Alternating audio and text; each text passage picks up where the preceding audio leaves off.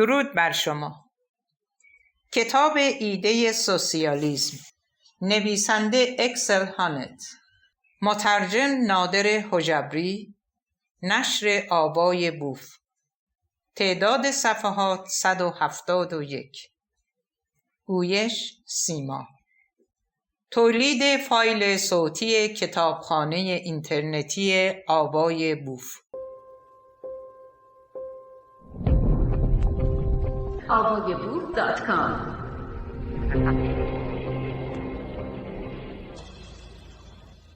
مقدمه مترجم.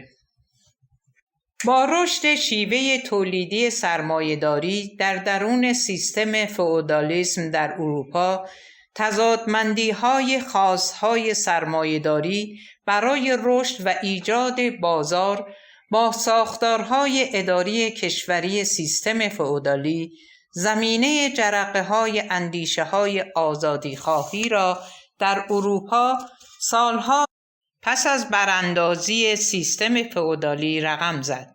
شیوه تولیدی جدید دولت و تشکیلات اداری منطبق بر نیازهای خود را لازم داشت. در دورانی که سرمایه‌داری هنوز دارای ساختارهای دولتی خود نبود، اندیشه و تلاش‌های روشنگران اجتماعی در تقابل با آموزه‌های کلیسایی مورد استقبال و پذیرشش بود. سرمایه‌داری منافع خود را در این همراهی می‌دید. اوج تقابل بین اندیشه‌های کهنه کلیسایی و اندیشه‌های نو انقلاب کبیر فرانسه بود.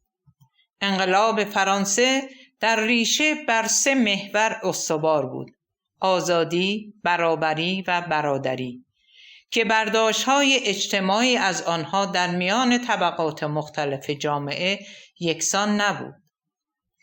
با برافتادن سیستم فئودالی و حاکمیت سرمایه‌داری تازه به قدرت رسیده، این 3 محور اصلی مورد هجوم سرمایه‌داری قرار گرفت.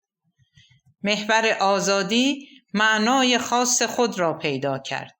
آزادی در چارچوب منافع طبقه تازه به قدرت رسیده بود که دارای امتیازاتی نسبت به دوران پیشین خود داشت، اما آزادی مورد نظر اندیشمندان دوره روشنگری نبود.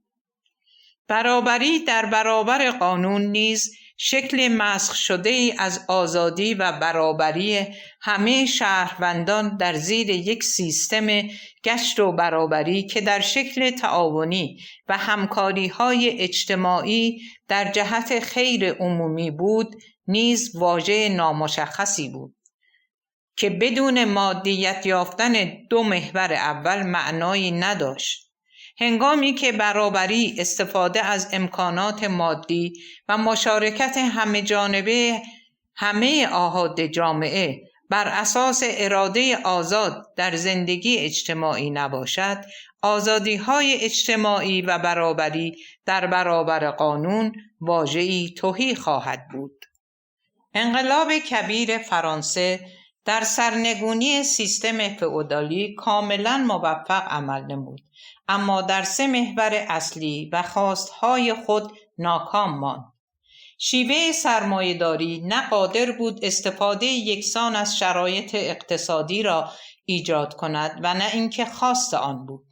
انباشت سرمایه ناشی از ذات تحرکات سرمایه در دست صاحبان ابزار کار است. این زمینه رشد شکاف طبقاتی است. رشد شکاف طبقاتی برابری و برادری را نمیتواند تأمین کند و به تبع آزادی سوری خواهد شد، هرچند دم از لیبرالیسم اجتماعی یا اقتصادی بزند. تلاش اندیشمندان مختلف اجتماعی برای رسیدن به خواستهای اولیه انقلاب فرانسه در اوایل قرن 19 شدت بیشتری یافت و زمینه زایش اندیشه‌های سوسیالیستی اولیه گردید.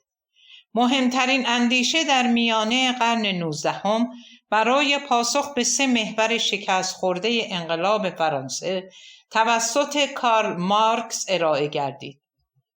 مارکس با بررسی شیوه تولیدی سرمایه‌داری و نظریه ارزش نشان داد که شیوه سرمایه‌داری به دلیل انباشت سرمایه که ناشی از انباشت ارزش اضافی تولید شده توسط کارگران و غارت شده توسط صاحبان سرمایه و ابزار کار می باشد، قادر به تأمین خواسته های انقلاب فرانسه نیست.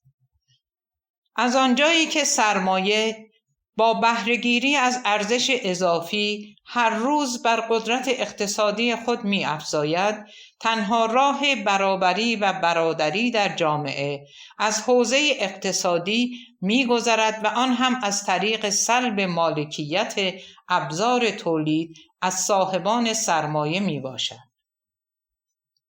بر اساس این دیدگاه اقتصاد نقش پایه‌ای در تحرکات اجتماعی و رسیدن به اهداف برابری و برادری اجتماعی به خود گرفت. تا زمانی که شیوه تولیدی بر اساس مبانی سرمایه و مالکیت خصوصی باشد، خواسته های انقلاب فرانسه تأمین نخواهد شد. تلاش عملی برای سرنگونی سرمایه با انقلاب کبیر اکتبر روسیه زیر رهبری لنین در سال 1917 انجام گرفت. این انقلاب خارج از قاعده تاریخی خود که بر اساس دیدگاه دوره‌های تاریخی و گذار از یک شیوه به شیوه دیگر بر اساس رشد طبیعی نیروهای مولده به سطحی مشخص و تقابل تضادهای شیوه تولیدی که در این مرحله تضاد نیروی کار با سرمایه بود انجام گرفت. بر اساس دیدگاه لنین و نوشته‌ای متروکه که از مارکس در رابطه با شرایط روسیه که ضعیف‌ترین حلقه سیستم سرمایه‌داری اروپا بود، روسیه می‌توانست بدون طی کردن رشد طبیعی نیروی کار با اراده نیروی پرولتاریای روسیه و اعمال قهر انقلابی و دیکتاتوری پرولتاریا شیوه تولیدی سرمایه‌داری را براندازد و با خلع مالکیت از صاحبان سرمایه و ابزار تولید جامعه‌ای سوسیالیستی بر اساس برابری و برادری تأسیس نماید. انقلاب اکتبر روسیه به تأسیس کشور شوروی انجامید. در طی 70 سال عمر این سیستم هرچند دستاوردهای بزرگی داشت، اما اهداف انقلاب فرانسه تأمین نگردید و سیستم سوسیالیستی سرانجام با فروپاشی روبرو گشت. مقوله‌ای که در این مقدمه نمیتوان به آن پرداخت. از دهه سوم قرن 20 در اروپای غربی اندیشه‌ای دیگر در زمینه سوسیالیسم رشد نمود که با دیدگاه‌های مارکس در تقابل بود. این اندیشه تا زمانی که کشور شوراها توانمند بود چندان رشدی میان هواداران سوسیالیسم نداشت. اکثر انقلابیون سوسیالیست پیرو دیدگاه مارکس بودند. با فروپاشی کشور شوراها و ناکامی آن در ادامه حیات اجتماعی و جهانی خود، اندیشه هایی که در گذشته قادر به رقابت نبودند مورد توجه قرار گرفتند. یکی از این مکاتب اندیشه سوسیالیستی مکتب فرانکفورت می باشد. کتاب حاضر نوشته اکسل هانت در این زمین است که به طور مختصر بنیان در این مقدمه بازنگاری می شود و نقاط افتراق آن با مارکسیسم مشخص می گردد. همانطور که پیشتر گفته شد، در مارکسیسم حوزه اقتصادی حوزه زیربنایی است. هرچند کنش و برهم کنش بین حوزه زیربنایی و روبنایی وجود دارد، اما حوزه اقتصاد تصمیم گیرنده نهایی است و تا زمانی که این حوزه در اختیار عموم قرار نگیرد، حوزه های روبنایی قادر به تأمین مؤلفه های برابری و برادری نخواهند بود. در اصل در نظریه مارکس حوزه ها به صورت هرمی می باشند که قاعده هرم اقتصاد است. در نظریه جدید 3 حوزه تعریف می شود که به صورت موازی در کنار هم قرار دارند و ارجحیتی بین حوزه ها نیست. این 3 حوزه اقتصاد، اجتماع و خانواده می باشد. وظیفه سوسیالیست ها تلاش در هر 3 حوزه به طور همزمان است. در این دیدگاه سرمایه‌داری بر اساس شواهد تاریخی 250 ساله اخیر سر مردن و رفتن ندارد و پرولتاریا دارای وظیفه تاریخی براندازی دیگر نیست. تعدیل اجتماعی و حرکت به سوی سوسیالیسم تدریجی و در سطح کل جامعه و توسط همه آحاد اجتماعی باید انجام گیرد. پرولتاریا بخشی از نیروی اجتماعی است، اما نه برتری دارد و نه نقش رهبری دارد. در حوزه خانواده، دوستی و عشق، روابط و آموزه اجتماعی نه به شیوه قدیم که نقش زن در آن اداره امور خانه، فرزند آوری و مقولاتی اینچنینی است و نقش مرد تأمین امور مالی و سرپرستی است. در این حوزه روابط بر اساس برابری و همکاری بین زن و مرد و افراد خانواده می باشد. در حوزه اجتماعی با مشارکت توده ها در کارهای اجتماعی و دولت تصمیم گیری ها جنبه عمومی و مردمی به خود می گیرد و تعدیل اجتماعی در زمینه کار، بهداشت، آموزش، تأمین امنیت شغلی، بازنشستگی و غیره تنها از طریق مشارکت هرچه بیشتر توده ها در نهادهای اجتماعی تأمین می گردد. به طور کلی گسترش آزادی به تمام حوزه ها، چه در حوزه اقتصاد یا در حوزه اجتماع یا حوزه خانواده، تأمین کننده خیر عمومی در جامعه خواهد بود. در این دیدگاه از آنجایی که ارتباطات جهانی بین کشورها و مناطق جهانی در حال گسترش بوده، نقش سوسیالیست ها دوگانه است. یکی نقش انترناسیونالیستی و دیگری نقش محلی است. در نقش محلی تشویق توده ها به مشارکت هرچه بیشتر در نهادهای اجتماعی و تصمیم گیری است و آموزش برای آشناسازی توده ها به همکاری با یکدیگر برای ایجاد روابط برابری و برادری و تعاونی های اجتماعی است. در شکل جهانی همکاری و در اختیار قرار دادن اطلاعات و آموزه ها و تجربیات محلی برای بکارگیری در مناطق دیگر است. همانطور که مطرح گردید، این دیدگاه بر اساس این ادراک می باشد که سرمایه‌داری پایانی جبری ندارد و مبنای تاریخی تقابل تضادها که سرنوشت و پایان حیات سیستم تولیدی را به طور جبری رقم می‌زند کنار گذاشته می‌شود. رد نظریه جبر تاریخی یا رد نظریه دترمینیسم تاریخی، این دیدگاه قهر، انقلاب، نقش پرولتاریا و دیکتاتوری پرولتاریا را کنار می‌گذارد و به جای آنها به همکاری اجتماعی برای نیل به جامعه سوسیالیستی روی می‌آورد. هانت برای تحقق کامل 3 اصل انقلاب فرانسه 3 بازنگری را پیشنهاد می‌کند. جایگزینی جبر اقتصادی با آزمایش تاریخی با الهام از جان دویی، گسترش آزادی اجتماعی و وابستگی متقابل و همکاری بین اعضای جامعه مدرن در امور سیاسی و خصوصی در همه حوزه‌های جامعه دموکراتیک. نادر حجبری. مقدمه: جوامع امروزی را می توان در یک سردرگمی مشخص و دست به گریبان شده دید. در دوران پس از جنگ مردم بیش از هر زمان دیگری از پیامدهای اجتماعی و سیاسی ناشی از آزادسازی جهانی اقتصاد بازار سرمایه‌داری خشمگین هستند.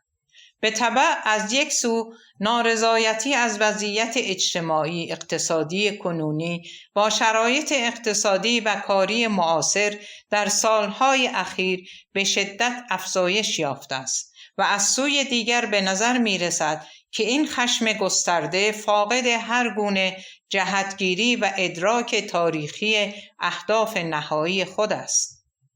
در نتیجه این شرایط نارضایتی گسترده به طرز عجیبی خاموش و درونگرا باقی مانده است و این تصور را ایجاد می کند که صرفاً فاقد ظرفیت تفکری فراتر از زمان حال و تصور جامعه‌ای فراتر از سرمایه‌داری است. گسسته بین این خشم و هر تصوری درباره آینده، بین اعتراض و چشمانداز جهانی بهتر، به یک پدیده بدیع در تاریخ جوامع مدرن تبدیل گشته است. از زمان انقلاب فرانسه جنبش‌های اجتماعی عمده با دیدگاه‌های آرمانگرایانه از جامعه آینده نگر انگیزه گرفتند.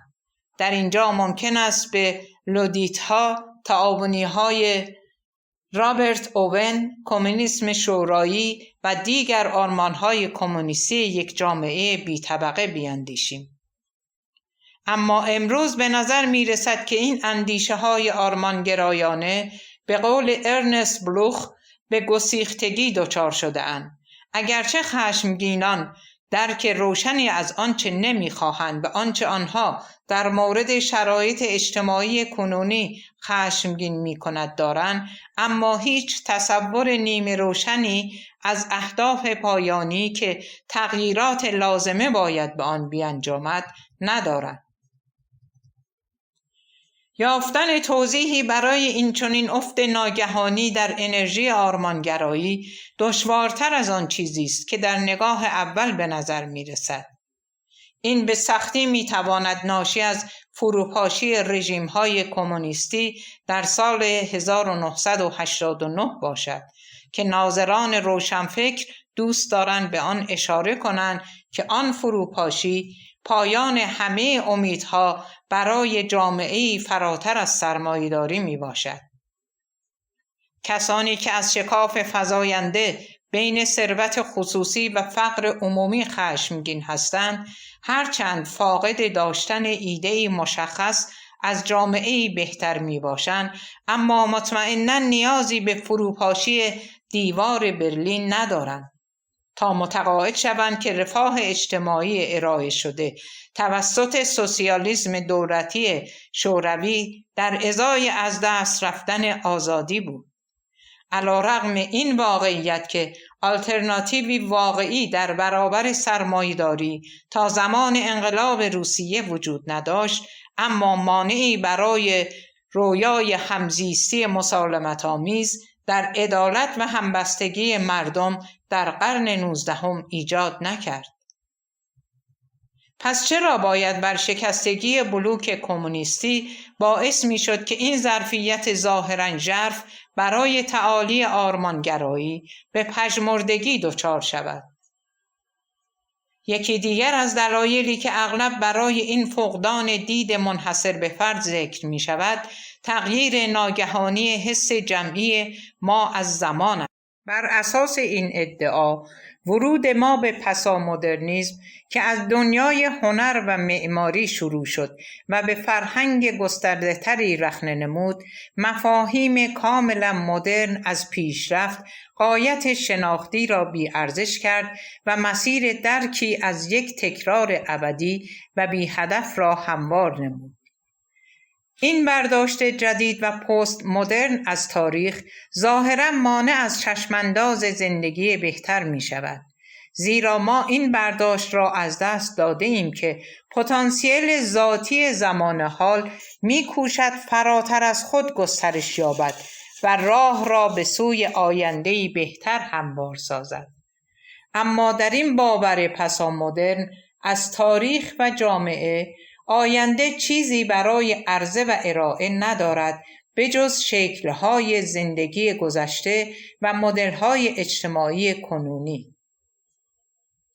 با این حال خود این واقعیت که ما به پیشرفت‌های پزشکی یا اجرای حقوق بشر عادت کرده ایم، فرض پسامدرن را مورد تردید قرار می‌دهد. چرا باید این چنین تخیلاتی در این زمینه‌ها زنده باشد، اما چرا زمانی که پای این پرسش به میان می‌آید که آیا می‌توان جامعه را اصلاح کرد، این تصور ناممکن می‌شود؟ این ادعا که ما اکنون یک حس اساسی تغییر یافته از تاریخ داریم، فرض می‌کند که دیگر نمی‌توانیم نوع جدید و متفاوتی از جامعه را پیش بینی کنیم. بنابراین امیدهای قوی و البته اغراق شده در اجرای جهانی حقوق بشر را باید نادیده بگیریم. بنابراین توضیح سوم می‌تواند به تفاوت بین این دو حوزه اشاره کند. یعنی یکی استقرار ساختاری خنثی از حقوقی تأیید شده داخلی و دیگری سازماندهی مجدد نهادهای اجتماعی اساسی، تا به این نتیجه برسیم که تنها در حوزه دوم است که نیروهای آرمان شهری دچار رغبت گشته‌اند. باور من این است که این به حقیقت نزدیکتر است، بدون اینکه درک کاملی از آن داشته باشیم، زیرا هنوز باید توضیح دهیم که چرا مطالب سیاسی اجتماعی باید برای انتظارات آرمان شهری نامناسب باشد. یادآوری این نکته ممکن است مفید واقع شود که رویدادهای اقتصادی و اجتماعی کنونی بسیار پیچیده می باشند. به همین خاطر از آنجایی که برای عامه مردم قابل هضم نیستند، در ذهنیت توده ها به تبع ایجاد تغییرات دل بخواه امکان پذیر نمی باشد. این امر به ویژه در مورد فرایندهای جهانی شدن اقتصادی که در آن معاملات خیلی سریع انجام می شود و قابل درک نیست صادق است. در اینجا نوعی آسیب شناسی درجه دوم به نظر می رسد که شرایط سازمانی نهادینه شده را به عنوان داده‌های صرف در شکل امری انجام شده جلوه می دهد و بنابراین از هر گونه تلاش برای تغییر آنها در امان می باشد. با این دیدگاه امروزه تحلیل معروف مارکس از فتیشیسم داخل پرانتز باور به اینکه اشیا دارای روح و نیروهای ماوراءالطبیعه می باشند در جلد اول سرمایه معنا پیدا می کند، زیرا این مفهوم کلی که روابط اجتماعی اساساً شامل شکلی از رابطه اجتماعی بین چیزها است، تا زمانی که جنبش کارگری هنوز جامعه را قادر به تغییر می دانست وجود نداشت، همانطور که در رویاها و رویاهای آنها نشان داده شده است. و بنابراین باوریه فتیشیسم در مورد شرایط امروز سرمایه‌داری غالب گشته است.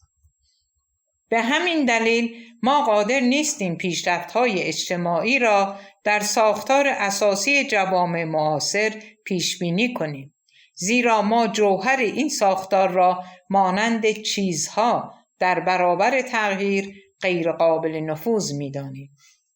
با این حساب ناتوانی در تبدیل خشم گسترده ناشی از توزیع رسوایی ثروت و قدرت به اهداف دست یافتنی، نه به دلیل ناپدید شدن یک جایگزین واقعی برای سرمایه‌داری و نه به دلیل تغییر اساسی در درک ما از تاریخ است، بلکه به دلیل غلبه یک مفهوم فتیشیستی از روابط اجتماعی است. با این حال این توضیح سوم هنوز روشن نمی سازد که چرا مفاهیم اوتوپیایی سنتی دیگر قدرتی برای درهمریزی یا حداقل رخنه در آگاهی کالایی شده واقعی روزمره مردم ندارد. برای بیش از یک قرن آرمان شهری‌های سوسیالیستی و کمونیستی مخاطبان خود را با دیدگاه‌های شکل بهتری از زندگی برانگیختند و آنها را از احساس گوشه‌گیری و تسلیم در امان نگاه می‌داشتند. گستره آنچه مردم به عنوان اجتناب ناپذیر در مورد نظم اجتماعی خود تصور می‌کنند، عمدتاً به عوامل فرهنگی بستگی دارد. به ویژه به الگوهای تفسیری سیاسی که نشان می‌دهد آنچه اجتناب ناپذیر به نظر می‌رسد در واقع چیزی غیر از اجتناب ناپذیری است. بارینگتون مورد در مطالعه بی‌عدالتی گزارش قانع کننده‌ای ارائه می‌دهد که چگونه حس ناامیدی کارگران آلمانی در زمانی که تفسیر نوعی از این واقعیت که ساختارهای اجتماعی موجود قابل تغییر و بازنگری میباشند ارائه شد، در هم ریخت و ناپدید گردید. برای بررسی این موضوع پاسخ به این پرسش بیش از بیش ضروری می‌گردد که چرا آرمان‌های کلاسیک و تأثیرگذار دیگر قدرت خود را در آشکارسازی و نابودی پدیده شیءسازی در جامعه از دست داده‌اند. برای طرح دقیق‌تر این پرسش باید پرسید که چرا دیدگاه‌های سوسیالیسم دیگر قدرت قانع کردن خشمگینان را ندارد که تلاش‌های جمعی در واقع می‌تواند آنچه را که غیر قابل اجتناب به نظر می‌رسد بهبود بخشد. این من را به موضوع اصلی 4 فصل بعدی این مطالعه مختصر می‌رساند. به نظر من 2 موضوع امروز از نظر فکری مرتبط هستند. اول، دلایل داخلی یا خارجی برای از دست دادن بظاهر غیر قابل برگشت قدرت الهام بخشی ایده های سوسیالیستی. دوم، تغییرات مفهومی مورد نیاز برای بازگرداندن حیاتی که این ایده ها از دست داده اند. برای انجام این کار باید اول ایده اصلی سوسیالیسم را تا حد امکان به روشنی بازسازی کنیم. تنها بعد از آن میتوانم که به صورت منطقی نشان دهم که چرا این باورها در آن شکل کهنه گشتند. بعد از آن تلاش میکنم که این ایده های کهنه را با بازسازی مفاهیم نو و بروز دوباره زنده و بر 2 پای خود استوار سازم. همچنین باید به این نکته توجه شود که این بازسازی های فراسیاسی است و تلاشی برای ارتباط آن به سپهر سیاسی و شرایط کنونی نیست.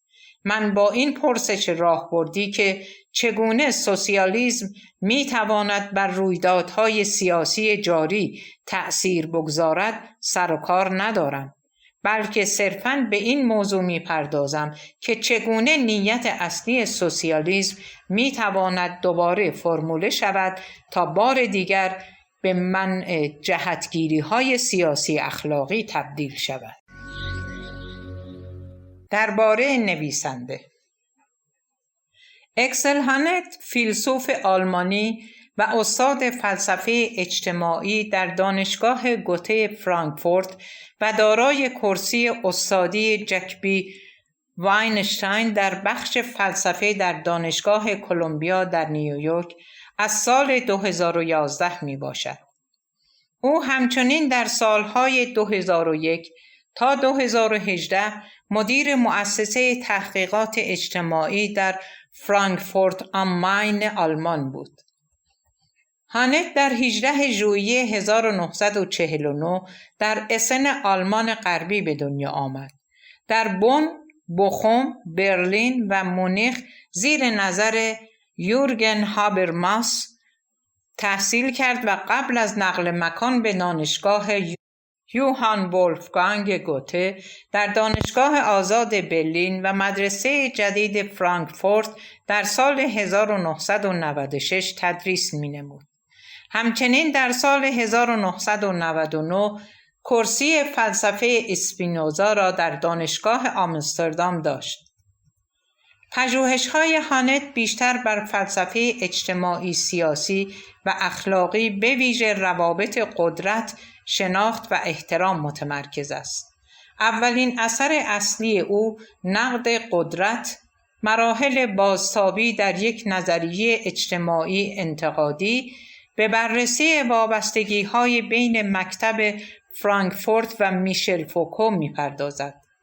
در دومین اثر اصلی او مبارزه برای شناخت، دستورزبان اخلاقی، تعارضات اجتماعی، مفهوم شناخت عمدتاً از آثار اولیه فلسفی اجتماعی هگل گرفته شده است، اما توسط روانشناسی اجتماعی جورج هربرت مید، اخلاق ارتباطی یورگن هابرماس و ابژه‌های دونالد وینتکات تکمیل شد.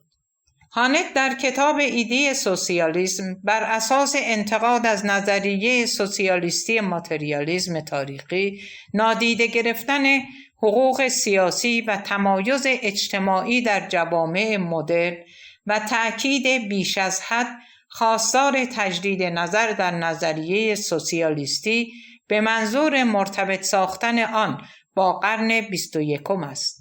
برای تحقق کامل 3 اصل انقلاب فرانسه، هانت 3 تجدید نظر را پیشنهاد می کند. جایگزینی جبر اقتصادی با آزمایش تاریخی با الهام از جان دیویی، گسترش آزادی اجتماعی، وابستگی متقابل و همکاری بین اعضای جامعه به سایر حوزه‌های جامعه مدرن. عنوان با شبها با صدای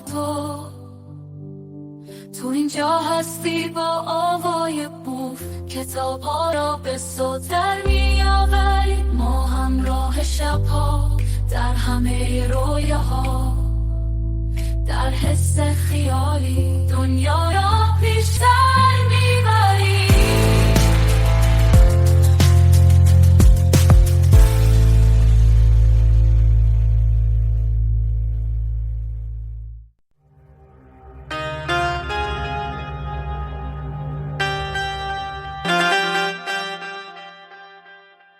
درود بر شما. کتاب ایده سوسیالیسم، نویسنده اکسل هانت، مترجم نادر حجبری، گویش سیما، تولید فایل صوتی کتابخانه اینترنتی آوای بوف. avayaboof.com.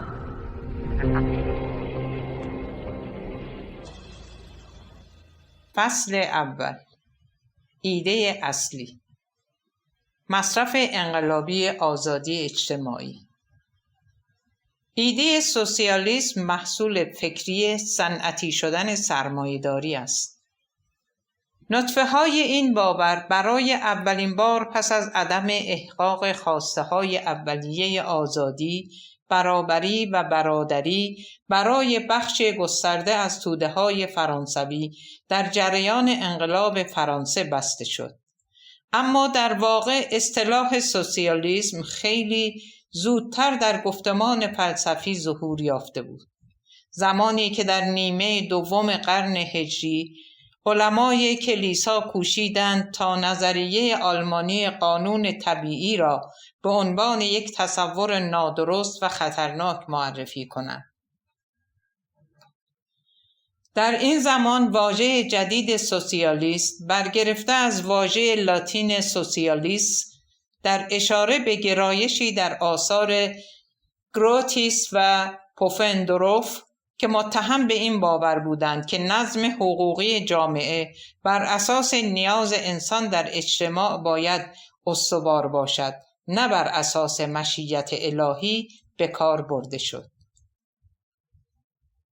استفاده انتقادی از این اصطلاح بعداً به طور مستقیم به کتاب‌های درسی حقوقی در اواخر قرن 18 می‌رسد که در آن اصطلاح سوسیالیست عمدتاً برای اشاره به پوفندورف و شاگردانش به کار گرفته شد. با این حال به طور ضمنی و ناخواسته این واژه به شکل قانون طبیعی و سکولار برای رفع نیاز اجتماعی انسان در اومد. 30 سال بعد در دهه‌های 1820 و 1830 زمانی که واژه‌های انگلیسی سوسیالیست و سوسیالیسم وارد واژگان اروپایی شد، هر گونه ارتباط این واژه‌ها با کاربرد اصلی آنها در مناظرات فلسفی بر سر توجیه قانون طبیعی از بین رفته بود. در انگلستان رابرت اون و در فرانسه فوریریست ها خود را طور سوسیالیست می نامیدند که گویی اصطلاح جدیدی ابداع کرده اند، بدون اینکه اشاره‌ای به استفاده از این واژه‌ها در مناظرات فلسفی در مورد قانون طبیعی کنند. بدین گونه سوسیالیست و سوسیالیسم به اصطلاحاتی برای جنبش‌های رو به آینده تبدیل شدند. داخل پرانتز ولفگانگ شیدر که بیانگر خواست سیاسی در جهت اجتماعی تر کردن جامعه موجود با ایجاد سازمان‌های جمعی است. البته مدت‌ها پیش از نیمه اول قرن 19 تلاش‌هایی برای اجتماعی تر کردن جامعه انجام گرفته بود. در اینجا شاید لازم باشد به فیلسوف اخلاق‌گرای اسکاتلندی فکر کنیم که می‌خواست اصول یک جامعه سازمان یافته و منظم را از احساسات همدردی متقابل بین مردم در جامعه استخراج کند. حتی گوتفرید ویلهلم لایبنیتس جوان که به هیچ وجه نمی‌توان به سوسیالیست بودن او شک داشت، وقتی طرح‌هایی را برای تأسیس باشگاه‌های روشنفکری در نظر گرفت، اصطلاح سوزیتیتت با تشکل‌های صنفی یا سیاسی را به کار برد که ریشه سوسیالیسم به آن برمیگردد. با پیروی از مدل افلاطونی حکومت فیلسوفان، این سازمان‌ها که بعداً آکادمی نامیده شدند، نه تنها با انجام برخی فعالیت‌های آموزشی و فرهنگی، بلکه با گنجاندن اندیشه اقتصاد در چارچوب خدمات اجتماعی در خدمت خیر عمومی قرار گرفت. در نوشتاری کوتاه تحت عنوان جامعه و اقتصاد در سال 1671 لایبنیتس وظیفه تأمین حمایت مالی و حداقل دستمزد برای فقرا را به این آکادمی ها محول کرد و بدین ترتیب به مبارزه اقتصادی رقابتی پایان داد و اعتماد و عشق واقعی را بر این اساس در میان اعضای جامعه تضمین نمود. بخش‌های از متن لایبنیتس این تصور را ایجاد می‌کند که او 150 سال پیشتر عملاً اهداف رادیکالی که چارلز فوریه در ایجاد تأسیس تعاونی‌هایی به نام فالانستر یا تعاونی‌های خودکفا در سر داشت را پیش‌بینی کرده بود. با این حال در برنامه ریزی برای جامعه تعاونی، فوریه با مجموعه کاملا متفاوت از ارزش‌های اجتماعی غالب با محیط فئودالی لایبنیتس روبرو بود. به هر حال انقلاب فرانسه با اصول آزادی، برابری و برادری خواسته‌های اخلاقی را برای نظم اجتماعی عادلانه‌ای به وجود آورده بود که هر کسی که به دنبال بهبود شرایط اجتماعی است می‌توانست به آن استناد کند. متفکران و فعالان دهه 1830 فرانسه و انگلستان که شروع به معرفی خود به عنوان سوسیالیست کردند، کاملاً از دین خود به ارزش‌های ایجاد شده توسط انقلاب آگاه بودند. برخلاف لایبنیتس یا دیگر اصلاح طلبان اجتماعی قبل از انقلاب فرانسه که طرح‌هایشان مستقیماً با واقعیت سیاسی زمان خود در تضاد بود، این سوسیالیست‌ها می توانستند به اصولی که قبلا نهادینه شده و جهان شمول شده بودند استناد کنند تا پیامدهای رادیکالی از آنها به دست آورند. با این حال از همان ابتدا مشخص نبود که چگونه خواسته های این گروه های سوسیالیست اولیه با 3 هنجار ایجاد شده توسط انقلاب فرانسه مرتبط است. گرچه تبادل فکری بین پیروان رابرت اون در انگلیس، سن سیمونیست ها و فوریه گرایان در فرانسه به دهه 1830 برمیگردد، اما تصورات مربوط به آنها از تغییر اجتماعی مطلوب آنقدر متمایز بود که نمیتوانست به عنوان یک هدف مشترک در نظر گرفته شود. برای این 3 گروه خشم آنها از رد نظم و خواسته های اجتماعی پس از انقلاب این بود که چگونه گسترش بازار سرمایه‌داری مانع استفاده بخش بزرگی از مردم از اصول آزادی و برابری اعلام شده در انقلاب فرانسه شده بود.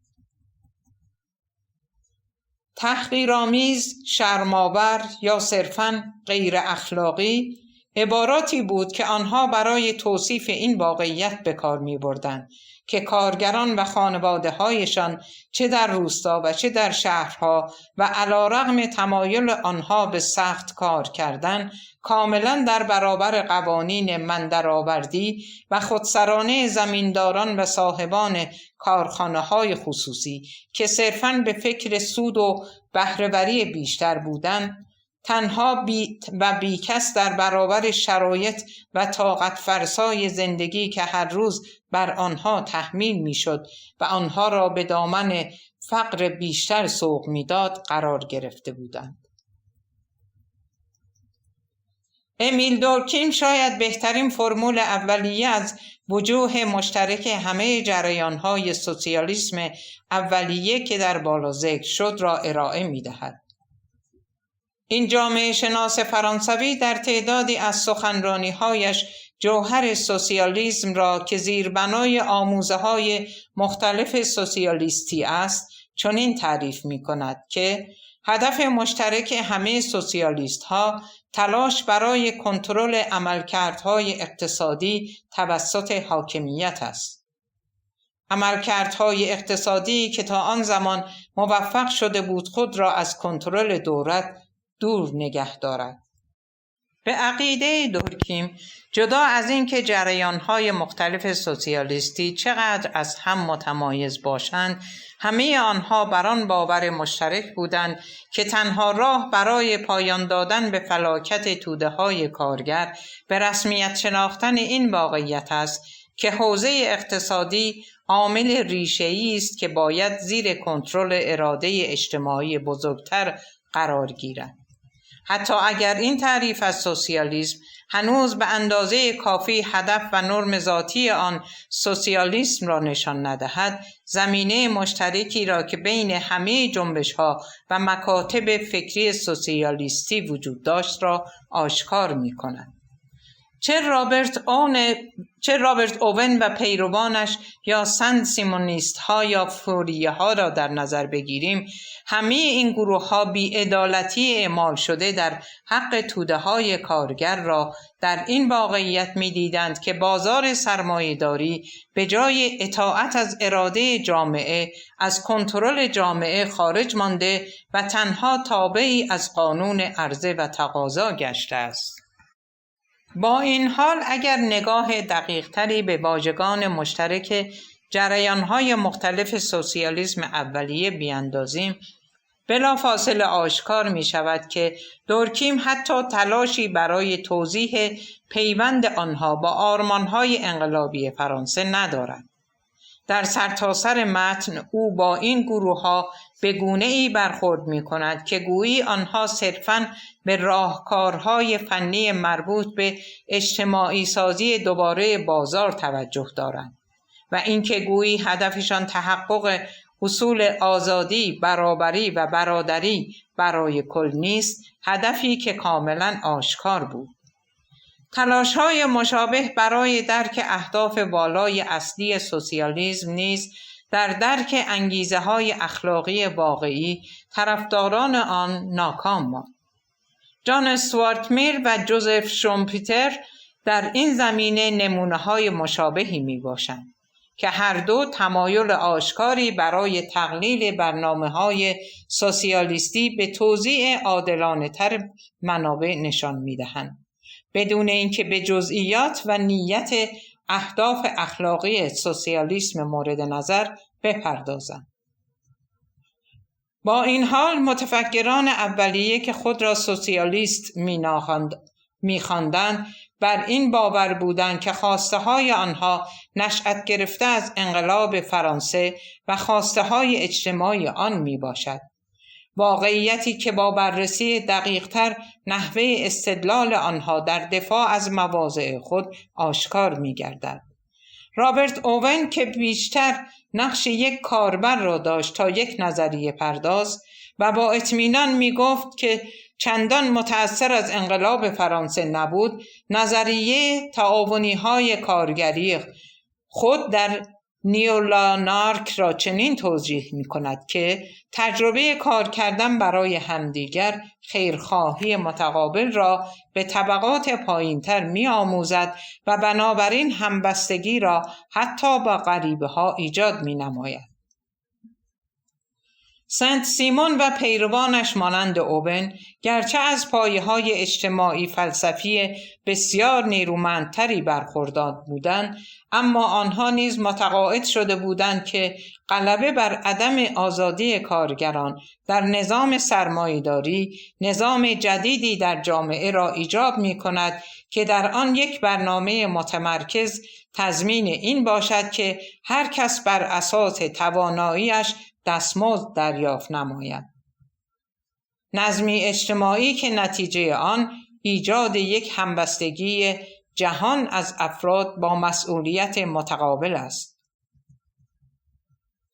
سرانجام فوریه و شاگردانش برنامه خود را برای یک جامعه تعاونی با این استدلال توجیه کردند که تنها تعاونی‌های آزاد تولید کنندگان فلانسترها که قبلا ذکر شد می توانند خواست همکاری آزادانه همه اعضای جامعه را برآورده کنند. تا آنجا که اگر این خواست اصولاً در نظر گرفته شود تنها به عنوان پیش شرط ضروری برای خواسته های اخلاقی کاملا متفاوت خواهد بود. این خواسته های اولیه در درجه اول مربوط به اولین و آخرین اصول انقلاب فرانسه یعنی آزادی و برادری است، در حالی که برابری اغلب نقشی فرعی در نظر گرفته می شود. حتی می توان این تصور را داشت که این سه گروه سوسیالیست به برابری حقوقی پراکنده زمان خود راضی بودند و در تلاش بودند تا جامعه‌ای بر اساس همبستگی بین تولید کنندگانی که توانایی‌ها و مشارکت یکدیگر را به رسمیت می‌شناختند برپا کنند. پیش زمینه این مفاهیم اخلاقی بر اساس باور مشترک این گروه‌های اولیه سوسیالیستی است، هرچند که در نوشته‌های آنها نقش حاشیه‌ای دارند. به این مفهوم که عمدتاً قانون آزادی فردی بسیار محدود است که نمیتوان آن را با اصل برادری تطبیق داد. با اندکی حسن نیت میتوان اینطور تفسیر نمود که سه گروه سوسیالیستی اولیه به دلیل درک صرفاً قانونی یا فردگرایانه از آزادی یک تناقض درونی در اصول انقلاب فرانسه کشف کردند.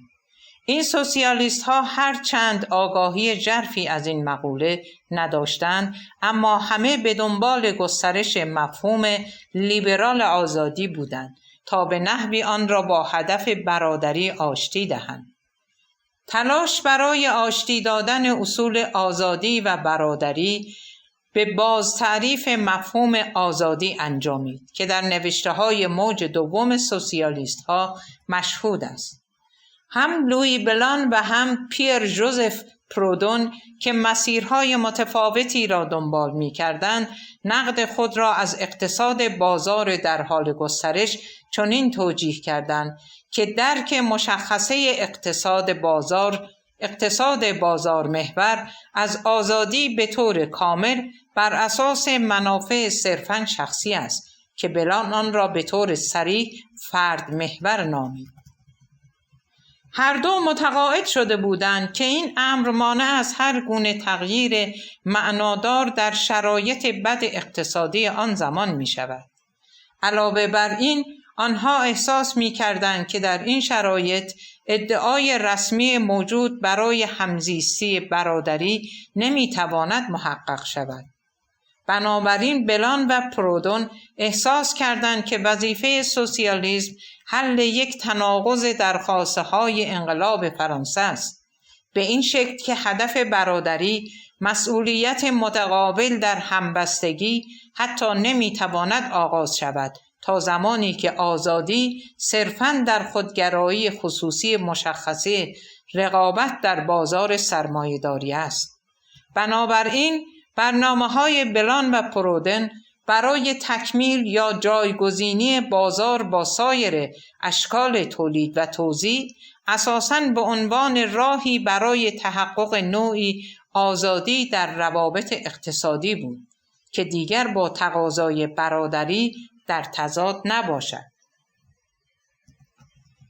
تناقض در خواسته‌های اخلاقی انقلاب فرانسه تنها در صورتی میتواند برطرف شود اگر آزادی فردی دیگر به شکل منافع خصوصی درک نشود، بلکه به عنوان رابطه‌ای که در آن منافع تک تک اعضای جامعه مکمل یکدیگر در اقتصاد قدرت محور درک گردد.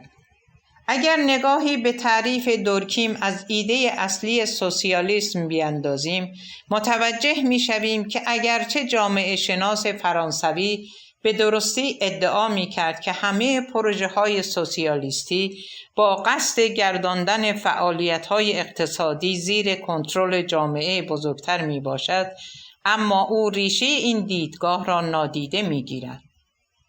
سوسیالیست های اولیه بر این باور بودند که برای جلوگیری از شر اجتماعی و همچنین برای اطمینان از اینکه تولید در جهت خیر عمومی و اخلاقیات اجتماعی قرار گیرد، باید حوزه تولید تحت کنترل و تصمیم‌های اجتماعی قرار گیرد تا اهداف اولیه انقلاب فرانسه، حفظ و قدرت استفاده از آزادی جهت خدمت به منافع خصوصی از آن سلب گردد.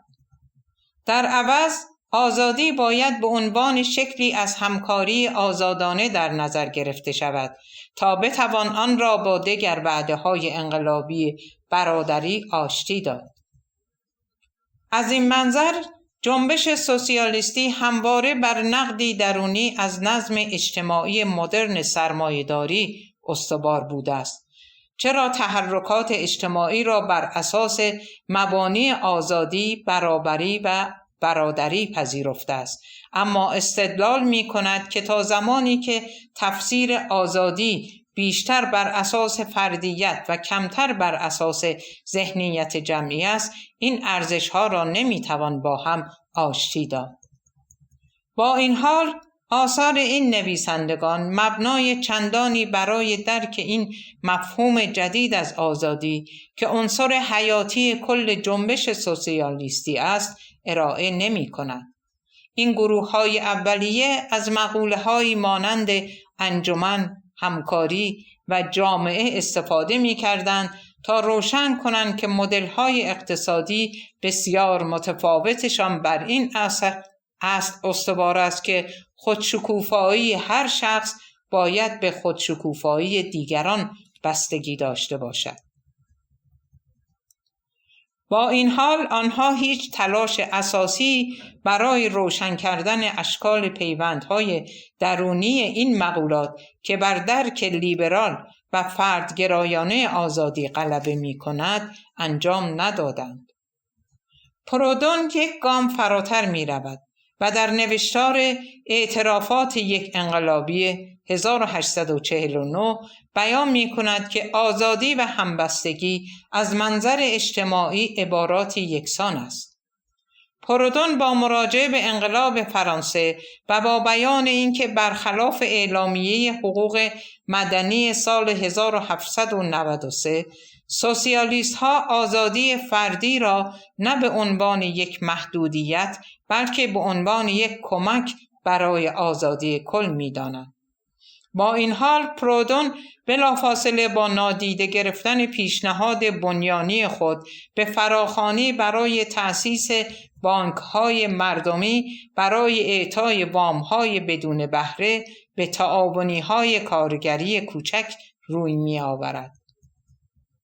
در اینجا به نظر می‌رسد که او آزادی فردی دیگران را در شکل عام جهت حمایت در تحقق خواستهای اجتماعی و آزادی کلی مبنا قرار می‌دهد، نه آزادی فردی خاص را.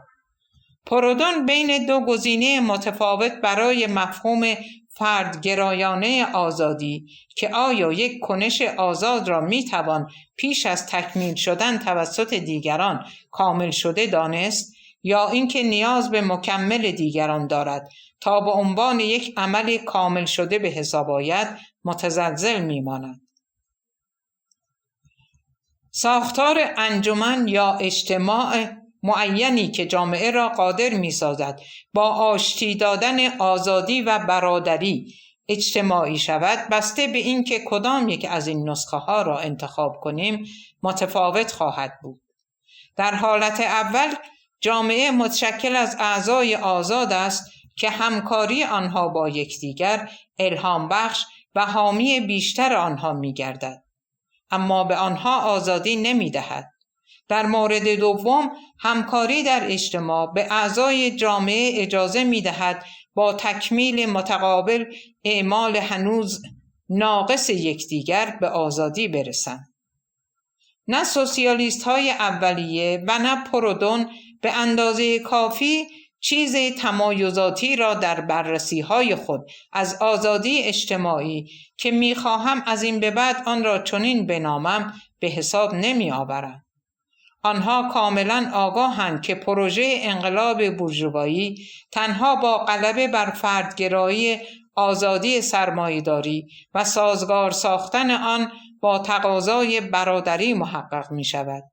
با این حال آنها فاقد توان ارائه ابزاری مفهومی و ملموس می باشند که بتواند آزادی فردی را در رابطه با همزیستی بر اساس همبستگی اجتماعی ارائه دهد. کارل مارکس جوان تقریباً همزمان با پرودون اولین کسی بود که برای روشن کردن مبانی نظری جنبش سوسیالیستی جدید اولین قدم را برداشت. برای این تبعیدی جوان در پاریس که با تلاش همراهان فرانسوی خود برای توجیه پروژه سوسیالیستی آشنا بود، خاستگاه آلمانی او در تبیین اهداف پروژه مشترکشان چالشی به وجود نمی آورد. مارکس عمدتاً از بکار بردن اصطلاحاتی مانند برادری، آزادی یا همبستگی خودداری می کرد و در عوض او بر تلاش‌های معاصر در کشور خود در ادامه سنت هگلی تمرکز داشت.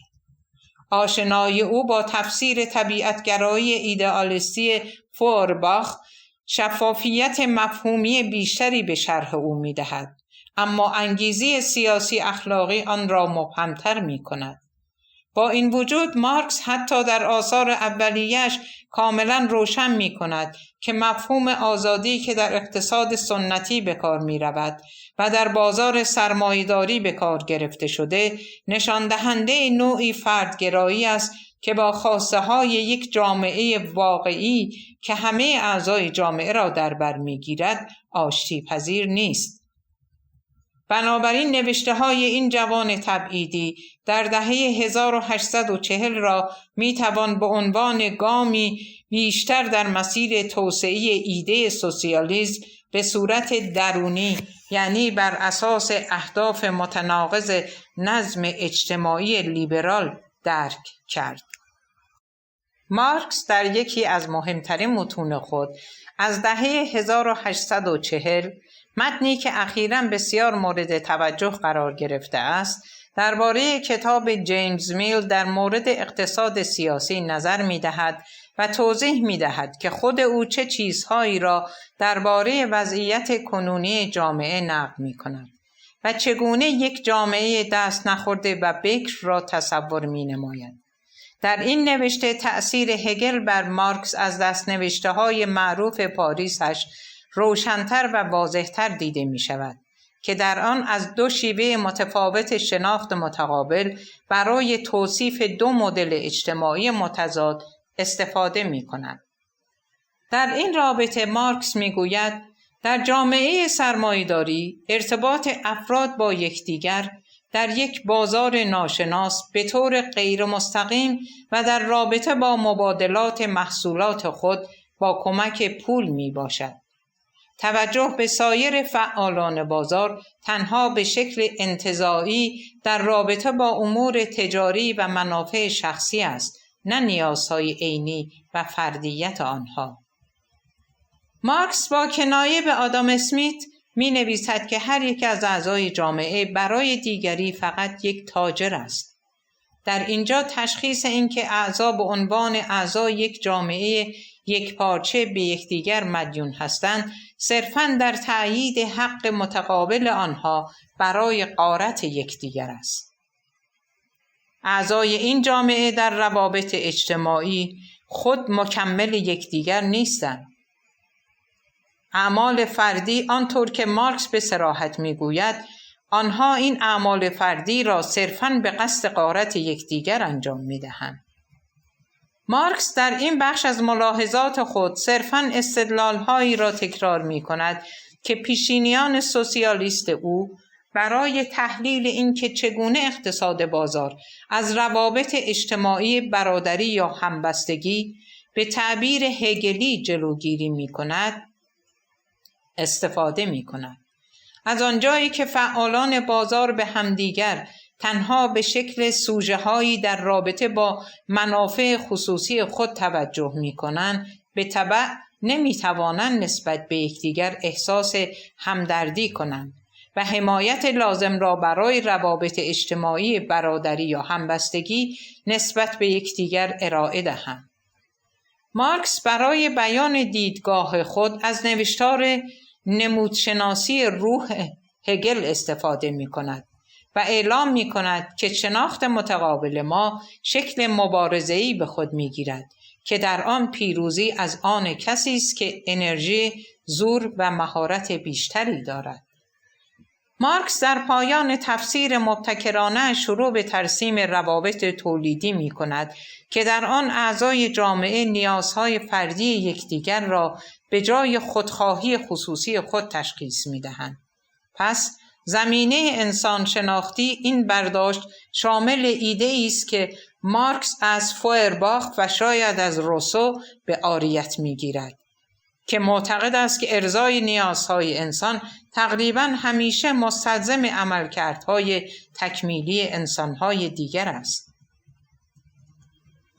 زمانی که تقسیم کار اجتماعی به درجه خاصی رسید، تنها در صورتی میتوانم گرسنگی خود را برطرف کنم که دیگران برای من غذا تولید کنند.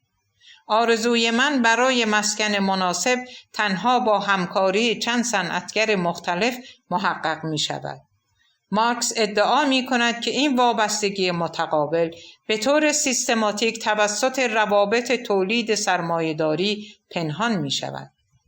اگرچه افراد برای ارضای تقاضاهای اقتصادی تولید می کنند و زیربنای این تولید نیاز می باشد، اما انگیزه به خاطر نیازهای دیگران نیست، بلکه صرفاً به دلیل نیازهای خودمحور در جهت افزایش منافع شخصی است. به عقیده مارکس اگر کالاها در بازار و از طریق پول مبادله نمی‌شد، مسائل بسیار متفاوت بود. در این صورت هر تولیدگر مستقیماً با نیازهای دیگران مواجه می‌شد، به طوری که هر عضو مستقیماً وابستگی خاص انسانی خود را به دیگران هم در اعمال خود و هم در واکنش پیش بینی شده دیگران تجربه می‌کرد. اگرچه مارکس فقط بیان می‌کند که اعضای جامعه از دو طریق خود را تایید می کند، اما آشکارا روابط تولیدی را در نظر دارد که در آن انسانها به طور متقابل نیازهای فردی یکدیگر را تشخیص می دهند. در مجمع تولید کنندگان آزاد، همانطور که او در نوشته‌های بعدی خود می‌گوید، اعضای جامعه دیگر صرفاً بر پایه در همتنیدگی نامشخص اهداف خصوصی مربوط خود با یکدیگر ارتباط برقرار نمی‌کنند، بلکه کنش‌های آنها بر اساس نگرانی مشترک شخص محور دیگران است. با تأکید بر خط فکری مارکس، به این شکل می توانیم آن عناصر کلی را در مدل مشخص اما تا حدی مبهم اقتصادی او که بیانگر مفهومی از آزادی اجتماعی است را ببینیم. مارکس مانند اسلاف سوسیالیست خود آزادی را صرفاً به عنوان مسیری با کمترین محدودیت برای تحقق اهداف و مقاصد خود می دانست. او همچنین با رفقای خود موافق است که در سرمایه‌داری آزادی به معنای نگاه کردن به دیگران به عنوان یک ابزار صرف است و در نتیجه در ذات اصل برادری را نقض می کند. مارکس برای حل این تضاد درونی مدل اجتماعی را ترسیم می کند که در آن آزادی و همبستگی در چنان ارتباطی هستند که در آن هر فردی می تواند اهداف خود را شرط تحقق اهداف دیگران بداند. این بدان معناست که مقاصد فردی باید به قدری واضح به هم مرتبط باشند که ما فقط با آگاهی از وابستگی خود به دیگران بتوانیم به اهداف خود دست یابیم. همانند مقوله عشق. مقوله عشق در مرکزیت روابط بین افراد. این رابطه همبستگی نیز نه تنها شامل اجرا بلکه تدوین اهداف ما نیز می شود. درست مانند عشق، فعالیت‌های من باید هم در خدمت خودآگاهی خود و هم در خدمت شرکای من باشد. در غیر این صورت آزادی دیگری برای من موضوع آگاهانه نخواهد بود. اگر به مقایسه دانیل برودنی بین رالز و مارکس توجه کنیم، این نکته مهم در مدل مارکس را میتوان واضح‌تر نشان داد. از نظر برودنی، جوامع اجتماعی را میتوان بر اساس اینکه آیا اعضای آن با یکدیگر از طریق تداخل اهداف یا اهداف در هم تنیده ارتباط دارند متمایز کرد. در مورد اول، افراد جامعه اهداف مشترکی را دنبال می‌کنند که می‌توانند در وحدت به آن دست یابند، هرچند این دنبال کردن اهداف لزوماً به معنی دنبال کردن عمدی آن اهداف به شیوهی متحد نیست. در این زمینه دیدگاه کلاسیک به بازار نمونه خوبی از این نوع تحقق هدف جمعی است. در اینجا مکانیزم دست نامرئی است که تضمین می کند که شرکت کنندگان در عین حالی که می توانند منافع اقتصادی خود را دنبال کنند، همزمان به هدفی بالاتر یعنی رفاه عمومی خدمت کنند. در مقابل، اهداف در هم تنیده ایجاد می کند که اعضای جامعه این اهداف را به عنوان حد اکثر یا هدف اعمال فردی خود قرار دهند. در این مورد همانطور که برودنی ادعا می کند، افراد نه تنها با یکدیگر همکاری می کنند بلکه برای یکدیگر نیز عمل می کنند. در این دیدگاه افراد به طور مستقیم و آگاهانه برای دستیابی به اهداف مشترک عمل می کنند. در مورد اول یا مورد اهداف متداخل و همپوشانی، این واقعیت که اقدامات من به تحقق اهداف مشترک ما کمک می کند، یک پیامد اتفاقی از دنبال کردن اهداف خود می باشد. در مورد دوم یا مورد هدفهای در هم تنیده، همان نتیجه به عنوان پیامد ضروری نیات آگاهانه شخص من است که اتفاق می افتد. این مدل اخیر جوامع اجتماعی است که به اعتقاد من مارکس آلترناتیو خود را برای نظم اجتماعی سرمایه‌داری بر اساس آن قرار می‌دهد و برای فرمول بندی این تفاوت‌ها به زبان شناخت متقابل او به طور مداوم در تفسیر خود بر اقتصاد سیاسی جیمز میل تکیه می‌کند. جایی که در اقتصاد بازار افراد صرفاً با آگاهی از یکدیگر به عنوان جویندگان منفرد سودجو اهداف مشترک را محقق می‌کنند، بنابراین به طور سیستماتیک وابستگی متقابل خود را انکار می‌کنند. در مجتمعی متشکل از تولید کنندگان آزاد، اعضا با تولید آگاهانه برای یکدیگر و بر اساس شناخت متقابل نیازهای یکدیگر، اهداف مشترک خود را جامع عمل می‌پوشاند. به تبع اقدامات فردی خود را به خاطر این نیازها انجام می‌دهند، حتی اگر خود مارکس آن را صریحاً بیان نکند. به نظر من بدیهی به نظر می رسد که او معتقد بود که مدل جایگزین او تحقق بخشیدن به هدفی را ممکن می سازد که علیرغم بهترین تلاش‌های پیشینیان سوسیالیست او دور از دسترس آنها باقی مانده است. مارکس معتقد بود که توانسته است مفهوم آزادی فردی و اصل مشروعیت نظم اجتماعی موجود را گسترش دهد و دوباره فرموله کند تا اطمینان حاصل کند که در نهایت و لزوماً با الزامات همزیستی در همبستگی مطابقت دارد. در این مرحله ما باید به طور سیستماتیک بررسی کنیم که آیا این مدل از جامعه اجتماعی واقعاً میتواند ادعای آشتی دادن آزادی و همبستگی فردی را به روشی جدید محقق کند یا نه.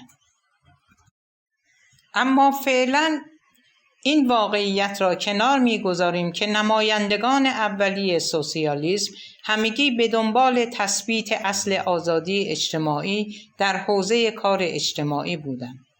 از آنجایی که گویی باز تولید کل جامعه را می‌توان به تنهایی در این حوزه سازمان داد، آنها هیچ نقش مستقلی برای دموکراسی سیاسی قائل نبودند و بنابراین نیازی به بررسی دقیق‌تر نمی‌دیدند که آیا اشکال دیگر آزادی قبلا در حوزه سیاسی نهادینه شده است یا نه.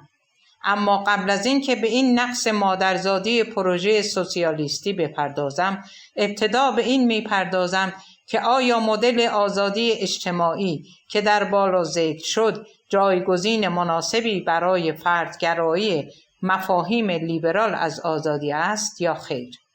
آیا سوسیالیست های نسل اول واقعاً یک درک جدید و مستقل از آزادی ایجاد کرده اند یا صرفاً آنچه را که معمولاً با همبستگی یا عبارت قدیمی‌تر برادری نشان می‌دهد بهبود بخشیده‌اند؟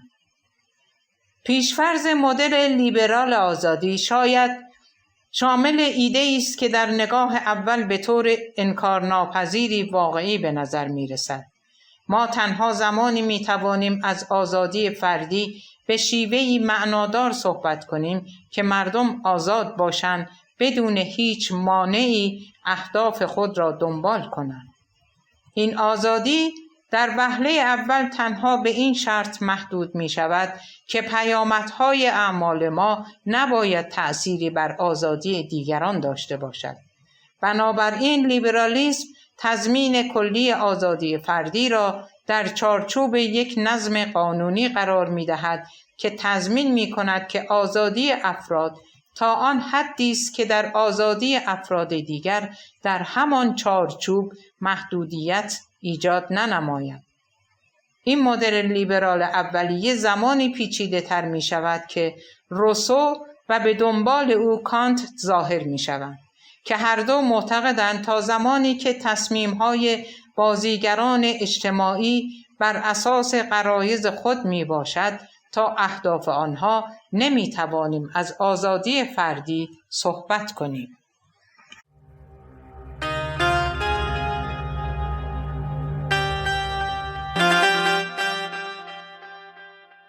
درود بر شما.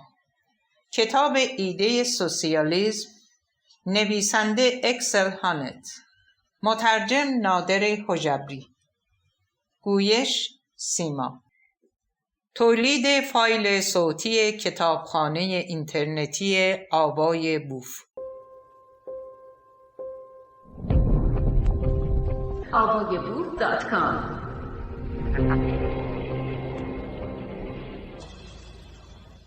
ادامه مطلب از صفحه 38. بنابراین هر دو متفکر این شرایط اضافی را بر آزادی تحمیل می کنند که تصمیمات سوژه ها در مورد عملکرد خود باید نشان دهنده اعمال تعیین کننده‌ای باشند که تضمین می کند که اهداف آنها کاملا توسط استدلال عقولی خودشان استوار گشته است. همه سوسیالیست های اولیه ظاهراً با این گذار از درکی منفی به درکی مثبت از آزادی موافق بودند.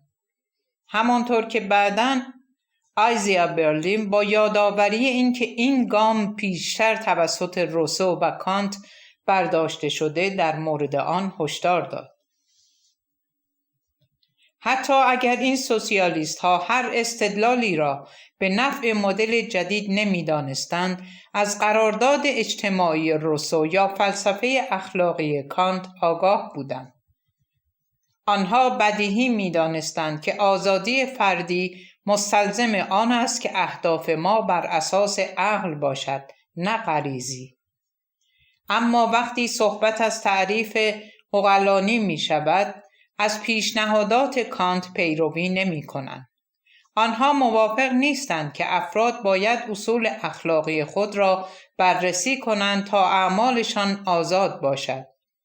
در عوض به نظر می رسد که آنها پیرو روسو هستند.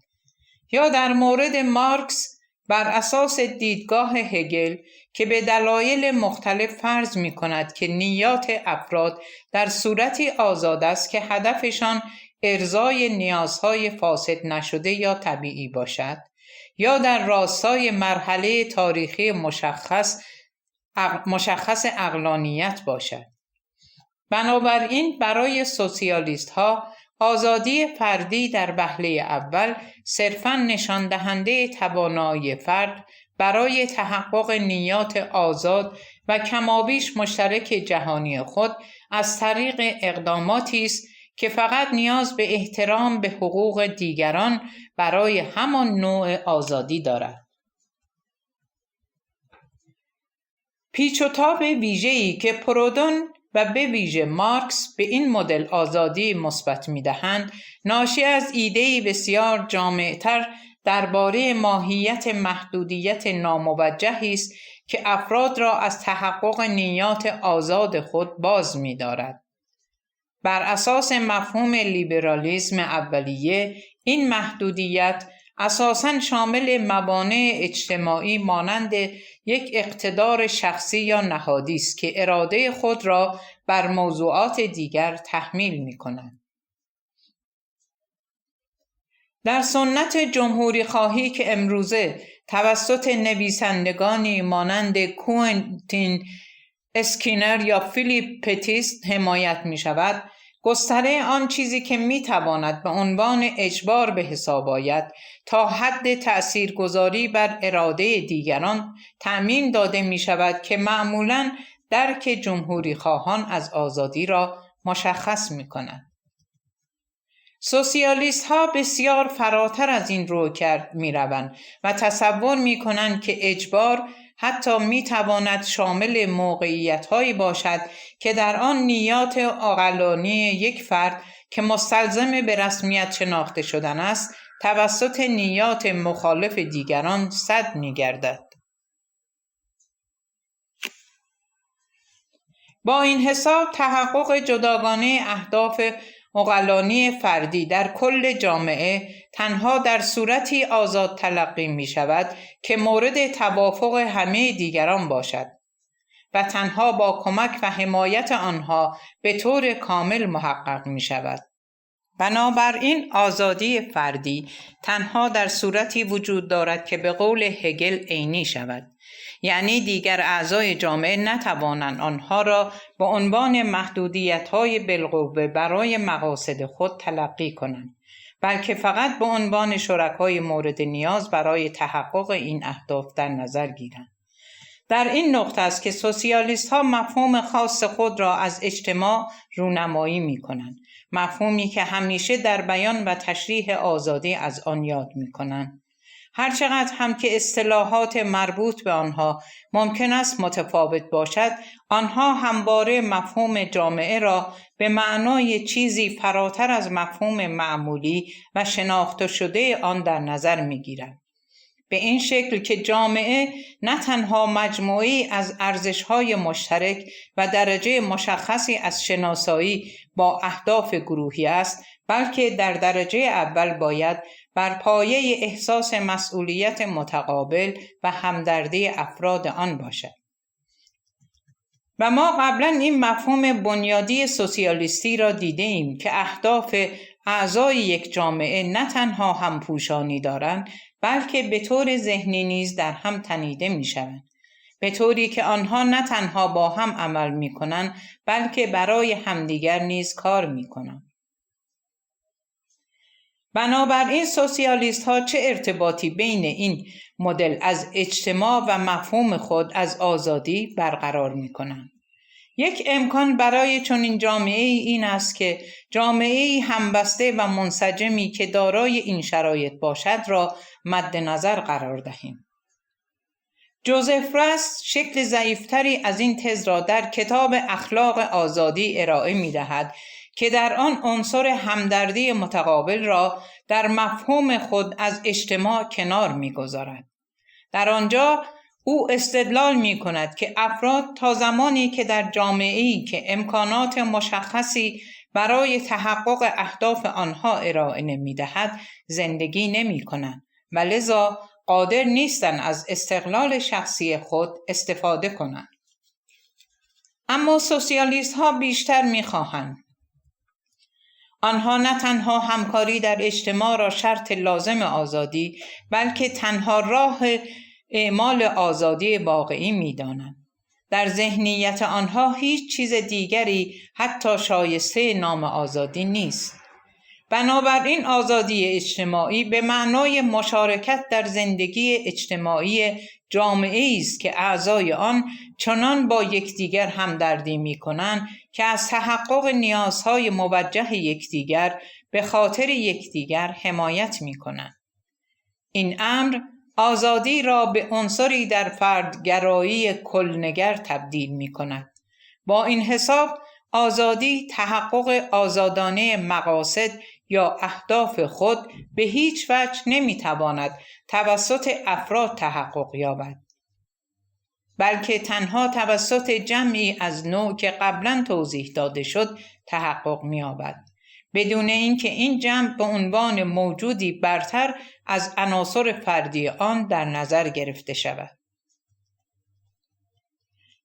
گرچه گروه اجتماعی به عنوان یک کل بستر آزادی می شود که به عنوان یک دارایی، ظرفیت یا دستاورد به آن نگریسته می شود، اما وجود این گروه صرفاً از تعامل سوژه‌های فردی ناشی می شود. با این حال جمع تنها زمانی به حامل آزادی فردی تبدیل می شود که جامعه بتواند شیوه‌های رفتاری خاصی را در اعضای خود القا کند و در نتیجه آن رفتار را نهادینه سازد. اول و مهمتر از همه این شامل همدردی متقابل است و به طوری که هر فرد به دلایل غیر ابزاری نگران خودآگاهی دیگران است. به عقیده سوسیالیست ها استقرار این اشکال تعامل در جامعه اجتماعی تمام جنبه های منفی جامعه سرمایه‌داری را از بین میبرد. اگر افراد نسبت به هم همدردی متقابل نشان دهند و آن را در عمل به کار گیرند، آنگاه با یکدیگر رفتاری برابر خواهند داشت و به این ترتیب به هیچ وجه نسبت به هم رفتاری استثمارگرایانه و یا ابزاربارانه نخواهند داشت.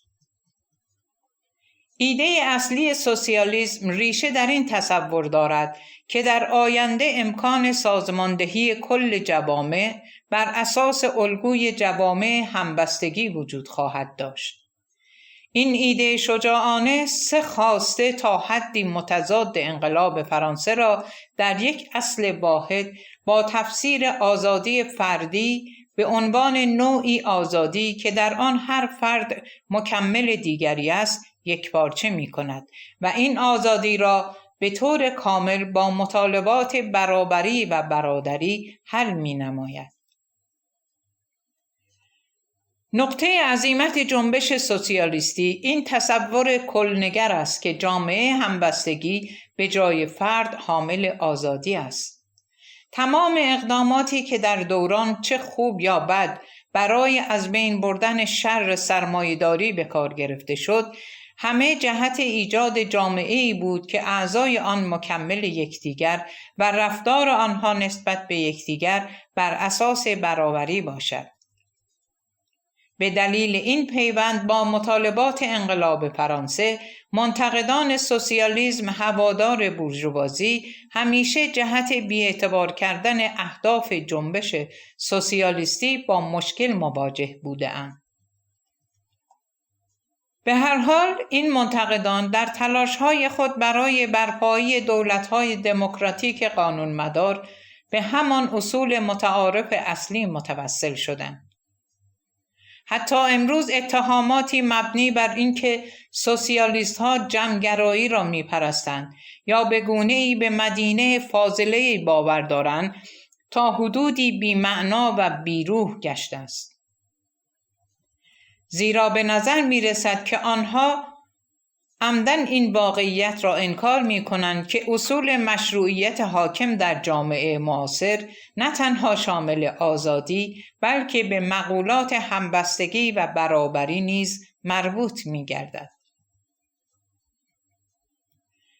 از سوی دیگر سوسیالیست‌های اولیه به خاطر ناتوانی در ارائه تصویری متقاعد کننده از ایده اصلی و پیشگامانه خود کار را برای منتقدان خود آسان کردند. تشریحاتی که در نیمه اول قرن 19 ارائه کردند آنقدر ناقص بود که نمیتوانست مانع از بروز سریع مخالفت‌هایی شود که نمیشد نادیده گرفت. همانطور که قبلا دیدیم نه تنها سوسیالیست‌های اولیه جامعه همبستگی را کاملا به اقتصاد محدود می‌کردند، همچنین این پرسش را نادیده می‌گرفتند که جامعه‌ای به مراتب پیچیده‌تری را آیا می‌توان کاملا از درون حوزه اقتصادی سازماندهی و بازتولید کرد؟ به دلایلی که درک آنها دشوار است، سوسیالیست‌های اولیه به سادگی کل حوزه مشاورات سیاسی را نادیده گرفتند و بدین ترتیب هرگز به اندازه کافی رابطه بین حوزه اقتصادی و آزادی‌های سیاسی حاصل از مبارزات شدید سیاسی را روشن نکردند. علاوه بر این بنیانگذاران پروژه سوسیالیستی در درجه اول سن سیمون و مارکس این پروژه را با آمیختن آن با نظریه متافیزیکی تاریخ چنان مبهم و غیر قابل فهم کردند که درک سهو و مشارکت‌های فکری آنها را به عنوان آزمایش‌هایی در ایجاد تغییر در جوامع سرمایه‌داری کم و پیش غیر ممکن ساخت. از آنجا که آنها متقاعد شده بودند که انقلاب در آینده نزدیک اجتناب ناپذیر است، منفعتی چه شناختی یا سیاسی در تلاش برای ایجاد تغییرات تدریجی اجتماعی و سیاسی در زمان خود نمی‌دیدند. در میان این کاستی ها در برنامه سوسیالیستی اولیه می توانیم آنهایی را که کاملا از زمینه های اجتماعی صنعتی اولیه پدید آمده بودند و به خاطر مربوط بودن به اصل ساختار ژرف‌تر می باشند را از بقیه متمایز سازیم. در فصل بعد من 3 نقص مادرزادی پروژه سوسیالیستی را مورد بحث قرار خواهم داد تا بعداً بتوانم قضاوت کنم که کدام یک از آنها را میتوان در تطبیق با زمان ما از کنار گذاشت و کدام یک نیاز به تجدید نظرهای مفهومی دقیق تری دارد. هدف من این است که نگاهی کلی به اصلاحاتی داشته باشم که میتواند یک بار دیگر بخشی از سرزندگی سابق سوسیالیسم را احیا کند. فصل دوم. ساختار فکری قدیمی. ساختار فکری قدیمی، روح و فرهنگ صنعتگرایی.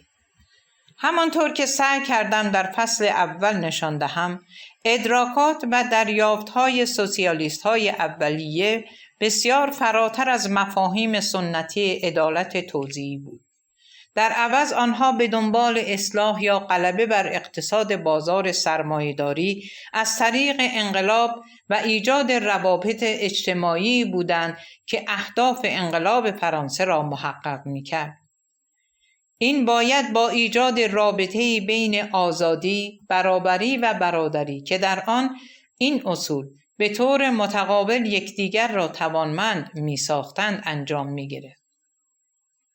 شعار آشتی دادن این 3 اصل که نظم اقتصادی حاکم با یکدیگر در تضاد قرار داده است، آزادی اجتماعی است. بر اساس این اصل انسان‌ها نمی‌توانند به تنهایی آزادی فردی خود را در اموری که برایشان مهم است تحقق بخشند. ارضای نیازهای مشترک به روابط ذهنی مشترک بستگی دارد که تنها تحت شرایط اصول و هنجار مشخصی آزاد هستند که مهمترین آنها همدردی متقابل است که فقط در جوامعی که دارای همبستگی مردمی است یافت می شود. در غیر این صورت افراد جامعه به طور انفرادی نمی توانند جهت ارضای آزادانه نیازهای خود بر اقدامات تکمیلی دیگران تکیه کنند. اعضای جامعه نه تنها باید با یکدیگر بلکه برای همدیگر عمل کنند، زیرا این تنها راهی است که می توانند نیازهای مشترک خود را آزادانه برآورده کنند. بنابراین سوسیالیسم به جای صرفاً یک سیستم توزیع عادلانه تر همیشه مبتنی بر مفهوم شکل زندگی جمعی بوده است. قبل از این که به چارچوب نظری پیرامون مقاصد هنجاری سوسیالیست های اولیه بپردازم، میخواهم این قصد را با جزئیات بیشتری مورد بحث قرار دهم تا از آن در برابر تعدادی از ایرادات احتمالی دفاع کنم. در پایان فصل اول ارتباط آزادی فردی به موضوعات دیگر و تبدیل آزادی فردی به آزادی اجتماعی را به عنوان یک عنصر نظری فردگرایی کلنگر توصیف کردم. با برداشت از آثار فیلیپ پتی، این اصطلاح بیانگر یک موقعیت اجتماعی هستی شناسی است که ادعا می کند لازمه تحقق ظرفیت‌های انسانی معین وجوه اجتماعات اجتماعی است و در نتیجه مستلزم موجودات کلنگر می باشد، بدون اینکه نتیجه گیری کند که افراد منفرد ناقص یا حتی موجودیت ندارند. این مفهوم آزادی اجتماعی از این جهت با جمع‌گرایی متفاوت است که اساس آن مربوط به شرایط تحقق آزادی فردی است.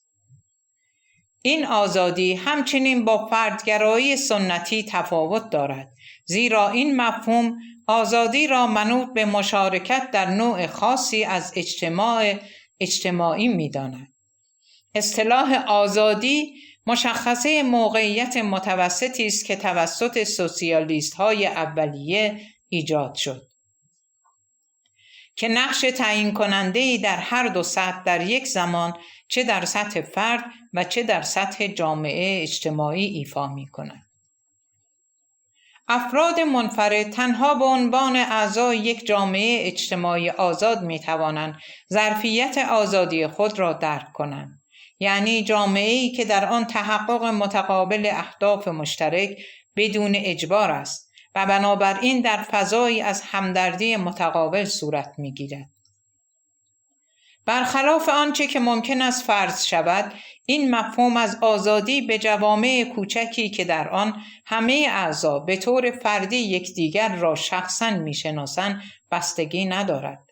اگرچه ممکن است به نظر برسد که چنین همدردی متقابلی مستلزم درجه‌ای از صمیمیت است که فقط توسط آشنایان شخصی ارائه می‌شود، که خود این واقعیت که ما از ملت‌ها یا جنبش‌های سیاسی به عنوان جوامع صحبت می‌کنیم نشان می‌دهد که این سوء ظن اولیه ناموجه است.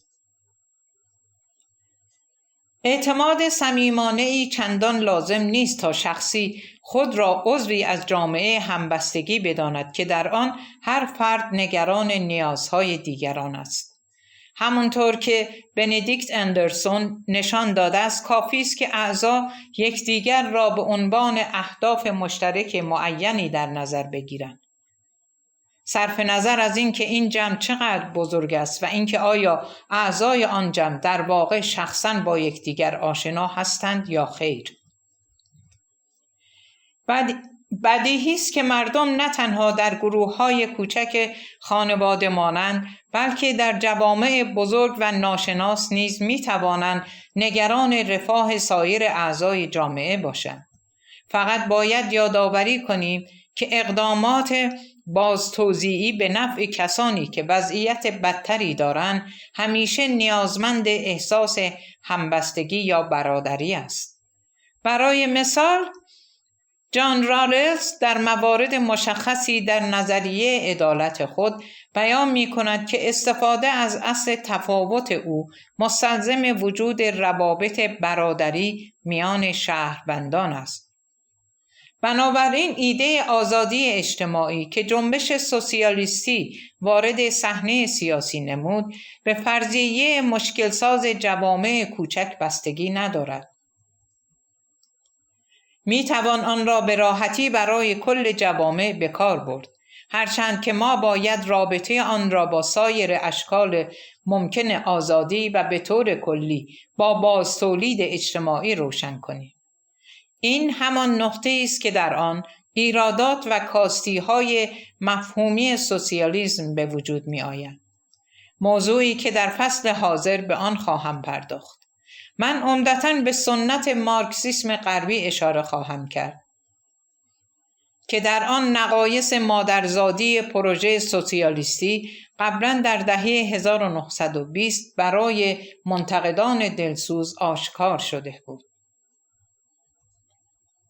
اما برای دستیابی به میراث مشکلساز سوسیالیسم باید یک قدم به عقب برگردیم و به طور خلاصه چارچوب اجتماعی و تاریخی را که سوسیالیست‌ها در آن مفهوم جدید و انقلابی آزادی اجتماعی را توسعه دادند روشن کنیم. همه قهرمانان جنبش سوسیالیستی از رابرت اوون و پرودون گرفته تا کارل مارکس موافق بودند که کلید ایجاد روابط اجتماعی همبستگی در اصلاح یا غلبه انقلابی بر اقتصاد بازار سرمایه‌داری نهفته است. این نهادهای اقتصادی تنها شاکله‌های مسئول درک تنگ نظرانه و خودمحور محدود و غالب از آزادی بودند. بنابراین ایجاد یک شکل زندگی تعاونی که وعده‌های انقلابی را برآورده می‌کند از این نقطه می‌تواند آغاز شود. علاوه بر این، سوسیالیست‌ها توافق کردند که انگیزه‌ها و تمایل برای غلبه بر سرمایه‌داری را می‌توان در روابط اجتماعی غالب یافت. آنها تصور می‌کردند که کارگران، تولید کنندگان و مدیران می‌خواهند بازار سرمایه‌داری را با نوعی نظام اقتصادی تعاونی جایگزین کنند. فرض دوم، دکترین سوسیالیستی را صرفاً به بیان یا بازتابی از یک نیروی مخالف موجود در جامعه تبدیل می‌کند. به این معنی که رابطه بین تئوری و عمل شامل آموزش، اطلاع رسانی یا روشنگری یک گروه اجتماعی کاملا مشخص است. در نهایت همه طرفداران جنبش سوسیالیستی بر این نظر می باشند که تغییراتی که آنها به دنبال ایجاد آن هستند تا حدی از نظر تاریخی ضروری است. بازار سرمایه‌داری یا با بحرانی که خود ایجاد می‌کند ویران می‌شود و نهایتاً نیروهای خواهان اقتصادی جمعی را آزاد و به حرکت در می‌آورد یا مقاومت نیرومندتری را به خاطر فقیرتر شدن جامعه ایجاد می‌نماید. با هر روند و توزیع خودویرانگری قریب الوقوع سرمایه‌داری امکان پذیر می‌گردد. پیشگامان فکری سوسیالیسم از ضرورت رخداد تاریخی دیدگاه خود در آینده نزدیک خودداری کردند. اگر این سه پیشفرض را با هم ترکیب کنیم، ایده‌ای تقریبی از درک جامعه و تاریخ زیربنای برداشت سوسیالیست‌های اولیه از آزادی اجتماعی را به دست می‌آوریم. آنها با تمرکز تقریباً انحصاری بر حوزه اقتصاد فرض کردند که سرمایه‌داری به تنهایی مسئول این واقعیت است که آزادی تازه به دست آمده صرفاً به عنوان آزادی تعقیب منافع شخصی خود درک می شود. با این حال در این حوزه اقتصادی سوسیالیست‌ها جنبش پرولتاریایی را کشف کردند که به دنبال جمعی کردن اقتصاد و ایجاد راهکارهایی برای مقاومت در برابر روند تضعیف پیوندهای اجتماعی می باشد که سرمایه‌داری ایجاد کرده بود.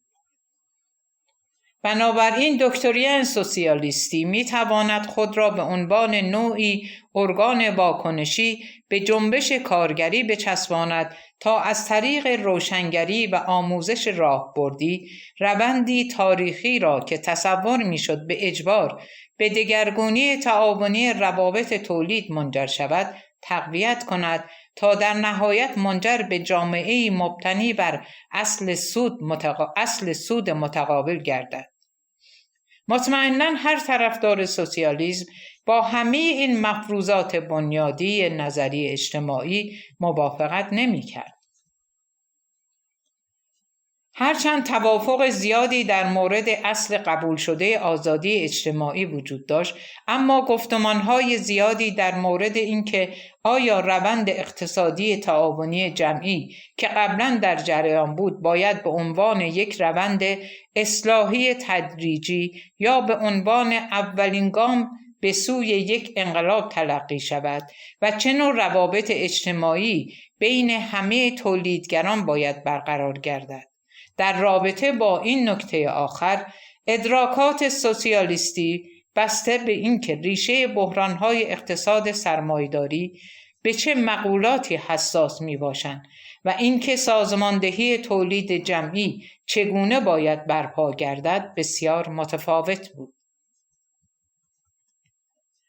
اما سه فرض ذکر شده در بالا همچنان سنگ بنای افق نظری اجتماعی را تشکیل می‌دهد که در آن سوسیالیست‌های اولیه ایده مشترک خود را از آزادی اجتماعی بسط دادند. حوزه اقتصادی به عنوان محل مبارزه بر سر شکل مناسب آزادی، دلبستگی غیر ارادی به یک جنبش مخالف از پیش حاضر و سوم انتظار تاریخی فلسفی پیروزی حتمی جنبش. من اکنون به هر یک از این سه فرض با جزئیات بیشتری نگاه خواهم کرد تا پیامدهای یک مدل اجتماعی جایگزین را بررسی کنم. در اینجا اولین هدف من این خواهد بود که بار اجتماعی تئوریکی که سوسیالیست‌های اولیه به واسطه توسعه ایده اصلی آزادی اجتماعی در چارچوبی که با این سه فرض تعریف شده است و به جنبش کارگری تحمیل کردند را مورد بررسی قرار خواهم داد. همانطور که دیدیم، تمایل سوسیالیست‌های اولیه از جمله کارل مارکس بر این بود که حق آزادی را که توسط انقلاب فرانسه ایجاد شده بود منحصراً بر اساس مجوز قانونی برای پیگیری منافع شخص در حوزه اقتصادی بر اساس مالکیت خصوصی تفسیر کنند.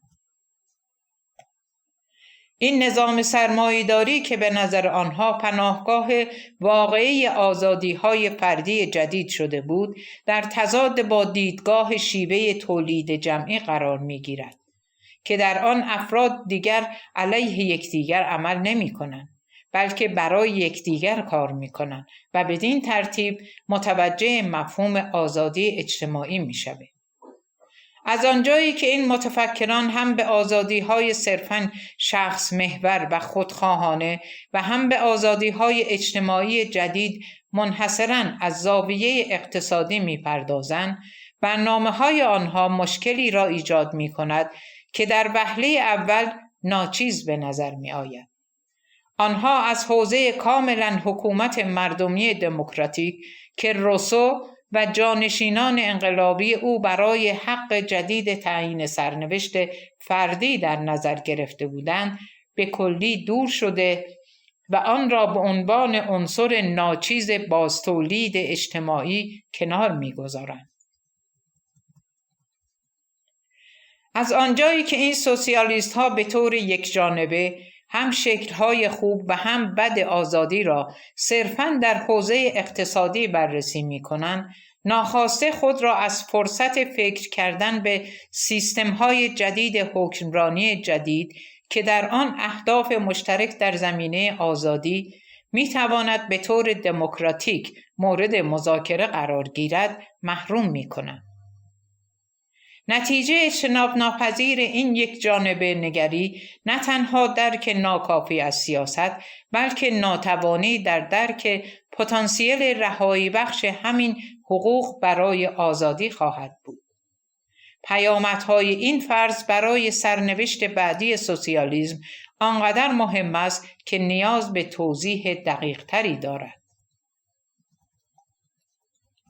در آثار سن سیمون و پیروانش، سن سیمونیست ها به نظر می رسد که نظریه سوسیالیستی تمرکز را کاملا از حوزه سیاسی به حوزه تولید صنعتی تغییر می دهند. بنابر این اساس پیشرفت‌های فنی در صنعت و تجارت به عنوان ضرورت الغای آخرین بقایای سیستم فئودالی و ناکارآمدی‌های اقتصادی آن و جایگزینی آنها با نظم اجتماعی جدیدی تلقی می‌شود که در آن کارگران و مدیران صنعتی می‌توانند طبق برنامه مشخص در جهت ارضای احتیاجات فقیرترین اقشار با یکدیگر همکاری کنند. مقدمات چنین شیوه تولید تعاونی و دگرگون شده‌ای باید توسط یک بانک مرکزی عملی می‌گردید که در آن یک نهاد نمایندگی منتخب از صنایع هر گونه تلاش برای هدایت سیاسی از این امر را خنثی سازد، چرا که سعادت ملت با تخصیص اعتبار حاصل می شود. درست مانند سن سیمون و پیروانش که نظریه تکنوکراتیک خود را با حاله از یک مذهب مدنی جدید عرضه کردند. نسل‌های بعدی سوسیالیست ها به سختی به عملکرد سیاسی حقوق مدنی تازه به دست آمده علاقه نشان دادند. مانند سن سیمونیست ها که نماینده یک فرقه مذهبی مجازی بودند، سوسیالیست های بعدی نیز احساس می کردند که سازماندهی مجدد جامعه بر اساس اصل همبستگی باید کاملا در حوزه اقتصادی صورت گیرد، جایی که منافع خودمحور خصوصی با تکمیل همکاری های متقابل جمعی در برآورده ساختن احتیاجات دیگران جایگزین می شود تا به این طریق از دخالت‌های سیاسی جلوگیری گردد.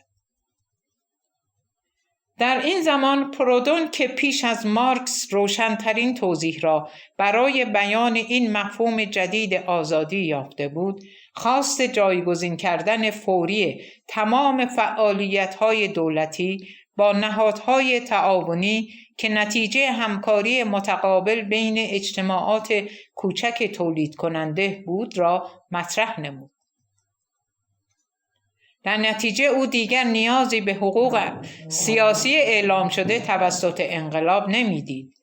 از نظر او آن حقوق سیاسی صرفاً در خدمت منافع مالکان خصوصی در بازار سرمایه‌داری بودند و با استقرار شیوه تولید تعاونی نقش خود را از دست خواهند داد. هرچند که فوریه، لوی بلان و آگوست بلانکی نیز به آزادی‌های سیاسی تازه به دست آمده با دیده تحقیر می‌نگریستند، اما این مارکس است که گفتمان را به سطح کاملا جدیدی ارتقا می‌دهد. مارکس در نوشتار خود درباره مسئله یهود که در سال 1844 منتشر شد و نشان دهنده نقطه عطفی در جنبش سوسیالیستی است، اهمیت مبارزه یهودیان برای برابری سیاسی برای اهداف سوسیالیستی آینده را بررسی می‌کند. پاسخ مارکس دارای دو سطح متفاوت است که در سطح اول به این مشکل بر حسب مناسبات اجتماعی معین در زمان خود می‌پردازد و در مرحله دوم آن را با توجه به جامعه رهایی یافته بررسی می‌نماید. مارکس با اشاره به زمان حال و استفاده از واژگان هگل در فلسفه حق مدعی است که جامعه مدنی یعنی اقتصاد بازار سرمایه‌داری و دولت در دو حوزه مجزا وجود دارند که هر یک تابع مجموعه متفاوتی از اصول میباشند. مارکس معتقد است که تا زمانی که وظایف این دو حوزه متمایز باقی بمانند، تلاش‌های اقلیت یهودی برای ادغام در جامعه به وضوح برای هدف رهایی مهم است، زیرا دستیابی به حقوق برابری آشکارا بیانگر گام بزرگی به پیش است. با این حال او همچنین معتقد است که این تلاش‌ها برای یکپارچگی با بازگرداندن فعالیت دولت به حوزه جامعه انسانی واقعی عملکرد مثبت خود را از دست خواهد داد. در این شرایط تقسیم ناخوشایند افراد به شهروند و بورژوا یا به شهروندان کشوری و رعایای اقتصادی خصوصی لغو خواهد شد.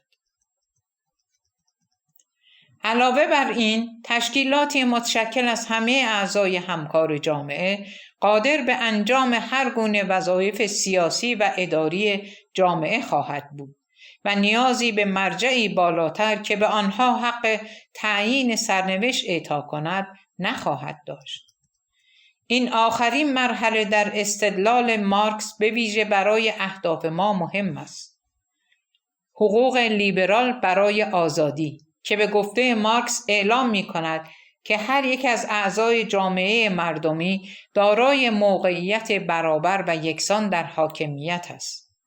تمام ارزش هنجاری خود را در جامعه سوسیالیستی از دست می دهد، زیرا دیگر حوزه جداگانه‌ای برای شکلگیری تشکیلاتی بر اساس اراده مشترک جدا از اقتصاد وجود نخواهد داشت، که به این معنی است که افراد دیگر نیازی به حق تعیین سرنوشت نخواهند داشت.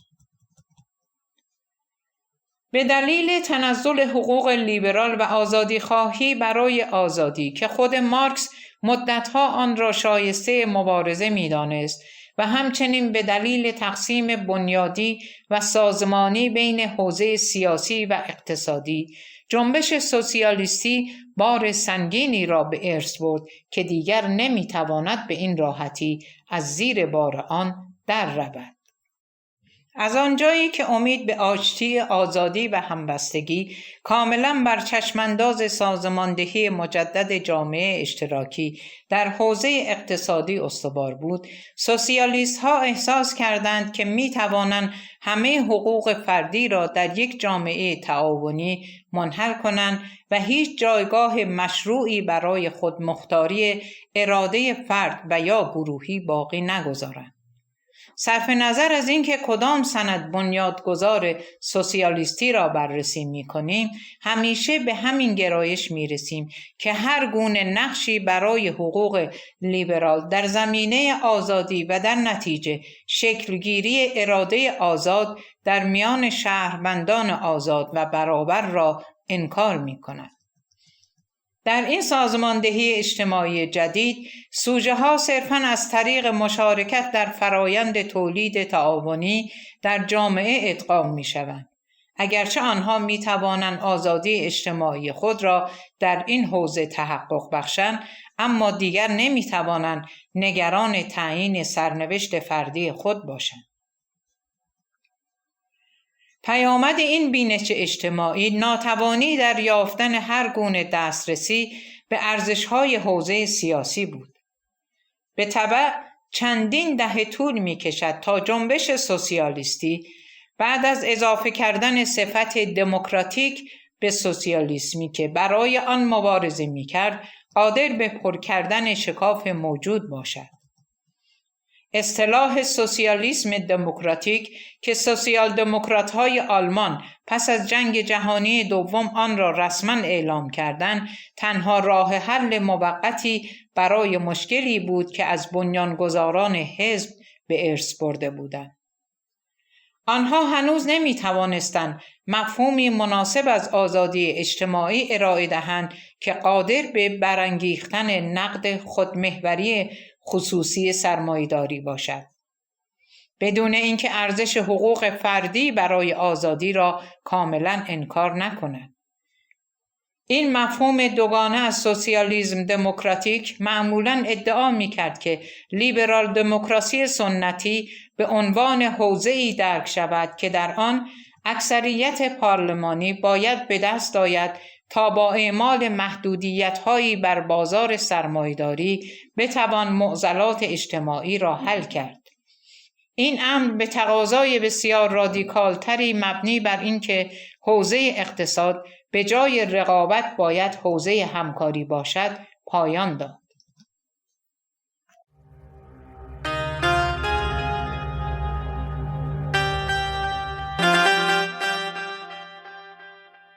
درود بر شما.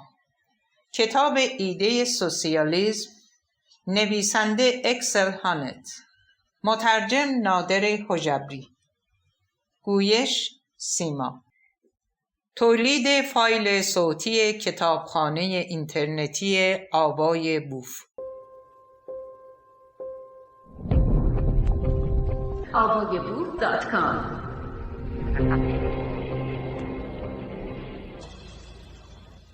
ادامه مطلب از صفحه 57. یک رویکرد کاملا متفاوت در این نقطه مهم این بود که دیدگاه‌های پدران بنیانگذار سوسیالیسم کنار گذاشته شود و به توسعه بیشتر ایده سوسیالیسم با استفاده از نظریه آزادی هگل پرداخته شود. این امر به سوسیالیست‌ها این امکان را می‌دهد که حقوق لیبرال برای آزادی را نه به عنوان یک محدودیت بلکه به عنوان شرط ضروری آزادی‌های اجتماعی اقتصادی تفسیر کنند.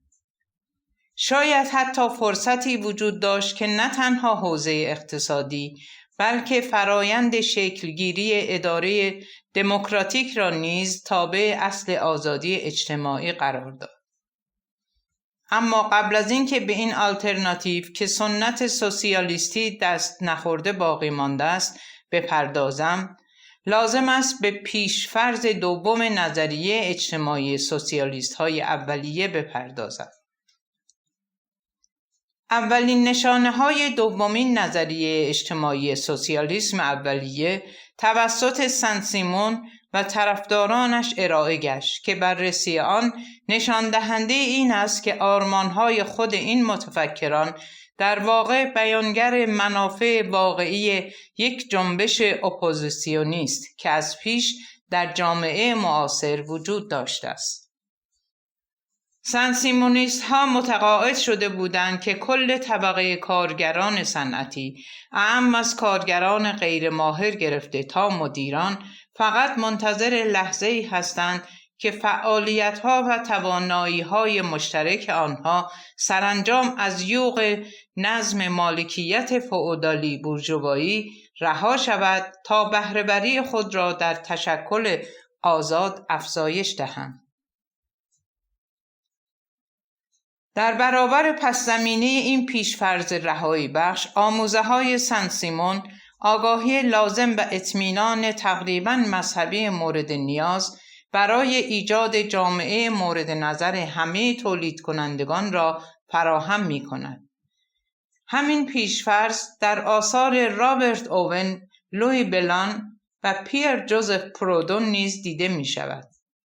تنها تفاوت این است که آنها جامعه انقلابی را به کارگران صنعتی محدود می کنند.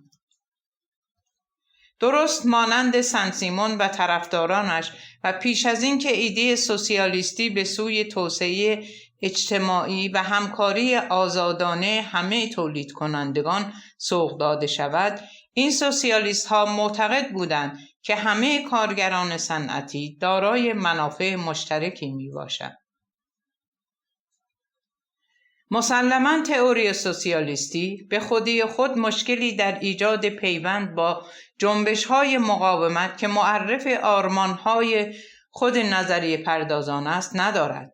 در واقع بخشی از ساختار واکنشی هر نظریه‌ای که به وضوح به آینده نظر دارد این است که در واقعیات اجتماعی به دنبال تحقق بخشیدن به ادعاهای خود است تا جامعه مورد نظر انتظار نظریه پرداز را پاک کند.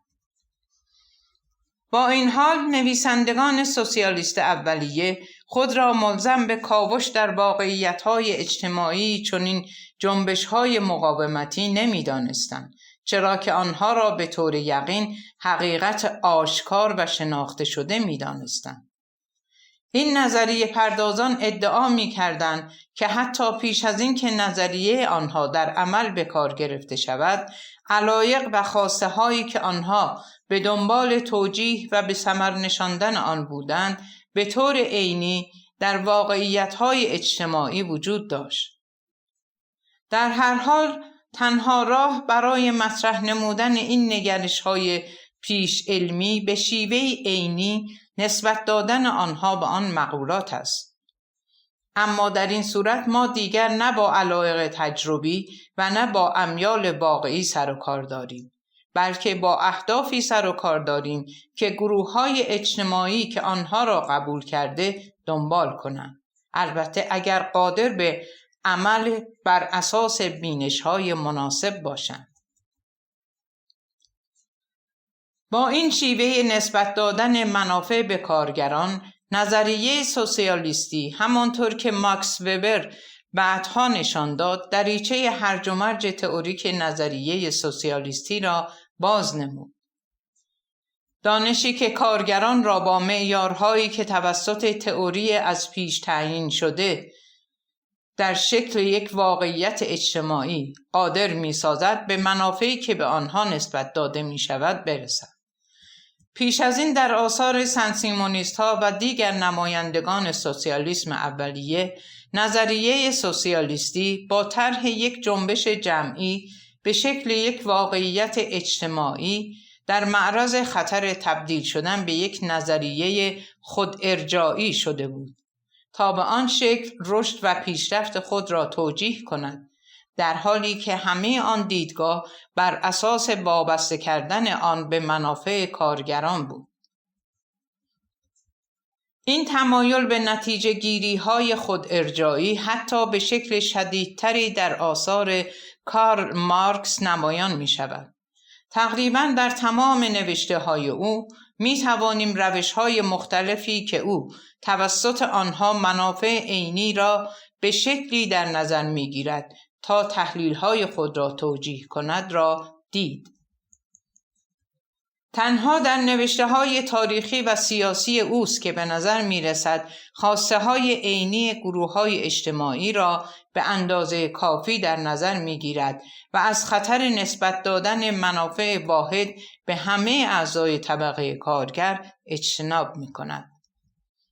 مارکس در نوشته های انسانشناسی اولیه‌اش به شیوهی کاملا متفاوت و صرفاً توصیفی ادراک خود را از اینکه پرولتاریا در کلیت خود به عنوان مقوله واحد آگاهی عمل می کند را ظاهراً به تمایل همه انسانها برای خودآگاهی و سازماندهی خود تعمیم می دهد.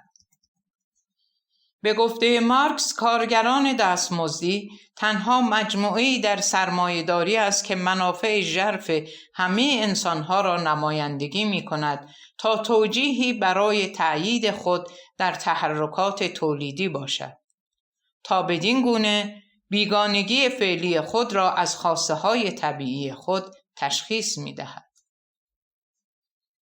هنگامی که مارکس در سال 1850 به تحلیل اقتصادی خود از سرمایه‌داری روی می‌آورد، توجیه خود را بر این فرض منافع جمعی پرولتاری تغییر می‌دهد، در حالی که هنوز ادعا می‌کند که انقلابی است.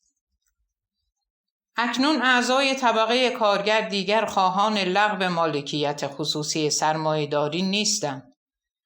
داخل پرانتز هرچند بر تمام اهداف نهایی طبیعت انسان آگاهی دارند، چرا که استثمار سیستماتیک آنها را مجبور به تضمین بقای اقتصادی خود می کند. مارکس در هر دو نوشته اولیه و بعدی خود فرض می کند که اهداف نظریه او توسط یک مقوله جمعی در واقعیت اجتماعی به اشتراک گذاشته شده است. موضوعی که با وجود تمام تفاوت‌های بین احساسات مشخص اعضای فردی دارای منافع مشترک در انقلاب است. نتیجه این پیشفرض بسیار مبهم این بود که از آن پس نظریه سوسیالیستی تقریباً تجربه نشده و ذهنی به یک جنبش اجتماعی موجود بدل می‌گردید، حتی اگر لزوماً مشخص نبود که آیا واقعاً در واقعیت اجتماعی وجود دارد یا نه. از این رو در نظریه مارکس تمام مفاهیم سوسیالیستی مطرح شده در نیمه اول قرن 19 به عنوان محصول فکری طبقه کارگر انقلابی اعلام شد که قانون اساسی و منافع واقعی آن نیازی به بررسی بیشتری نداشت.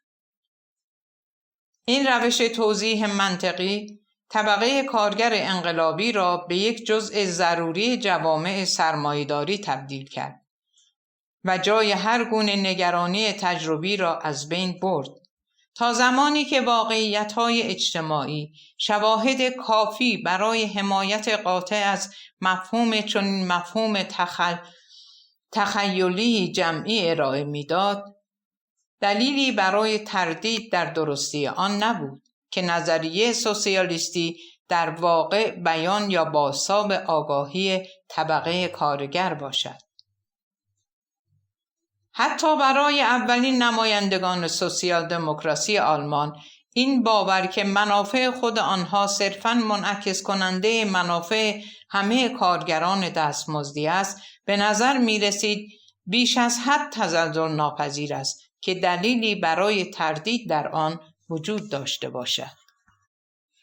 اعتبار اولیه شک و تردیدهای ناشی از تجارب اجتماعی در داستان طبقه کارگر به عنوان طبقه انقلابی با رسالت سوسیالیستی را باید به مکتب فرانکفورت زیر نظر مکس هورکهایمر داد. به هر حال پژوهش‌های چندگانه مرتبطی در مورد دیکتاتوری طبقه کارگر فرایندی را ایجاد نمود که منجر به این بینش گردید که هیچ ارتباط خودکاری بین یک وضعیت عینی خاص طبقاتی و خواسته‌ها یا منافع خاصی وجود ندارد. پس از جنگ جهانی دوم، زمانی که در کشورهای سرمایه‌داری غرب وضعیت طبقه کارگر به سرعت شروع به تغییر کرد و کارگران سفیدپوست شروع به تسلط بر بازار کار کردند و اصطلاح جامعه فراصنعتی به وجود آمد، دیگر هیچ قطعیتی در مورد وابستگی طبقاتی سوسیالیسم وجود نداشت. هنگامی که پرولتاریای انقلابی ناپدید شد و طبقه کارگر صنعتی در میان کارگران مزدی به اقلیت تبدیل شد، آرمانهای سوسیالیستی به عنوان بیان فکری یک موضوع انقلابی موجود غیر ممکن گردید. با این حال ابعاد واقعی این مشکل اغلب ناشناخته بود. در چشم طرفداران اولیه آن، سوسیالیسم همیشه بیش از یک نظریه سیاسی در میان نظریات دیگر بود.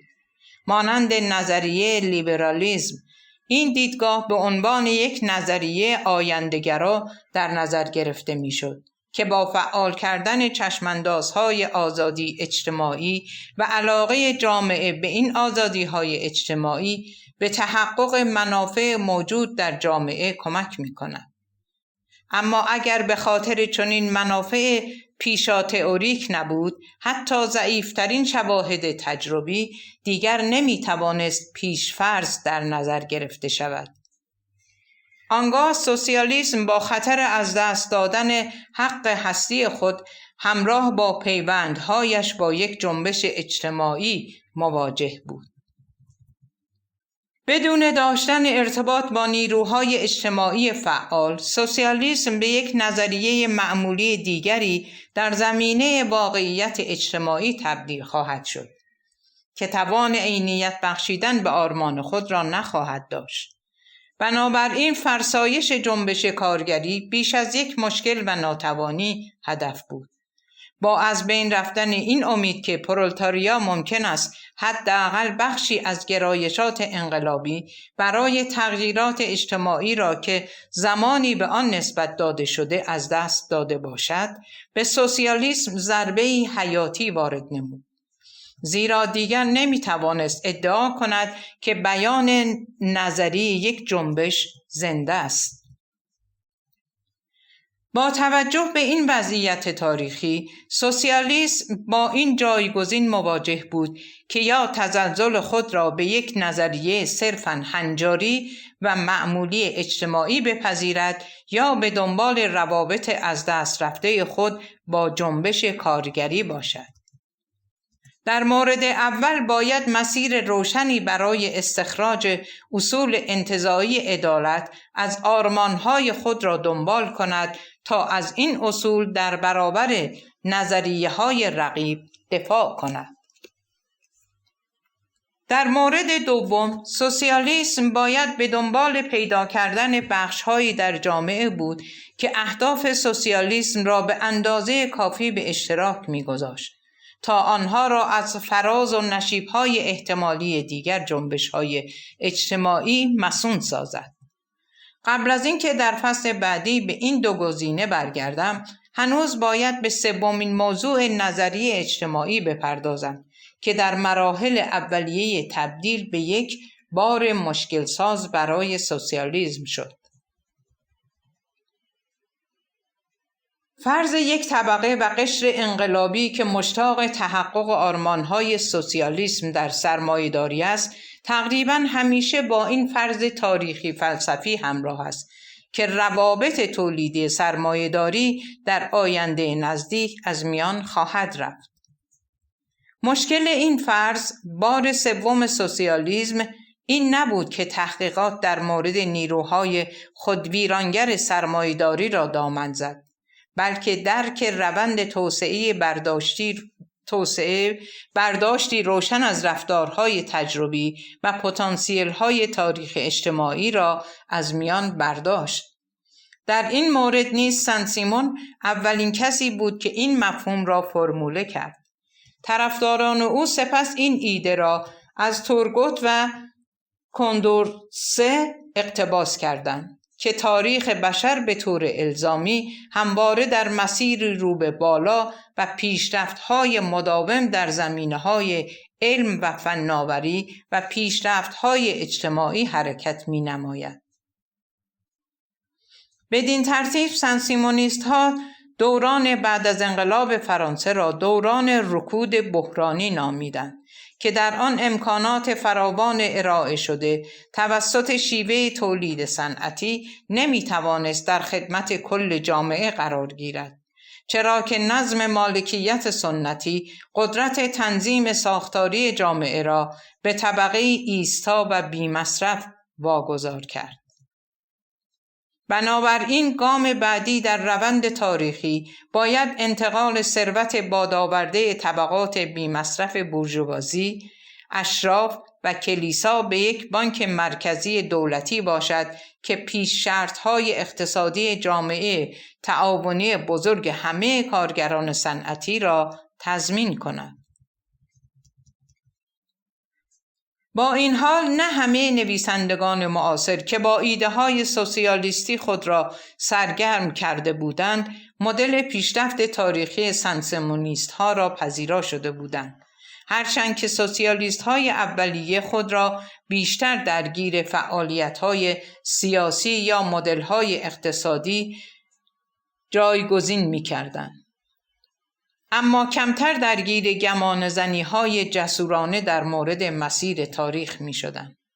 اما همزمان اکثریت سوسیالیست‌های اولیه با سانسیمونیست‌ها در این زمینه که فعالیت‌های فکری خود آنها گام‌های ضروری در روند بیوقفه پیشرفت انسان را نشان می‌دهد همگرایی داشتند. آنها سوسیالیسم را نتیجه آگاهی به روند رشد اجتناب ناپذیری که منجر به لغو رقابت در بازار و ایجاد یک جامعه تعاونی از همه کارگران می شود می دانستند. ما می توانیم رد پای چنین فلسفه تاریخ را در آثار لویی بلان، یکی از نمایندگان میانه‌رو جنبش جدید نیز پیدا کنیم. بلان با الهام از کاندورسه و سنت سیمون که در تمام زندگیش آنها را ستوده بود، با این فرض که پیشرفت مداوم روشنگری علمی دیر یا زود اصلاحاتی را که او در نوشته‌هایش در مورد جامعه اقتصادی همبستگی پیشنهاد می‌کرد را ایجاد خواهد کرد. این بار دیگر نشان می‌دهد که سوسیالیست‌های اولیه تا چه حد با خوشبینی تاریخی متفکران روشنگری که دانش علمی برای آنها نشان دهنده موتور پیشرفت انسان بود شناخته می‌گردیدند. تفکر پرودون نشان شاهدی از تأثیر فلسفه تاریخ هگل بر این متفکران میباشد. پرودون کمتر از همفکران سوسیالیستش سوسیالیسم را پیشگام نظم اجتماعی آینده می‌دانست که تاریخ بشر به آن سو در حرکت است. اما برخلاف دیگر نمایندگان جنبش سوسیالیستی فرانسه، پرودون ادعا نکرد که این ضرورت تاریخی نتیجه پیشرفت علمی است، بلکه نتیجه یک فرایند تاریخ تدریجی است که در آن طبقات متخاصم به طور مداوم با هم کنار خواهند آمد. پرودون استاد هنر هم نهاد کردن ناهمگونترین سنت‌های فکری با اشاره به نقش تضادهای طبقاتی در پیشرفت اجتماعی زمینه را برای فلسفه تاریخ مارکس فراهم کرد. اگرچه مارکس بعدها منکر تأثیر افکار آنارشیست فرانسوی بر کار خود گشت و در این باره به نوشته‌های پرودون به شدت انتقاد نمود، اما رد پای افکار پرودون را در ماتریالیسم تاریخی مارکس میتوان پیدا کرد. با این حال کارل مارکس دو نسخه بسیار متفاوت از مفهوم پیشرفت الزامی را ارائه می‌دهد که مشخصه سوسیالیسم اولیه است. رویکرد اول که به وضوح تحت تأثیر آثار هگل و پرودون است، موتور توسعه اجتماعی را در مبارزه بین طبقات اجتماعی قرار می‌دهد که منجر به بهبود مستمر می‌شود، زیرا در هر مرحله منافع گروه بزرگتر اما قبلا حذف شده غالب می‌گردد. سوسیالیسم برای مارکس آخرین مرحله از پیشرفت این مبارزات را نشان می‌دهد که در آن پرولتاریای سرکوب شده که نماینده اکثریت جمعیت است با به دست گرفتن قدرت به سازماندهی جامعه خواهد پرداخت. رویکرد دوم رویکرد یک فرایند خطی افزایش دانش علمی را نشان می‌داد که تا حدی نشان از تداوم اندیشه‌های سن سیمونیست‌ها میباشد. در این مدل دوم مارکس فرض می‌کند که موتور توسعه اجتماعی شامل توانایی فزاینده انسان برای کنترل طبیعت است. در نتیجه ظرفیت بهره برداری نشده آن را فعال می‌سازد که به تدریج سازماندهی مجدد جامعه را الزامی می‌سازد. این امر منجر به دید کاملا متفاوتی از پیشرفت ضروری می‌گردد که در آن روابط عقب مانده و ناکارآمد تولیدی باید به طور مداوم متحول و دگرگون گردد تا آنها را با وضعیت نیروهای تولید همسو سازد. قانع کننده ترین تفسیر از این نسخه از ماتریالیسم تاریخی توسط جرالد کوهن ارائه شده است که به آن به شکلی از جبرگرایی تکنولوژیکی می‌نگرد. علی‌رغم تمام تفاوت‌های بین این دو مدل توضیحی توسعه نیروهای مولد در برابر مبارزه طبقاتی، هر دو فرض می‌کنند که شیوه تولید سوسیالیستی نمایانگر مرحله بعدی و قریب الوقوع تاریخ است که تضادهای سرمایه‌داری را حل خواهد کرد. اقدامات همه کسانی که درگیر در این روند هستند نقش ثانویه‌ای ایفا می‌کند، زیرا که آنها صرفاً بیانگر ضرورت روندی تاریخی می‌باشند که بی توجه به این بازیگران غالب خواهد شد. البته همیشه در سنت مارکسیستی تلاش‌های برای تضعیف یا واجد شرایط بودن نقش این مفهوم در ماتریالیسم تاریخی به عنوان پاسخی به تعدادی از اعتراضات آشکار صورت گرفته است.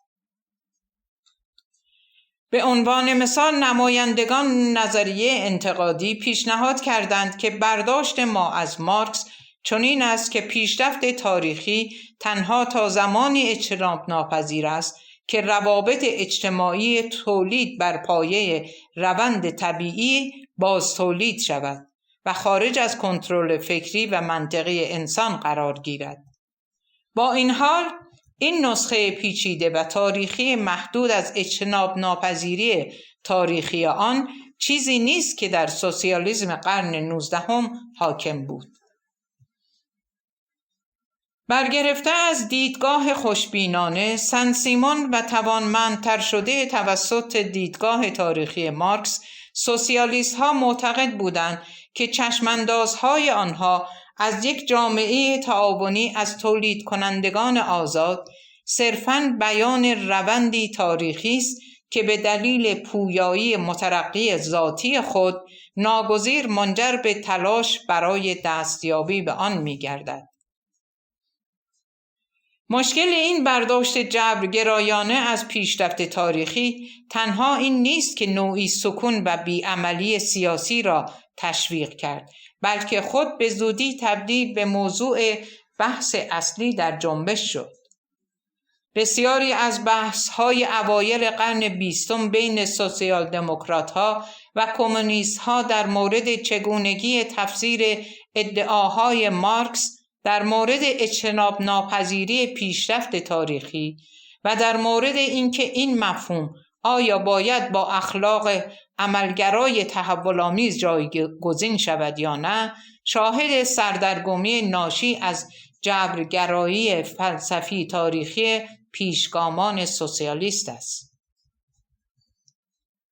حتی بدتر از آن، مفهوم پیشرفت تاریخی اجتناب ناپذیر سوسیالیست ها را از درک توسعه تاریخی به عنوان مجموعه‌ای از چالش‌های دائما در حال تغییر که ظرفیت پیشرفت‌های اجتماعی باید به صورت تجربی کشف شود برحذر می‌نمود.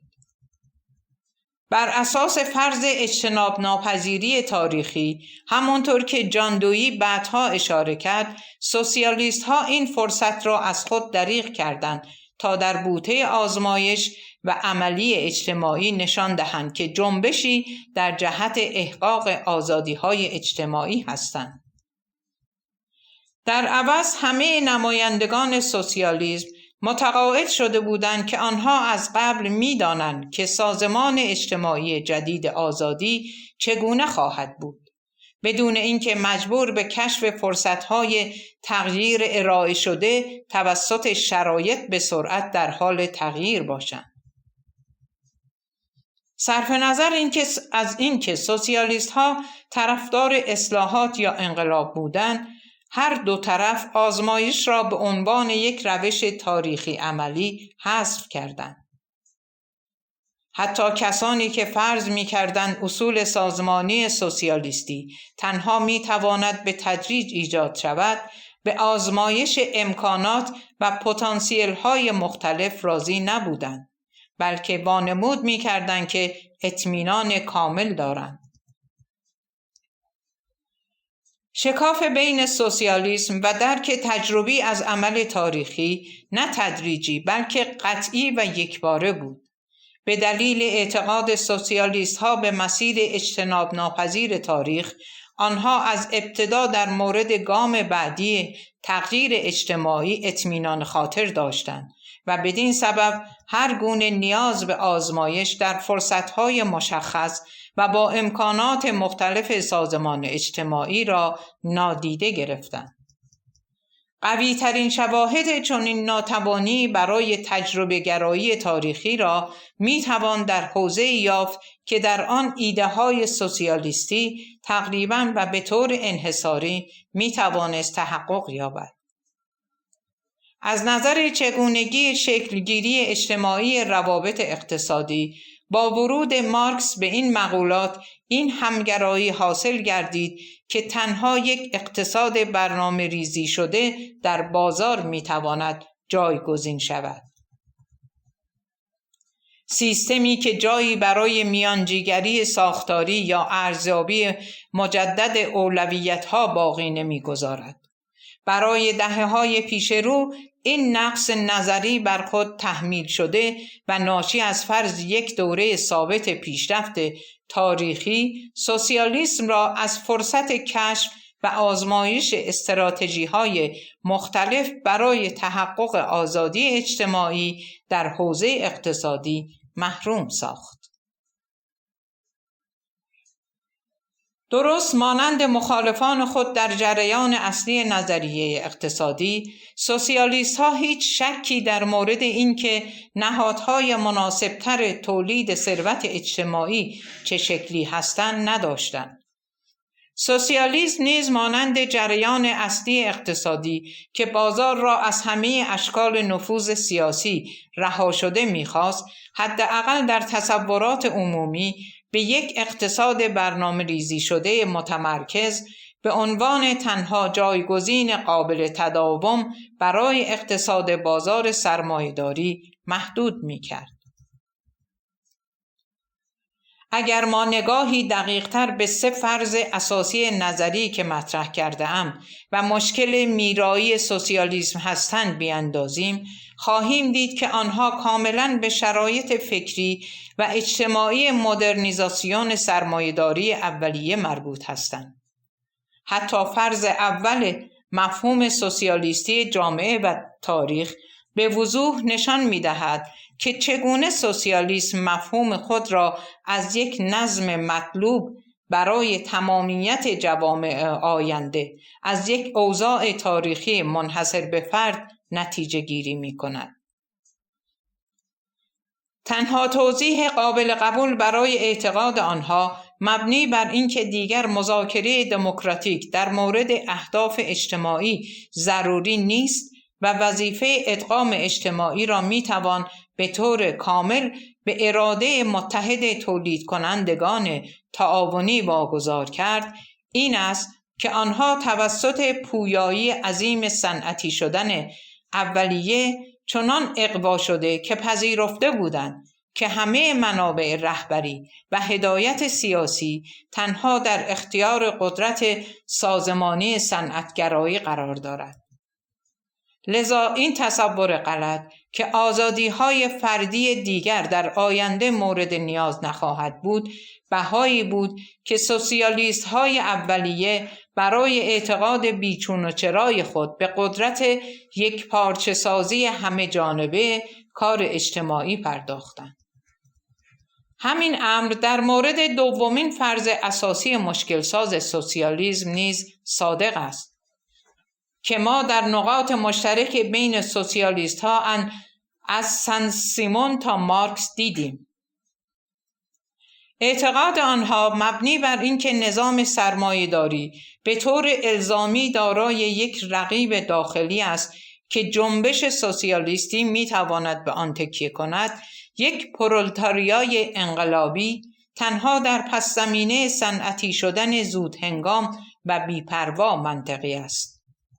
در این دوره قبل از قانونگذاری اجتماعی و حق رأی ممکن است برای یک لحظه کوتاه به نظر برسد که استثمار اجباری، کاهش دستمزدها و تهدید دائمی بیکاری که کارگران صنعتی با آن روبرو هستند، به طور اجباری طبقه کارگر را متحد سازد و منافع مشترک آنها براندازی سرمایه‌داری را اجتناب ناپذیر می‌گرداند.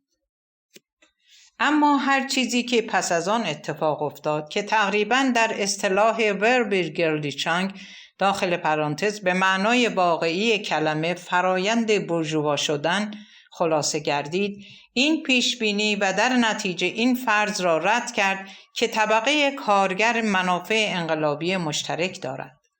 همین وابستگی به شرایط انقلاب صنعتی را میتوان در فرض سوم نظریه اجتماعی سوسیالیستی اولیه، یعنی اجتناب ناپذیری تاریخی پیشرفت انسان نیز مشاهده کرد.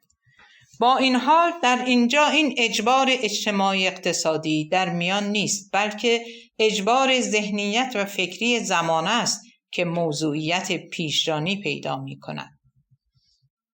تصویر تاریخی ارائه شده توسط سن سیمونیست ها لوی بلان و کارل مارکس عمدتاً بر اساس مقوله پیشرفت نمونه‌ای فکری از دوران روشنگری اولیه است که در آن امید به مزایای علم و فناوری اغلب منجر به ادعاهایی در مورد پیشرفت اجتناب ناپذیر بشریت می‌گردد. اندیشه سوسیالیستی اولیه این نگرش خودبینانه به تاریخ که منجر به دکترین ماتریالیسم تاریخی شد، 50 سال بعد خود را در این اعتقاد که جامعه سوسیالیستی جامعه اجتناب ناپذیر است و قریب الوقوع است مطرح نمود. امروزه نسبتاً روشن است که پیوندهای سوسیالیسم با روح و شرایط اجتماعی انقلاب صنعتی احتمالاً علت سقوط سریع و خاموش آن بلافاصله پس از پایان جنگ جهانی اول است. با تغییر شرایط اجتماعی در اثر پیشرفت تکنولوژی، تحول ساختاری و اصلاحات سیاسی در دهه‌های 1960 و 1970 ایده‌های سوسیالیستی نسل اول با توجه به اینکه محتوای اجتماعی نظری آنها در اوایل قرن 19 باقی مانده بود، جذابیت کمتری پیدا کرد. بنابراین هر تلاشی برای احیای این ایده‌های قدیمی باید مستلزم تلاش زیادی باشد تا به تدریج در همتنیدگی مفروضات اساسی اجتماعی نظری سوسیالیسم که در روند جریانات اجتماعی رد شده بودند گره‌گشایی شوند و با تفسیری نو و مناسب منطبق بر شرایط معاصر گردند. اگر تنها بتوان دیدگاه اصلی آزادی اجتماعی را در تئوری جامعه و تاریخ به شکلی بیان کرد که با واقعیت معاصر زندگی همسو گردد، آنگاه میتواند بخشی از سرزندگی و شادابی قبلی خود را دوباره به دست آورد. با این حال باید احتیاط به کار برد، چرا که به سادگی نمیتوان از این سه پیش‌فرض معیوب دست کشید. از آنجایی که آنها عناصر ضروری یک نظریه را تشکیل می‌دهند که به دنبال انگیزه عمل آینده است، ما باید یک جایگزین نظری برای این پیش‌فرض‌ها در سطح بالاتری در شکل انتزاعی و جدا از روح صنعتی شدن پیدا کنیم. در 2 فصل آینده من برخی از پیشنهادات اولیه را برای چگونگی اصلاح این مفروضات ارائه خواهم داد.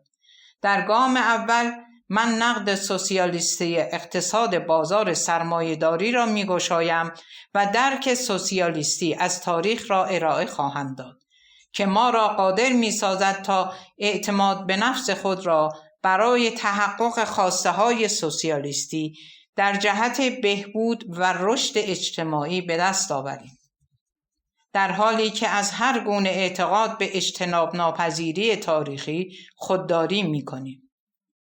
در فصل پایانی مطرح خواهم کرد که چگونه درک سوسیالیسم از جامعه و در نتیجه کل افق این پروژه باید تغییر کند تا پس از سالها تردید تمایز عملکردی جوامع مدرن در نظر گرفته شود.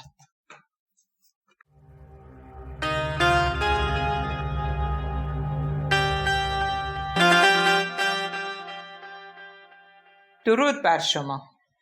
کتاب ایده سوسیالیسم، نویسنده اکسل هانت، مترجم نادر حجبری، گویش سیما، تولید فایل صوتی کتابخانه اینترنتی آوای بوف.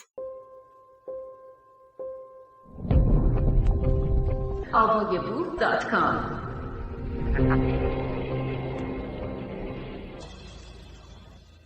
ادامه مطلب از صفحه 75. فصل 3. راه‌های تجدید. راه‌های تجدید سوسیالیسم به مثابه تجربه‌گرایی تاریخی. این فصل با خلاصه کوتاه از نتایج فصل‌های پیشین آغاز می‌شود تا چالش‌های پیش روی نوسازی سوسیالیسم امروز را ارزیابی کند. اگر بخواهیم ویژگی‌های اساسی این جنبش را در یک جمله خلاصه کنیم، مجبور خواهیم شد به یک فرمول بندی متناقض متوسل شویم. چارچوبی نظری که در آن سوسیالیسم ایده پربار و گسترده حل و فصل میراث متناقض انقلاب فرانسه را با نهادینه کردن آزادی‌های اجتماعی توسعه می‌دهد. هرچند در کل همه تجربیاتش مدیون انقلاب صنعتی است. برای بیان واضح‌تر این پارادوکس می توانیم ایده ای را از مارکس قرض بگیریم و بگوییم که در سوسیالیسم از آشکار شدن پتانسیل نیروی واقعی ایده آزادی اجتماعی توسط یک چهارچوب نظری ناشی از انقلاب صنعتی جلوگیری می شود. نظریه پردازان جنبش سوسیالیستی اصلی قادر به آزادسازی پتانسیل اهداف عملی و سیاسی خود برای ایجاد جامعه مدرن در یک جامعه تعاونی نبودند. اهدافی که بسیار فراتر از واقعیات روزگار آنها بود و آن هم به دلیل این واقعیت که خود را از شرایط و مفروضات ذهنی در ارتباط با خصوصیات و شرایط سرمایه‌داری منچستر داخل پرانتز مرکز رشد سرمایه‌داری در انگلیس جدا نمی ساختند. تشخیص مشابهی از نقص اساسی سوسیالیسم در پایان جنگ جهانی دوم توسط منتقدان دلسوز آن مطرح گردید. در اینجا در درجه اول به مجله فرانسوی سوسیالیسم او بارباریه پس از جنگ اشاره می کنم که شاخصترین ستون نویس آن کورنلیوس کاستوریادیس بود. همچنین می توانیم تلاش‌های هابرماس را بلافاصله پس از سقوط دیوار برلین برای حفظ هسته سوسیالیسم به عنوان تلاشی برای احیای ایده اصلی جنبش در نظر بگیریم. برخلاف مارکسیسم به اصطلاح تحلیلی که تلاش کرد خود را از مشکلات فوق الذکر با ارائه سوسیالیسم به عنوان تنها دیدگاه جایگزین قبول شده در برابر نظریه‌های لیبرال عدالتجو معرفی کند. سنتگرایانی مانند کاستوریادیس و هابرماس این اندیشه را پاسداری می‌کنند که سوسیالیسم باید با بازنگری در شرایط و امکانات خود تلاش کند تا با اهداف خود شیوه زندگی نوینی را ارائه دهد.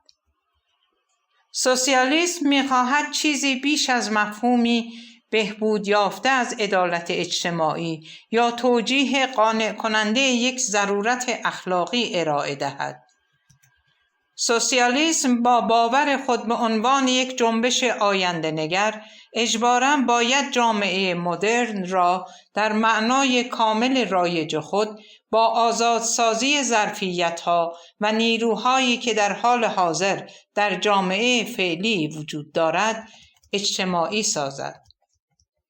امروزه هر کس بخواهد به طور کامل با چالش‌های پیش روی احیای سوسیالیسم روبرو شود، الزاماً با چالش‌های درمان ناپذیر ریشه‌ای و باقی مانده از دوران انقلاب صنعتی روبرو خواهد گشت. به همین خاطر برای تمام مفروضات گمراه کننده آن در مورد تاریخ و نظریه اجتماعی باید جایگزین جهانی تری پیدا کرد. زیرا ما نه تنها صرفاً نمیتوانیم ایده ایجاد آزادی‌های اجتماعی را بپذیریم، بلکه مفهوم جنبشی که در حال حاضر در جامعه وجود دارد و این فرض که یک گرایش تاریخی از اهداف ما حمایت می‌کند را نیز نمی‌توانیم پذیرا باشیم.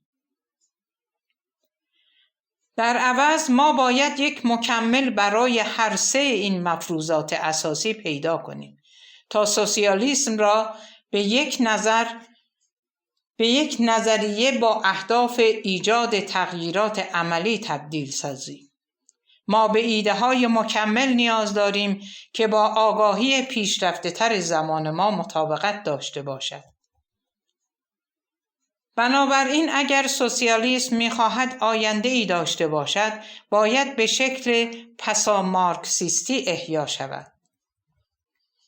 این تقریباً اهداف فصل‌های بعدی خواهد بود. هدف این است که عناصر فردی نظریه‌های تاریخی و اجتماعی سوسیالیسم کلاسیک را به شیوهی انتزاعی‌تر فرموله کنیم تا آنها را بیشتر با دوران کنونی مرتبط سازیم. این به نوبه خود باعث می شود که با تمرکز بر گسترش آزادی‌های اجتماعی به جای فردی، این شکل از سوسیالیسم جدید توجیه پذیرتر و از لحاظ تاریخی امکان پذیر گردد. بنابراین دیگر نمیتوانم آنطور که در نوشتارم بر اساس سه پایه اصلی نظریه اجتماعی سوسیالیستی که در فصل 2 مطرح کردم ادامه دهم. برای یافتن راه حل در سطح انتزاعی تر باید بین مفروضات مختلف اساسی سوسیالیسم به عقب و جلو حرکت کنیم. زیرا اغلب فقط می توانیم اصلاحات را در یک مکان با اصلاح در مکان دیگر انجام دهیم. بنابراین در تلاش برای ایجاد تصویری از جامعه و تاریخ که به سوسیالیسم خدمت کند، هر مقوله‌ای به مقولات دیگر ارتباط پیدا می کند. هیچ یک از پیش‌فرض‌هایی که مفاهیم پس‌زمینه سنتی آن بر آن تکیه می‌کنند نمی‌توانند بدون تغییر مفروضات دیگر تغییر کنند. با این وجود وقتی صحبت از بروزرسانی سوسیالیسم از نظر تئوریک می‌شود، منطقی است که از همان نقطه‌ای که بازسازی پیش‌فرض‌های نظری اجتماعی آن را آغاز کردیم شروع کنیم. لذا پیدا کردن نقطه نهادی آزادی اجتماعی در جامعه مدرن نشان دهنده نقطه سرنوشت سازی است که آن را در عمل به جنبش سوسیالیستی اصلی پیوند می‌زند. همانطور که دیدیم، متفکران سوسیالیست اولیه همگی متقاعد شده بودند که آرمان اجتماعی برای درک فردی محض از مقوله آزادی و در نتیجه شکاف در مشروعیت نظم لیبرال جدید در محدودیت‌های عملی سیستم اقتصادی نهفته است که افراد را مجبور می‌کند صرفاً منافع خود را دنبال کنند و شرکای خود را در واکنش‌های اجتماعی صرفاً به عنوان رقیب ببینند.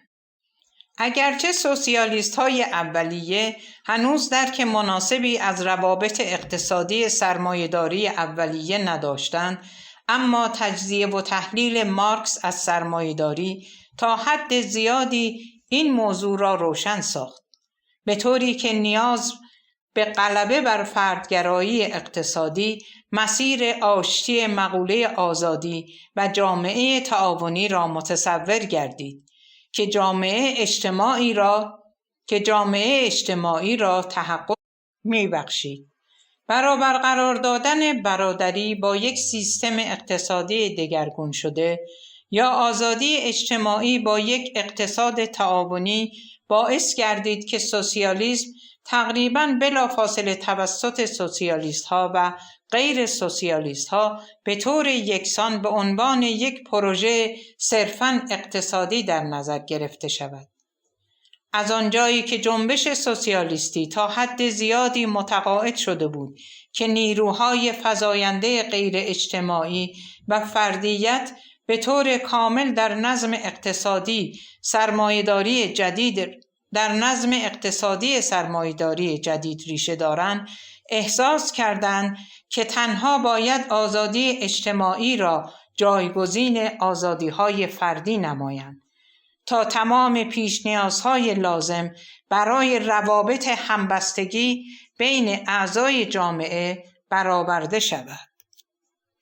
این نتیجه گیری که مشخصه سوسیالیسم سنتی به عنوان یک کل است، باید به دو روش مختلف تجدید نظر شود تا آرمان سوسیالیستی برای زمان حال مفید واقع گردد. اولین تجدید نظر مربوط به افکار سوسیالیست های اولیه در مورد بازسازی سیستم اقتصادی است. تجدید نظر دوم مربوط به شیوه‌ای است که آنها آزادی های یک جامعه برادرانه آینده را صرفاً از نظر آزادی اجتماعی در حوزه اقتصادی درک می‌کنند. من با اولین این تجدید نظرها در فصل حاضر برخورد خواهم کرد و مسئله شکل آزادی در آینده یا جامعه سوسیالیستی را به فصل پایانی موکول می‌سازم.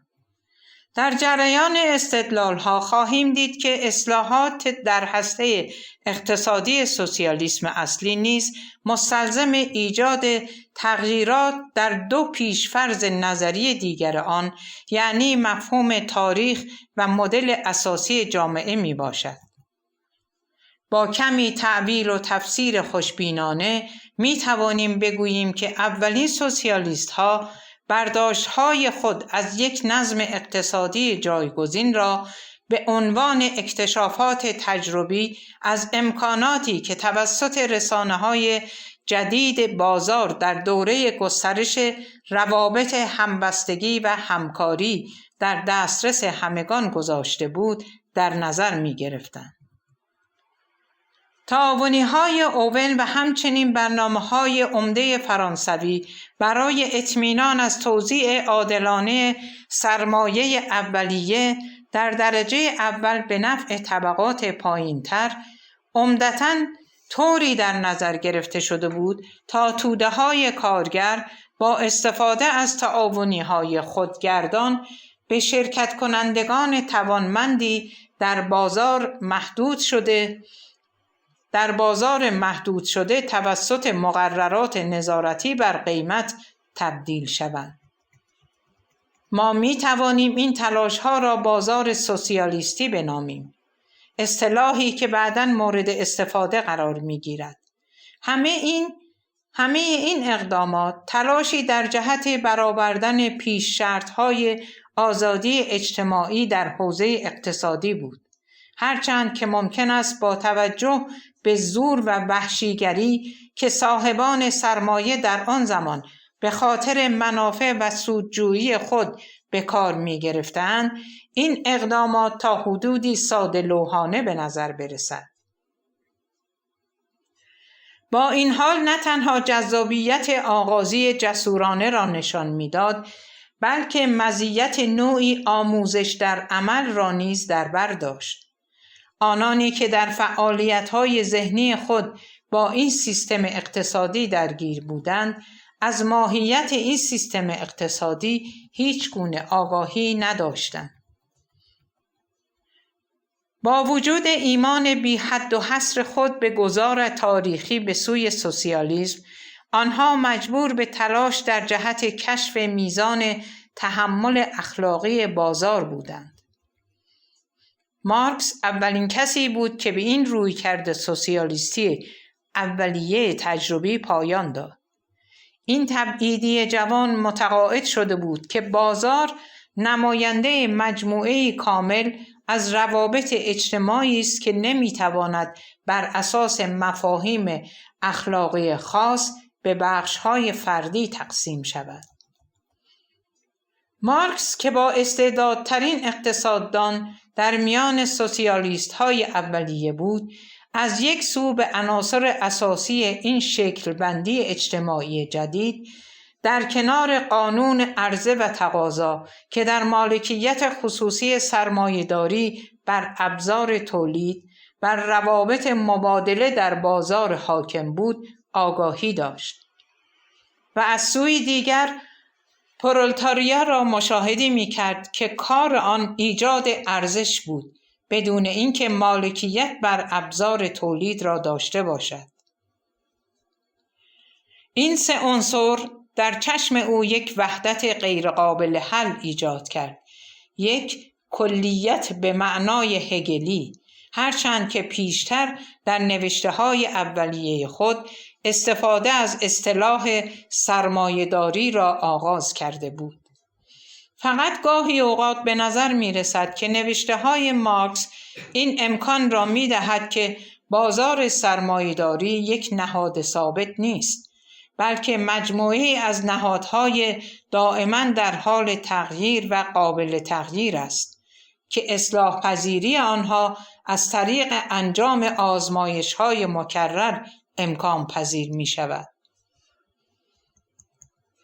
با این حال در بیشتر موارد رویکرد مفهومی مارکس در سنت تفکر هگلی در شکل یک تمامیت بازار و همه ویژگی‌ها و پیچیدگی‌های آن را چنان همسان و همذات سرمایه‌داری می‌بیند که حتی مدت‌ها بعد از مرگش برای سوسیالیست‌ها تصور یک سیستم اقتصادی جایگزین و سوسیالیستی که بتواند خود را از تمام عناصر بازار رها سازد غیر ممکن گشته بود.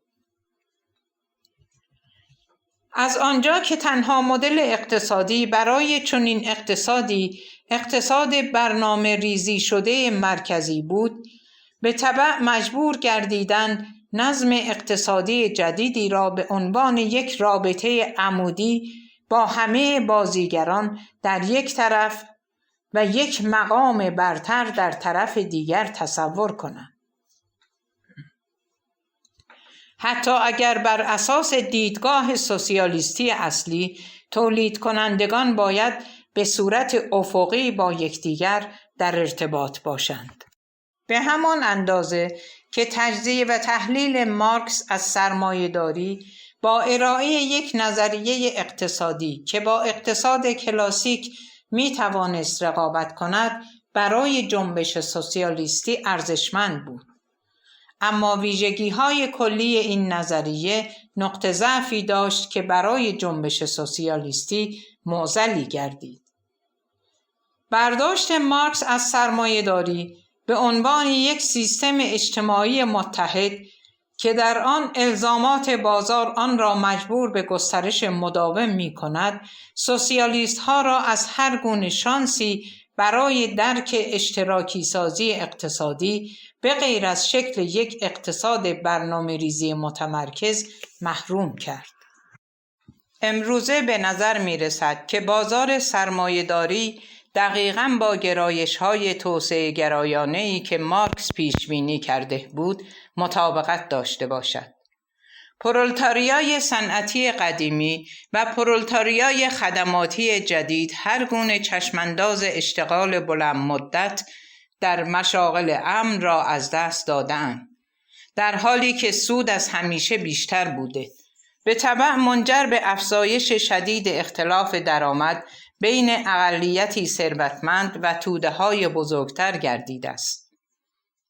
علاوه بر این بخش‌های عمومی نیز بیشتر در معرض اصل سودآوری سرمایه‌داری قرار گرفتند، به گونه‌ای که پیشبینی مارکس در این که تمامی بخش‌های زندگی اجتماعی تحت سیطره سرمایه به جامعه مصرفی تمام عیار تبدیل خواهد گشت به نظر می‌رسد به تدریج به حقیقت می‌پیوندد. با این حال این همیشه در جامعه بازار سرمایه‌داری وجود نداشته و همیشه نیز نباید این گونه باقی بماند. مهمترین وظیفه در احیای سنت سوسیالیستی تجدید نظر در یکسان دانستن اقتصاد بازار محور با سرمایه‌داری توسط مارکس است که در نتیجه فضا را برای استفاده‌های جایگزین از بازار باز می‌کند.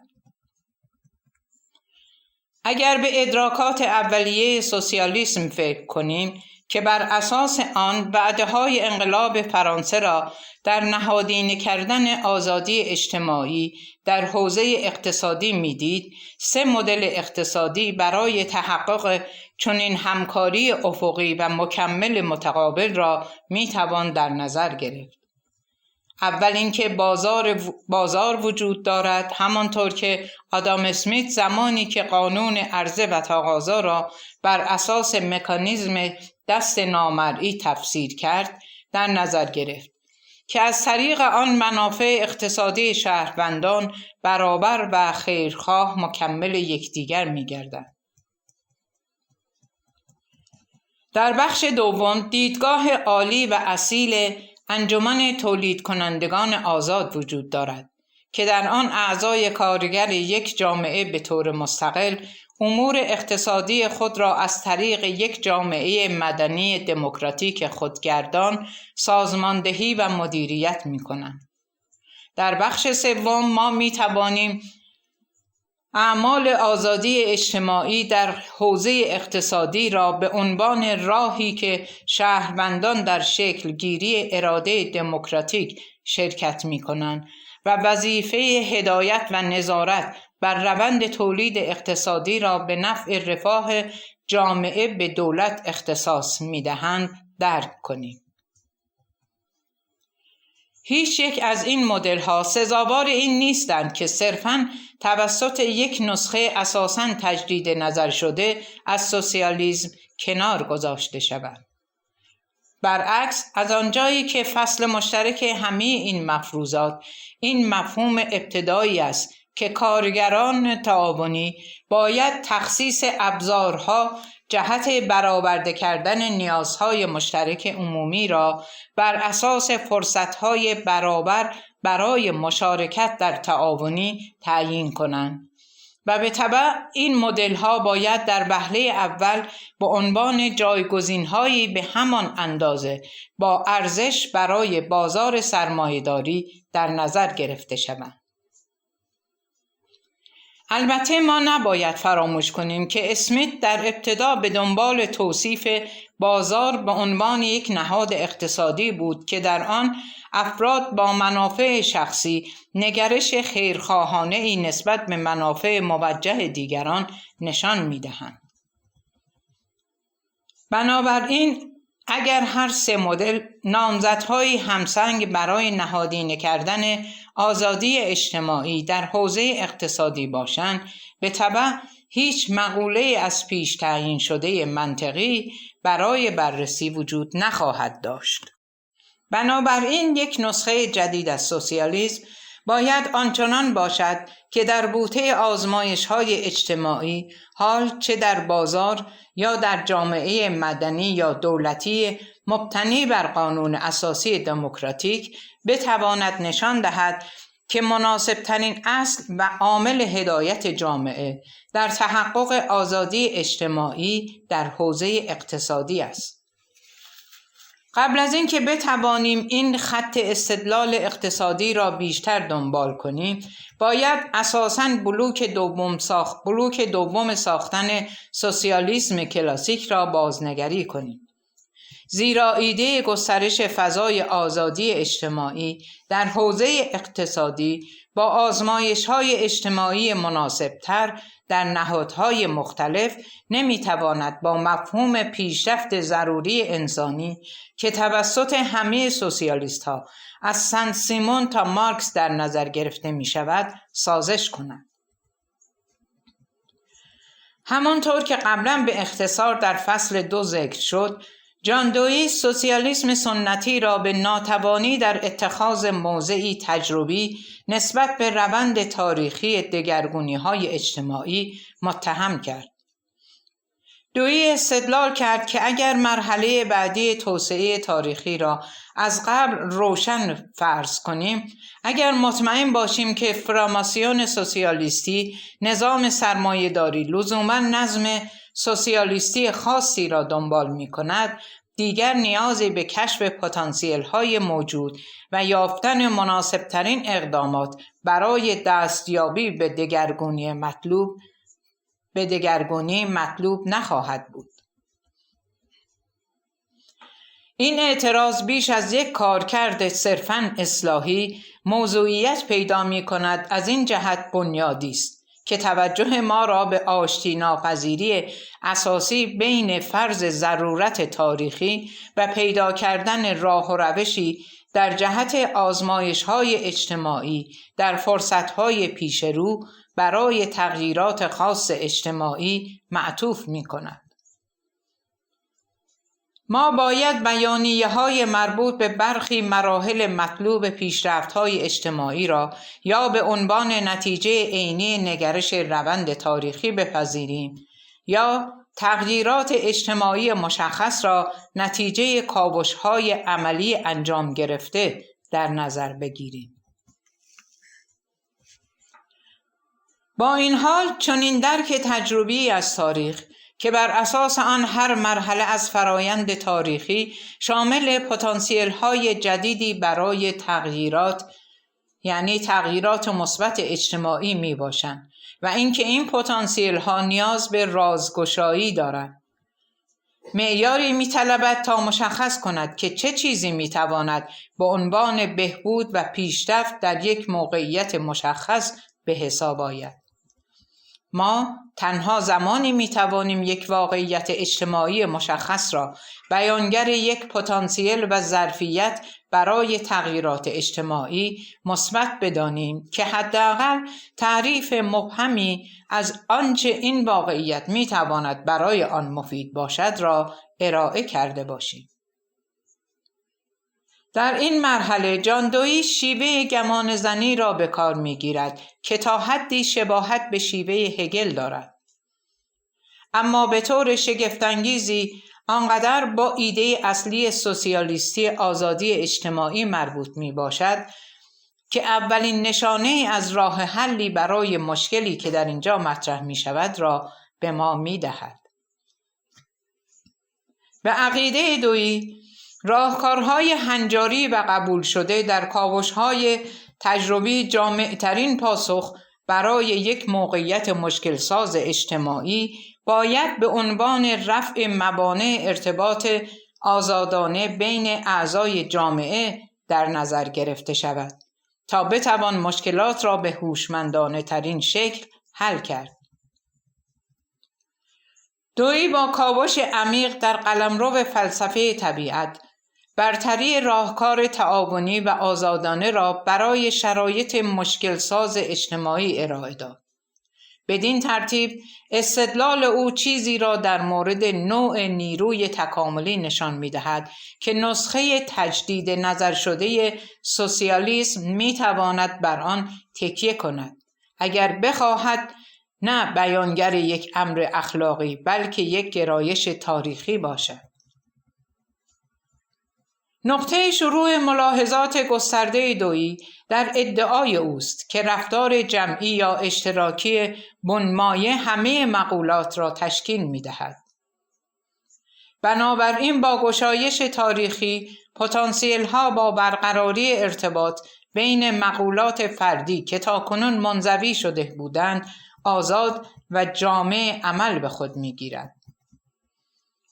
هنگامی که آنها یعنی افراد شروع به برقراری ارتباط با یکدیگر کنند، تنها در آن زمان است که احتمالاتی که هنوز در این پدیده ها روشن نشده‌اند را میتوان آشکار نمود.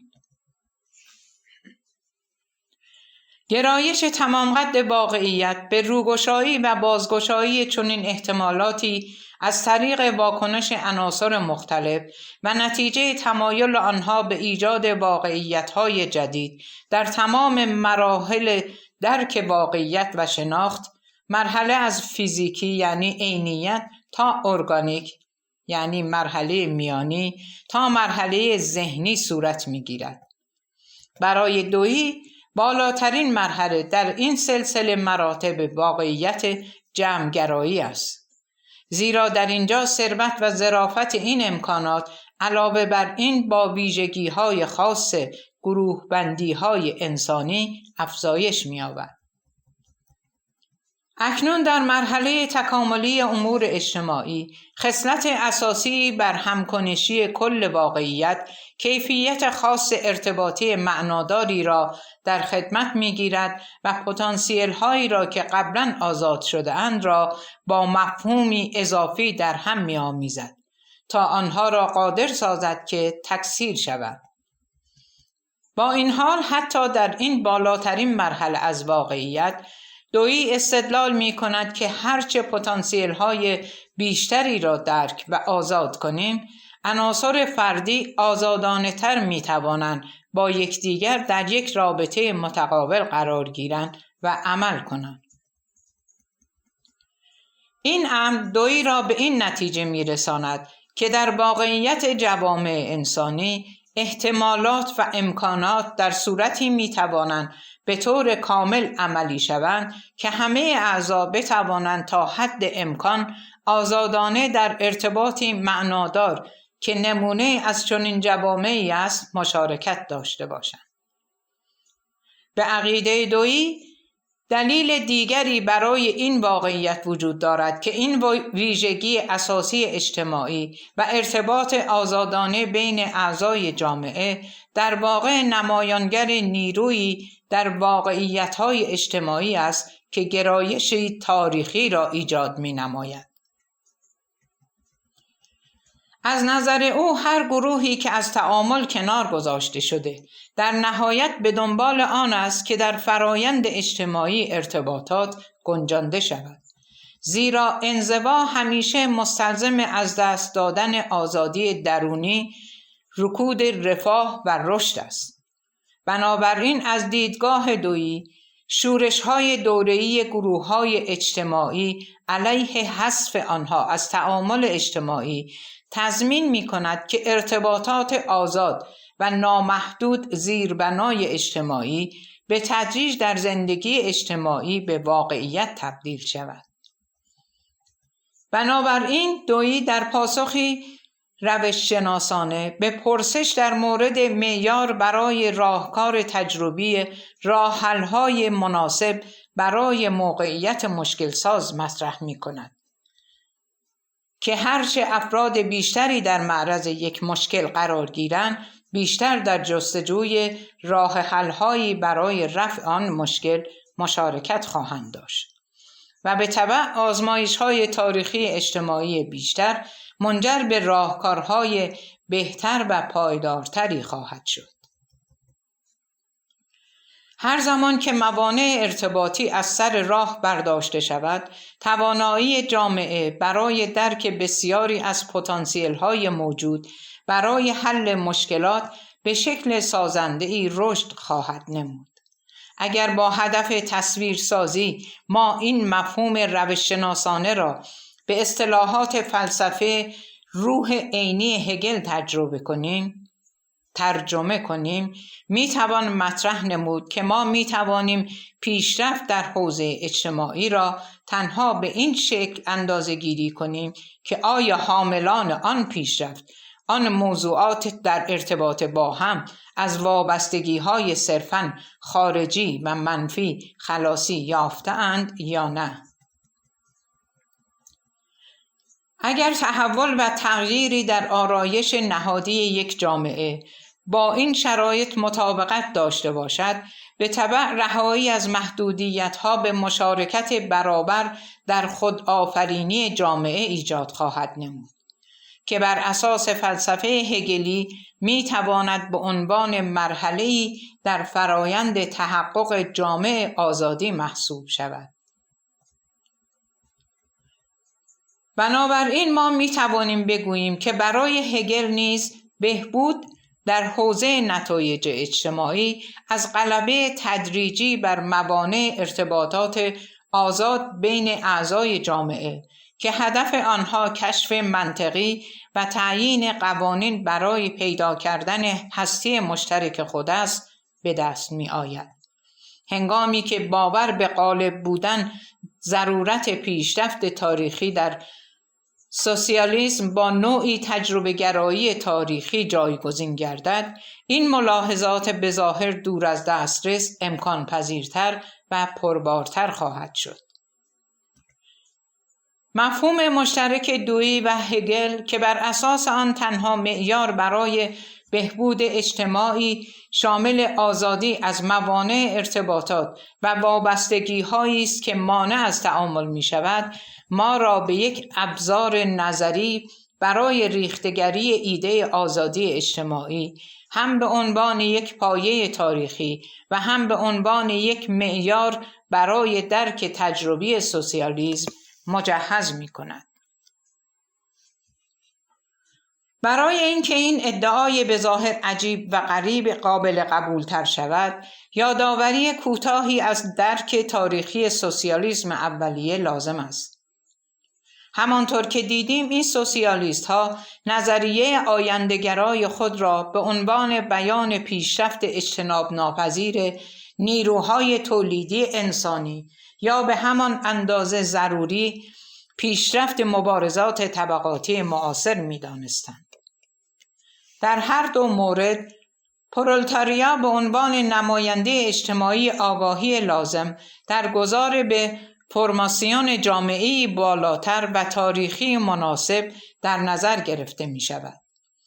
بنابراین سوسیالیست های اولیه منافع عینی اجتماعی را به پرولتاریا در رابطه با همین تغییرات نسبت می دهند.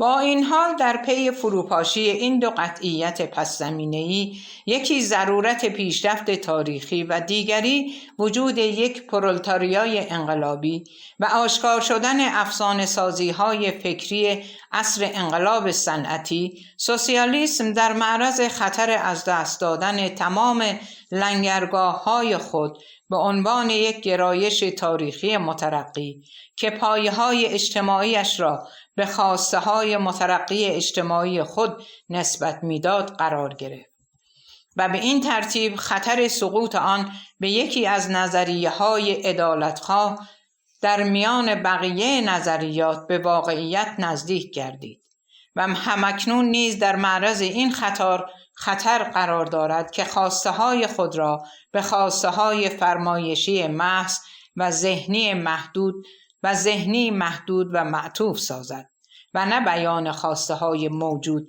و عینی جامعه.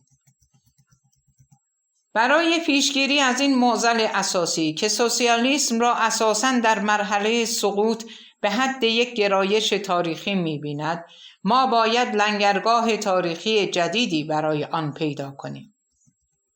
آن سوسیالیست هایی که معتقدند به چنین لنگرگاهی احتیاجی نیست، داخل پرانتز با فرض اینکه چیزی جز گمان زنی‌های غیر ضروری نباشد، از پیش اذعان دارند که درک شخصی سیاسی و اخلاقی آینده ما میتواند بدون هیچ دیدگاه سوسیالیستی پیش رود. به هر حال در رابطه با این راهکار بر این باورم که نظریات ارائه شده پیشین توسط جان دویی و هگل بهترین شانس برای سوسیالیسم برای به دست آوردن جایگاه از دست رفته خود می باشد تا دوباره در سطح انتزاعی بالاتری به نیرو و لنگرگاهی در فرایند تاریخی برای خواسته های خود تبدیل شود.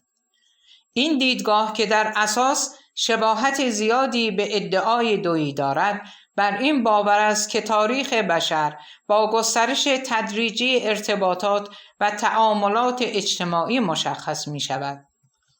حال چه در زمینه اجتماعی یا چه در حوزه اقتصادی، همانطور که سوسیالیست های اولیه به آن باور داشتند.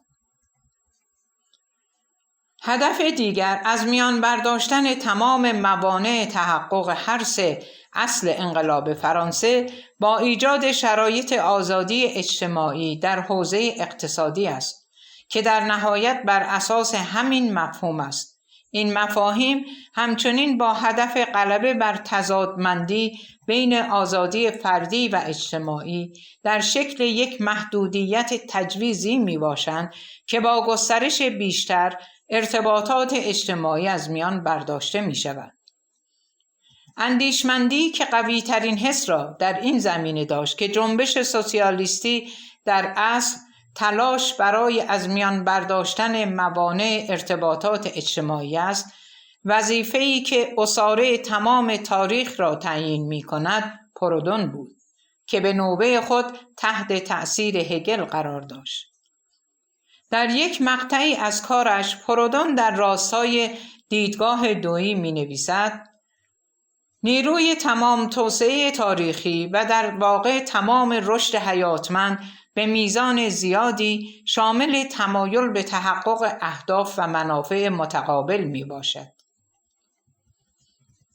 اگر سوسیالیسم را بر اساس خودمختاری تاریخی یعنی دترمینیسم تاریخی بنا کنیم، دیگر نمیتوان از آن به عنوان بیانگر وجدان آگاه از تغییرات اجتماعی یاد کنیم. چرا که این وجدان آگاه اجتماعی خود نتیجه ضروری ظرفیت‌های پیشرفته نیروهای تولیدی است که در شرایط خاص اجتماعی نمیتوانند به اندازه کافی رشد داشته باشند. همچنین تا زمانی که دومی را یعنی راهکار جدید را به عنوان جانشینی برای تضادهای ضروری منافع جمعی با منافع ظاهراً تثبیت شده در نظر نگیریم، نمیتوانیم آن را همانطور که مارکس گاهی مطرح مینمود ارگان منعکس کننده پیشرفته ترین مرحله مبارزه طبقاتی بدانیم. در عوض سوسیالیسم باید به عنوان بیان خاص مدرن این واقعیت در نظر گرفته شود که در طول تاریخ و بر اساس شرایط مختلف اجتماعی گروه‌های جدید به طور مداوم به دنبال جلب توجه عمومی به خواسته‌های خود با تلاش برای از بین بردن موانع ارتباطات و در نتیجه گسترش فضای آزادی اجتماعی هستند.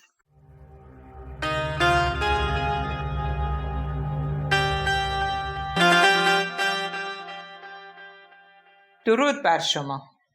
کتاب ایده سوسیالیسم، نویسنده اکسل هانت، مترجم نادر حجبری، گویش سیما، تولید فایل صوتی کتابخانه اینترنتی آوای بوف.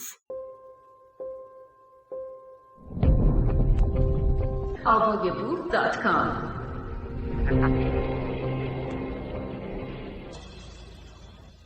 ادامه مطلب از صفحه 93.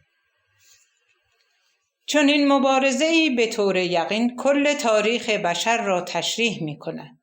مبارزه‌ای که حتی تا به امروز نیز ادامه داشته است.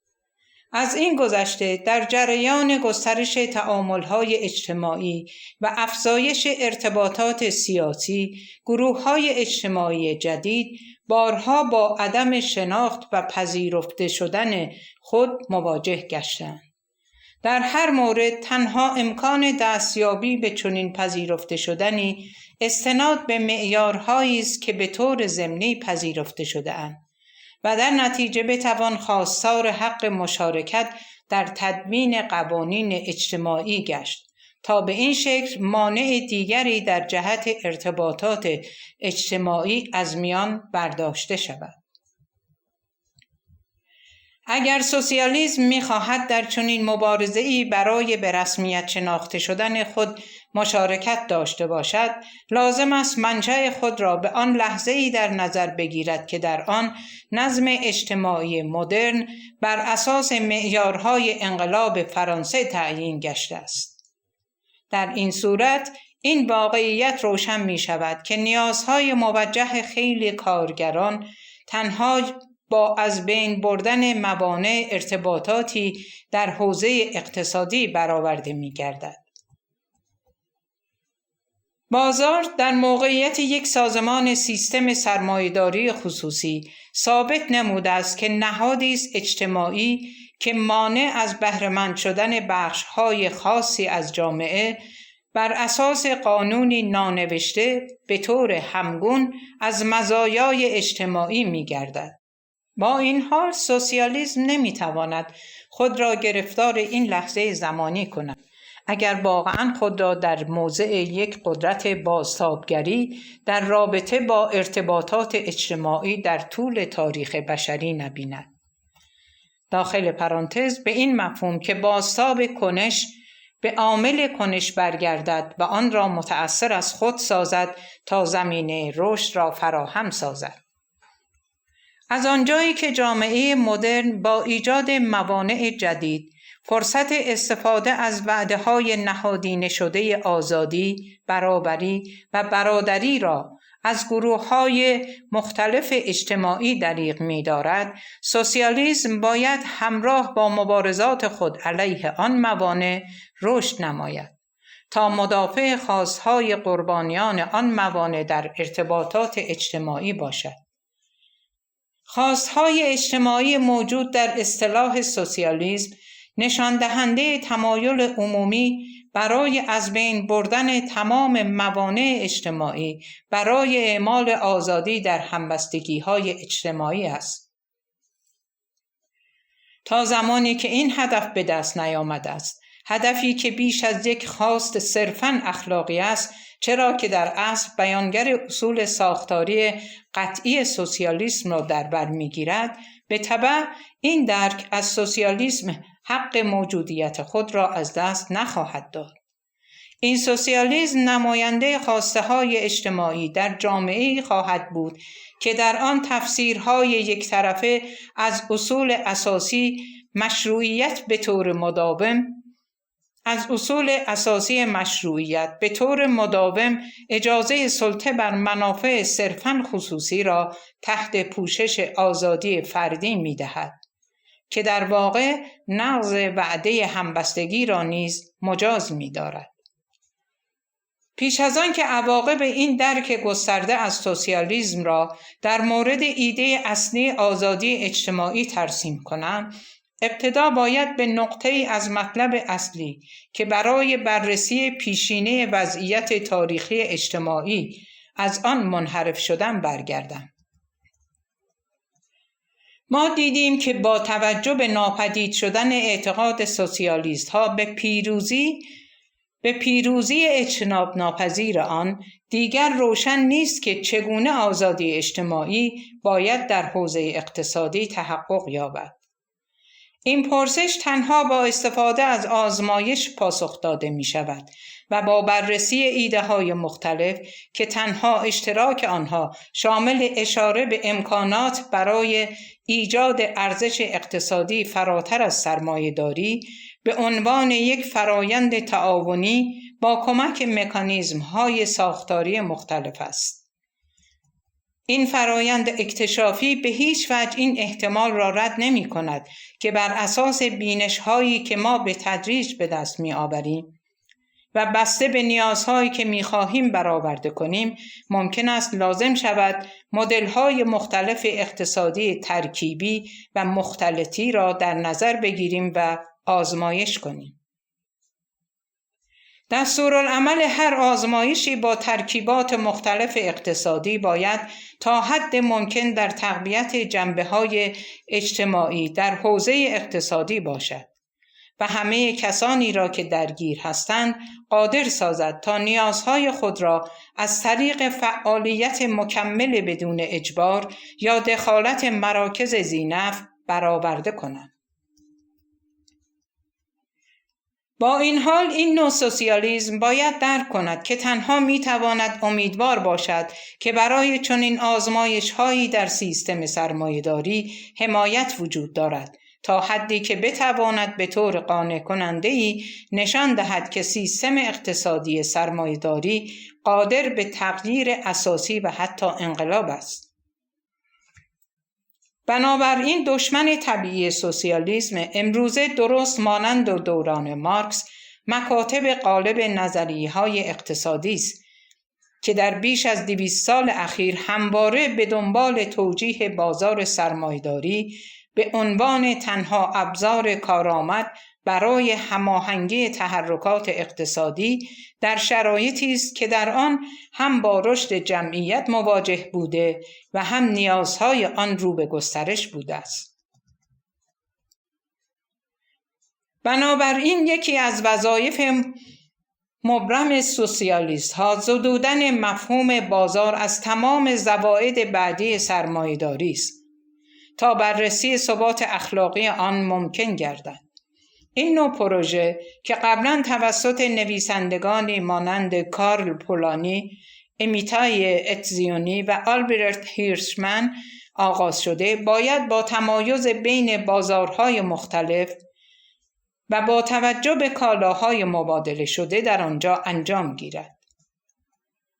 در اینجا لازم به بررسی است که آیا عرضه و تقاضا یک روش مناسب برای تعیین قیمت‌ها در همه این بازارها است یا اینکه تأثیر مخربی بر نیازهای بسیار مبرم زندگی دارد. در عین حال تخریب ایدئولوژی بازار باید از این هم فراتر برود، زیرا که صرف مالکیت بر ابزار تولید در توجیه ادعای سود چندان امر روشنی نیست. همچنین رشد سرسام‌آور سود را نمیتوان به اندازه کافی توسط کار مالک توضیح داد. در اینجا ما میتوانیم از کوشش‌های نظری فردریش کامبارتل برای اثبات آشتی‌ناپذیری پایه مشروعیت بازار با اجاره سرمایه و سود حاصل از سوداگری بهره‌گیری کنیم. چون این مطالعات فلسفی در مورد ذراتخانه نظری مورد استفاده توسط باورهای استاندارد اقتصادی به طور کلی نشان می‌دهد که مقوله کارایی اقتصادی در توجیه بازارهای سرمایه‌داری چقدر مبهم است. سود بهینه حاصل از سرمایه که یک بیان صرفاً کمی است، به طور ضمنی با درک کیفی بهره‌وری که منجر به افزایش رفاه کل جامعه می شود برابر قرار داده می شود. تمام این ساختارشکنی های نظریه اقتصادی غالب به دنبال تضعیف این تصور ژرف است که بازارها برای عملکرد به مالکیت خصوصی ارثی ابزارهای تولید نیاز دارند و بنابراین تنها می توانند به شکل سرمایه‌داری عمل کنند.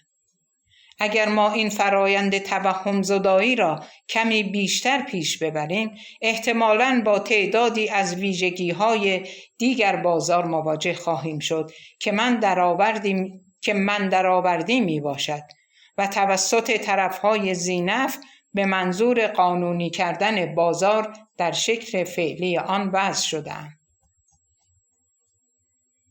به عنوان مثال، چرا بازار کار باید لزوماً به شکل یک سیستم مشوق درک شود؟ اگر از نظر روانی مشخص نیست که آیا چشمانداز افزایش درآمد واقعاً مردم را به انجام کار بیشتر و بهتر تشویق می کند؟ یا چرا بازارهای مالی باید اجازه سود سوداگرانه در تجارت مشتقات را داشته باشند؟ اگر به وضوح به نفع اقتصاد واقعی نیست و هیچ کاری برای رفاه جامعه انجام نمی دهد. از آنجایی که سوسیالیسم دیگر نمی تواند در مورد چگونگی تحقق اهداف خود در حوزه اقتصاد کنونی مطمئن باشد، کاملا ضروری است که شکلی از سوسیالیسم بازنگری شده به چنین پرسش‌هایی بپردازد. در این رابطه نهاد بازار باید به اجزای متمایز و تفکیک پذیر تقسیم شود تا بتوان دوباره با بررسی آنها مشخص کنیم که چگونه آنها برای اشکال مختلف تعاونی‌های اقتصادی با در نظر گرفتن پیچیدگی‌های نیازهای فردی مناسب هستند. در طول این بررسی هیچ مقوله‌ای را نمی‌توان حتی در شکل بدیهی‌ترین اشتباه، حتی اعتراض به حق جانشینی یا امکان مالکیت مشترک در مورد تولید کنندگان رد نمود. با این حال چنین آزمایش‌های فکری تنها می‌تواند برای یک سوسیالیسم بازنگری شده مفید باشد تا واقعاً بتوان آنها را به عنوان اکتشافات ویژه از امکانات گسترش آزادی اجتماعی در حوزه اقتصادی درک نمود. و اگر ما به طور بنیادی هر گونه قطعیت در مورد وضعیت نهایی یک اقتصاد سوسیالیستی را کنار بگذاریم، باز هم این پرهیز از قطعیت نباید باعث از دست دادن خطوط اهداف نهایی ما گردد. همانطور که جان دویی آن را زمانی مطرح نمود. هنگامی که پای آزمایش‌های مدل‌های سازمانی پیش می‌آید، باید از تمام پیشنهاداتی که به نوعی متعهد به آزادسازی تولید کنندگان از محدودیت‌ها و وابستگی‌ها میباشد استقبال کرد تا با توانمندسازی آنها تولید کنندگان خود را بخشی از مشارکت کنندگان آزاد در زمینه برآوردن نیازهای همه احاد جامعه ببینند که این امر تنها در یک رابطه متقابل میتواند مادیت پیدا کند. درست مانند یک قرن پیش، زمانی که مطلوبیت و امکان ملی یا اجتماعی کردن مالکیت خصوصی وسایل تولید موضوع بحث داغ بود. پرسش اساسی و تعیین کننده این می باشد که آیا رهایی تدریجی کارگران تنها با سلب مالکیت خصوصی قابل دستیابی است یا اینکه این رهایی با اشکال موجود مالکیت قابل آشتی است؟ برای نمونه به حاشیه راندن مالکیت خصوصی در بخش‌های خاصی از اقتصاد.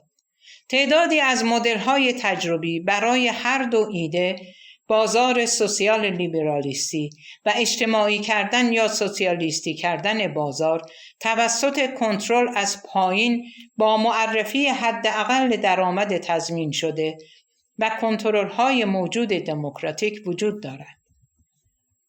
تصمیم گیری بین این مدل‌ها صرفاً یک مسئله نظری نیست، بلکه نیاز به مبارزه برای فضاهای آزاد و اقشار اجتماعی دارد که در آن با توجه به اصل قطع کمترین عضو، یعنی با حفظ اصولی که در عمل ثابت شده اند، بتوانیم در چنان شرایط واقعی آزمایش کنیم که جایگزینی مناسب برای دستیابی به اهداف کوتاه مدت ما ممکن گردد. منطق تجربی‌گرایی تاریخی حکم می‌کند که هرچه بیشتر بتوان این بازترکیب‌های نظری و طرح‌های مقدماتی را در شرایط واقعی اقتصادی آزمایش کرد، وزن بیشتری از نظر جهتگیری‌های عملی و سیاسی ما خواهند داشت. بنابراین یک سوسیالیسم بازنگری شده باید یک آرشیو داخلی از تلاش‌های گذشته برای جمع‌آوری داده‌های اقتصادی را به عنوان نوعی بانک تجربیات جمع‌آوری کند که مزایا و معایب اقدامات خاص انجام گرفته را شرح دهد. این آرشیو باید اسناد تجربیات اولیه با گروه‌های تولید و مصرف، گزارش‌های جامع از بسیاری از بحث‌های اجتماعی سازی پس از جنگ جهانی اول، تلاش‌ها در وین و جاهای دیگر برای ساخت مسکن‌های اجتماعی و همچنین گزارش‌هایی در مورد تلاش‌های اتحادیه در آلمان و در جاهای دیگر برای ایجاد شرایط کار انسانی را در بر گیرد. هرچه اسناد تاریخی بیشتری جمع‌آوری کنیم، دانش ما در مورد بنبست‌های اثبات شده و مسیرهای امیدوار کننده تر برای سازماندهی مجدد اجتماعی بازار جامع‌تر خواهد بود. البته سوسیالیسم تجربی نیز باید دیدگاه کلی از کاوش‌های کنونی اشکال اقتصادی جایگزین را حفظ کند. شاید بهتر باشد که بگوییم هر جا که امکان آزمایش گسترش آزادی اجتماعی در بخش اقتصادی وجود دارد، باید وظیفه دفاع اخلاقی از آن را به عهده بگیرد. تعداد شگفت‌انگیزی از شیوه‌های اقتصادی فعلی در شرایط واقعی اجتماعی وجود دارد که الزامات چنین آزمایش‌هایی را در شرایط واقعی برآورده می‌کند.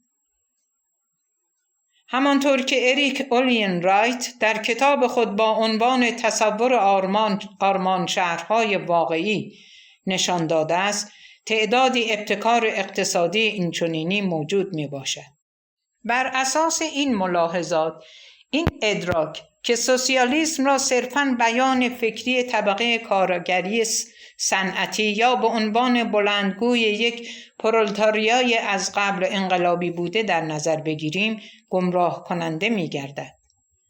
این ایده که نظریه سوسیالیستی لزوماً به یک گروه واحد گره خورده است، در اصل نتیجه یک انتصاب خاص از منافع عینی بود. اما با دگرگونی ساختاری بازار کار و انحلال جنبش‌های کارگری به دیدگاه رد شده‌ای بدل گشته است. از سوی تسلیم حسرت آنچه در گذشته از دست رفته و از سوی دیگر تلاش مذبوحانه برای احیای تصنعی این ایده در آینده اشتباه و نادرست می باشد.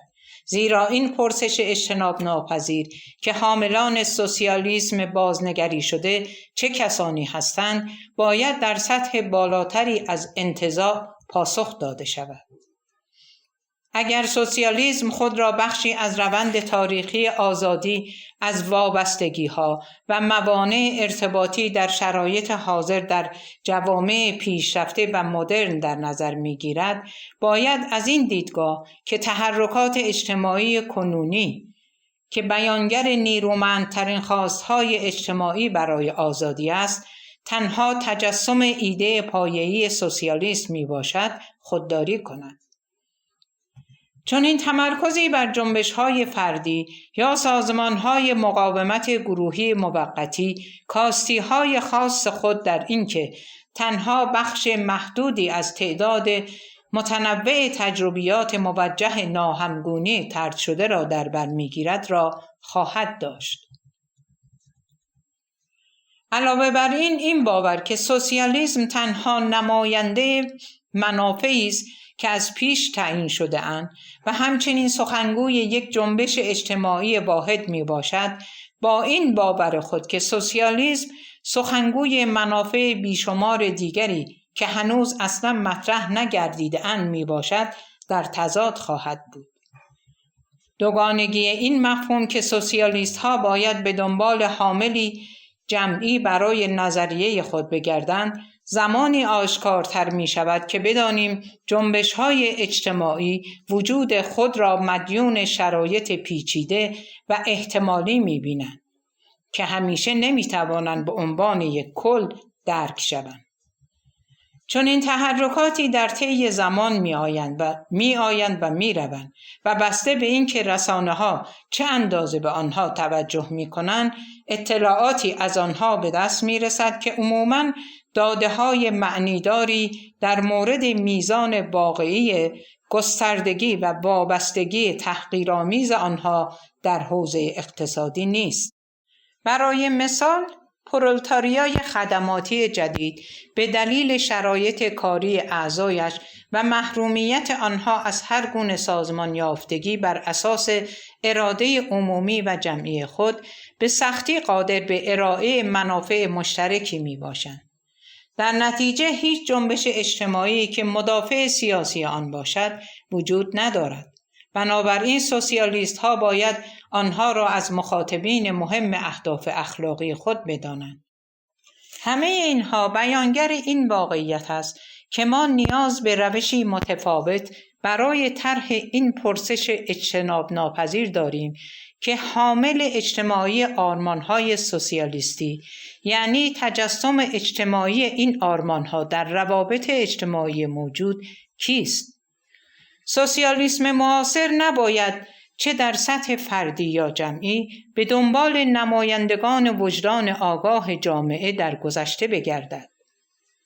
همانطور که زمانی هگل آن را در شخصیت‌های مهم تاریخی و سوسیالیسم مارکسیستی در پرولتاریا می‌دید. این امر، یعنی این دیدگاه کهنه، تأکید بسیار زیادی بر شرایط و مقولات زودگذر و احتمالی روند سریع و فزاینده تحول اجتماعی دارد. در عوض هر جایی که عناصری از تمایل به بسط و گسترش آزادی‌های اجتماعی وجود دارد، چه در نهادهای اجتماعی موجود یا در ساختارهای حقوقی یا تغییرات ذهنی که دیگر نتوان آن را به عقب کشان، باید در آنها به دنبال نشانه‌های واقعی از آینده باشیم.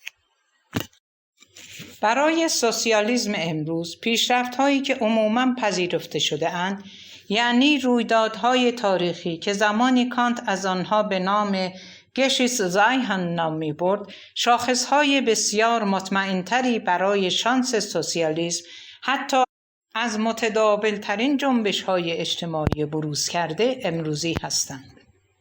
وقتی صحبت از حوزه اقتصادی می شود که بحث خود را بر آن متمرکز کرده ام، تغییر دیدگاه به مفهوم بررسی قوانین اجتماعی اوایل قرن 20 داخل پرانتز مانند قانون مشارکت کارگران و کارمندان در تصمیمات مربوط به محیط کار خود در آلمان غربی یا قوانین مربوط به تعیین حداقل دستمزدها در کشورهای مختلف و غیره می باشد که نه صرفاً به عنوان اقدامات مشروط، بلکه به عنوان اولین گام‌های پیشرفت در مسیر طولانی و دشوار به سمت اجتماعی شدن بازار کار باید در نظر گرفته شود. اگر خطی خیالی از چنین پیشرفت‌های ساختاری به سوی آینده ترسیم کنیم، مشخص می شود که در آینده نزدیک چه اقدامات بیشتری لازم است انجام گیرد تا به هدف تحقق آزادی اجتماعی در حوزه اقتصادی نزدیکتر شویم. همانطور که نمی توانیم اهداف نهایی را در زمان حال مشخص کنیم، به تبع نمی توانیم فرض کنیم که به سادگی مراحل بعدی را می توانیم از پیش طراحی نماییم. در عوض اهداف و ابزارهای ما به طور مداوم یکدیگر را در رابطه با نتایج آزمایش‌ها اصلاح و تغییر می‌دهند و از آنجایی که مورد دوم مستلزم تکرار مداوم است، به تبع نمی‌توانیم دیدگاه قابل اعتمادی نسبت به هدف نهایی خود داشته باشیم. به همین دلیل نمی‌توان این احتمال را منتفی دانست که شکل اقتصادی پیش بینی شده توسط مفهوم سوسیالیستی آزادی اجتماعی به روابطی منتهی شود که بازار سوسیالیستی نامیده نمی شود. در هر صورت زمانی که ما دیگر به تعاونی‌های اجتماعی فکر نکنیم، بلکه به دستاوردهای بنیادی و ساختاری به عنوان تجسم واقعی خواسته‌های سوسیالیسم فکر کنیم، آنگاه همه چیز تغییر می‌کند. در این شکل مخاطبان بینش تجربی سوسیالیستی دیگر اعضای یک گروه اجتماعی معین نخواهند بود، بلکه همه شهروندان را در بر خواهد گرفت، مشروط بر این که آنها متقاعد شوند که آزادی فردی آنها تنها از طریق همکاری در همبستگی در حوزه‌های مختلف زندگی اجتماعی تحقق می‌یابد. تضمین تحقق پذیری سوسیالیسم دیگر وجود یک جنبش اجتماعی با اهداف متناظر و منطبق بر آن جنبش خاص نیست، بلکه ظرفیت ایجاد اصلاحات نهادی در واقعیت اجتماعی مشخص و عینی خواهد بود. اصلاحاتی که به سوی تغییرات آتی اشاره خواهد داشت. هرچه سوسیالیسم بتواند بیشتر به بررسی ردپای مقاصد خود در جهت تأمین اصلاحات قانونی یا تغییرات ذهنی بپردازد، اعتماد بیشتری به تحقق دیدگاه‌های خود در آینده به دست خواهد آورد. با این حال این گزارش از یک سوسیالیسم اساساً تجدید نظر شده هنوز هم دارای یک گسست است. شکافی که اختلاف بیشتری را بین مقاصد جدید سوسیالیسم و مفهوم اصلی آن آشکار می کند. وقتی متوجه شویم که سوسیالیسم سنتی تنها طبقه کارگر را مخاطب دیدگاه خود می دانست، به راحتی می توان این شکست را دید، زیرا در آینده دیگر اصلاً شهروندی وجود نخواهد داشت. از این گذشته سوسیالیست ها متقاعد شده بودند که تمام آزادی ها در قالب همکاری اقتصادی تحقق خواهد یافت، به گونه‌ای که دیگر نیازی به یک حوزه اضافی که در آن اعضای جامعه نه به عنوان تولید کننده بلکه به عنوان شهروند با یکدیگر روبرو می‌شوند نخواهد بود. بنابراین زمانی که می‌گوییم سوسیالیسم باید همه شهروندان را مورد خطاب خود قرار دهد، آنگاه دیگر نمیتوان آن را با مفروضات اولیه و اصلی سوسیالیسم تطبیق داد. در اینجا اشاره مثبت من به مقوله شکلگیری اراده دموکراتیک است که طبق سوسیالیسم کلاسیک در نهایت باید لغو گردد. این تنش ناخوشایند تنها در صورتی میتواند برطرف شود که ایده آزادی اجتماعی بتواند از پیوندهایش با حوزه اقتصادی رها شود. این مرا به گام دوم تلاشم برای رهایی سوسیالیسم از چهارچوب فکری سنتی و پیشین خود میرساند تا بتوان به آن جان تازه‌ای بخشید.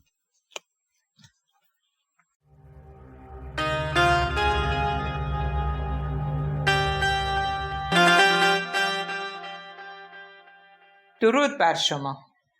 کتاب ایده سوسیالیسم، نویسنده اکسل هانت، مترجم نادر حجبری، گویش سیما، تولید فایل صوتی کتابخانه اینترنتی آوای بوف. avayaboof.com.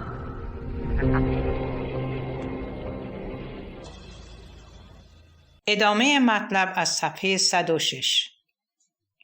فصل 4، راه‌های نو. ایده الف، شکل دموکراتیک زندگی. این واقعیت که سوسیالیست‌های اولیه هیچ تلاشی برای انتقال مفهوم جدید آزادی اجتماعی خود به سایر حوزه‌های اجتماعی انجام نداده‌اند، همچنان یک راز نظری است. در فصل 2 من این موضوع را به این واقعیت ردگیری کردم که بنیانگذاران جنبش سوسیالیستی علت آنچه را که خودگرایی خصوصی یا فردگرایی می‌نامیدند را صرفاً در محدودیت‌های مناسبات اقتصاد بازار سرمایه‌داری جستجو می‌کردند. به همین دلیل آنها معتقد بودند که باید تمام تلاش‌های سیاسی خود را برای غلبه بر این نظم اقتصادی متمرکز کنند. این نویسندگان که حتی قادر به تصور اهمیت رهایی بخش آزادی‌های مدنی ایجاد شده توسط انقلاب فرانسه نبودند، آنها را فقط مجوزی برای انباشت ثروت خصوصی می‌دانستند و بنابراین در جامعه سوسیالیستی آینده کاملاً غیر ضروری به حساب می‌آمدند. از همان آغاز سوسیالیسم قادر به دستیابی دیدگاهی کارآمد به ایده دموکراسی سیاسی نبوده است. اگرچه سوسیالیست‌ها گهگاه برنامه‌هایی را برای استقرار دموکراسی اقتصادی، شوراهای کارگری و نهادهای مشابه خودگردان جمعی در نظر می‌گرفتند، اما همه اینها منحصراً در حوزه اقتصادی اعمال می‌شد. چرا که فرض بر این بود که در آینده در جامعه سوسیالیستی خودگردان و متکی بر توده‌ها دیگر نیازی به فرایند اخلاقی و سیاسی نیست. حتی بعدها که عجولانه صفت دموکراتیک را به آن اضافه کردند، قادر به تصحیح اشتباه اساسی پیشگامان سوسیالیست، یعنی بنیادگرایی بخش اقتصادی آن نشدند.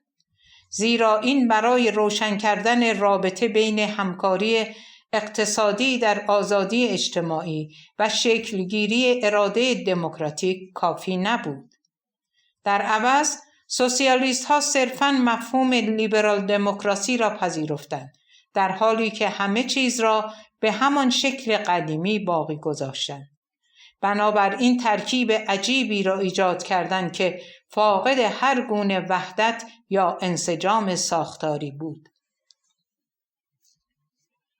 زمانی که سوسیالیست ها به فقدان دموکراسی در جنبش خود پی بردند، بهتر بود با بازگشت به نوشته های بنیانگذاران خود به ریشه یابی این کژفهمی مهلک بپردازند.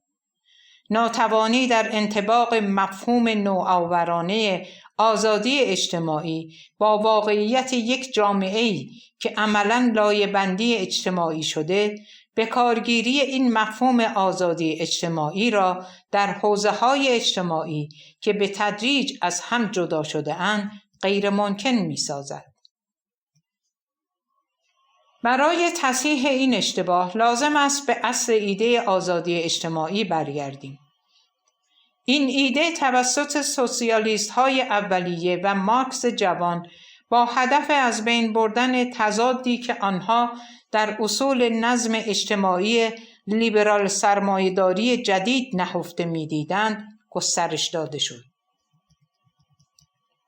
در اقتصاد بازار، آزادی شامل فردگرایی افسارگسیخته‌ای بود که طبقات بیمالک را محکوم به فقر می‌کرد و در نتیجه برای از میان برداشتن این تضاد نه تنها آزادی بلکه برادری و برابری باید تحقق می‌یافت. با تصور این که ایده آزادی اجتماعی با ارائه مکانیزم یا طرحی عملی که بر اساس آن آزادی هر شخص مستقیما پیشفرض آزادی دیگری می باشد، می تواند از این بنبست خارج گردد. اگر با توجه به پیش شرط‌های ساختاری مورد نظر اهداف فردی اعضای جامعه چنان در هم تنیده میشد که تنها از طریق تأیید و همدلی متقابل می توانست تحقق یابد، آنگاه شیوه برادری به تحقق آزادی می انجامید و در نتیجه آشتی آزادی و برادری در جامعه‌ای که همه در آن برابر بودند تحقق می یافت.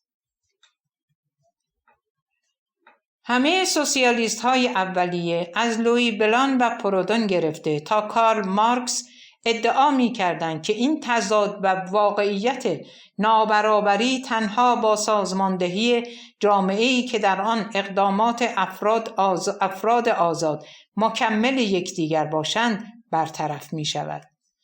این امر نه تنها تضاد بین آزادی و برادری، بلکه تمایز بین ثروتمند و فقیر را نیز از بین می‌برد.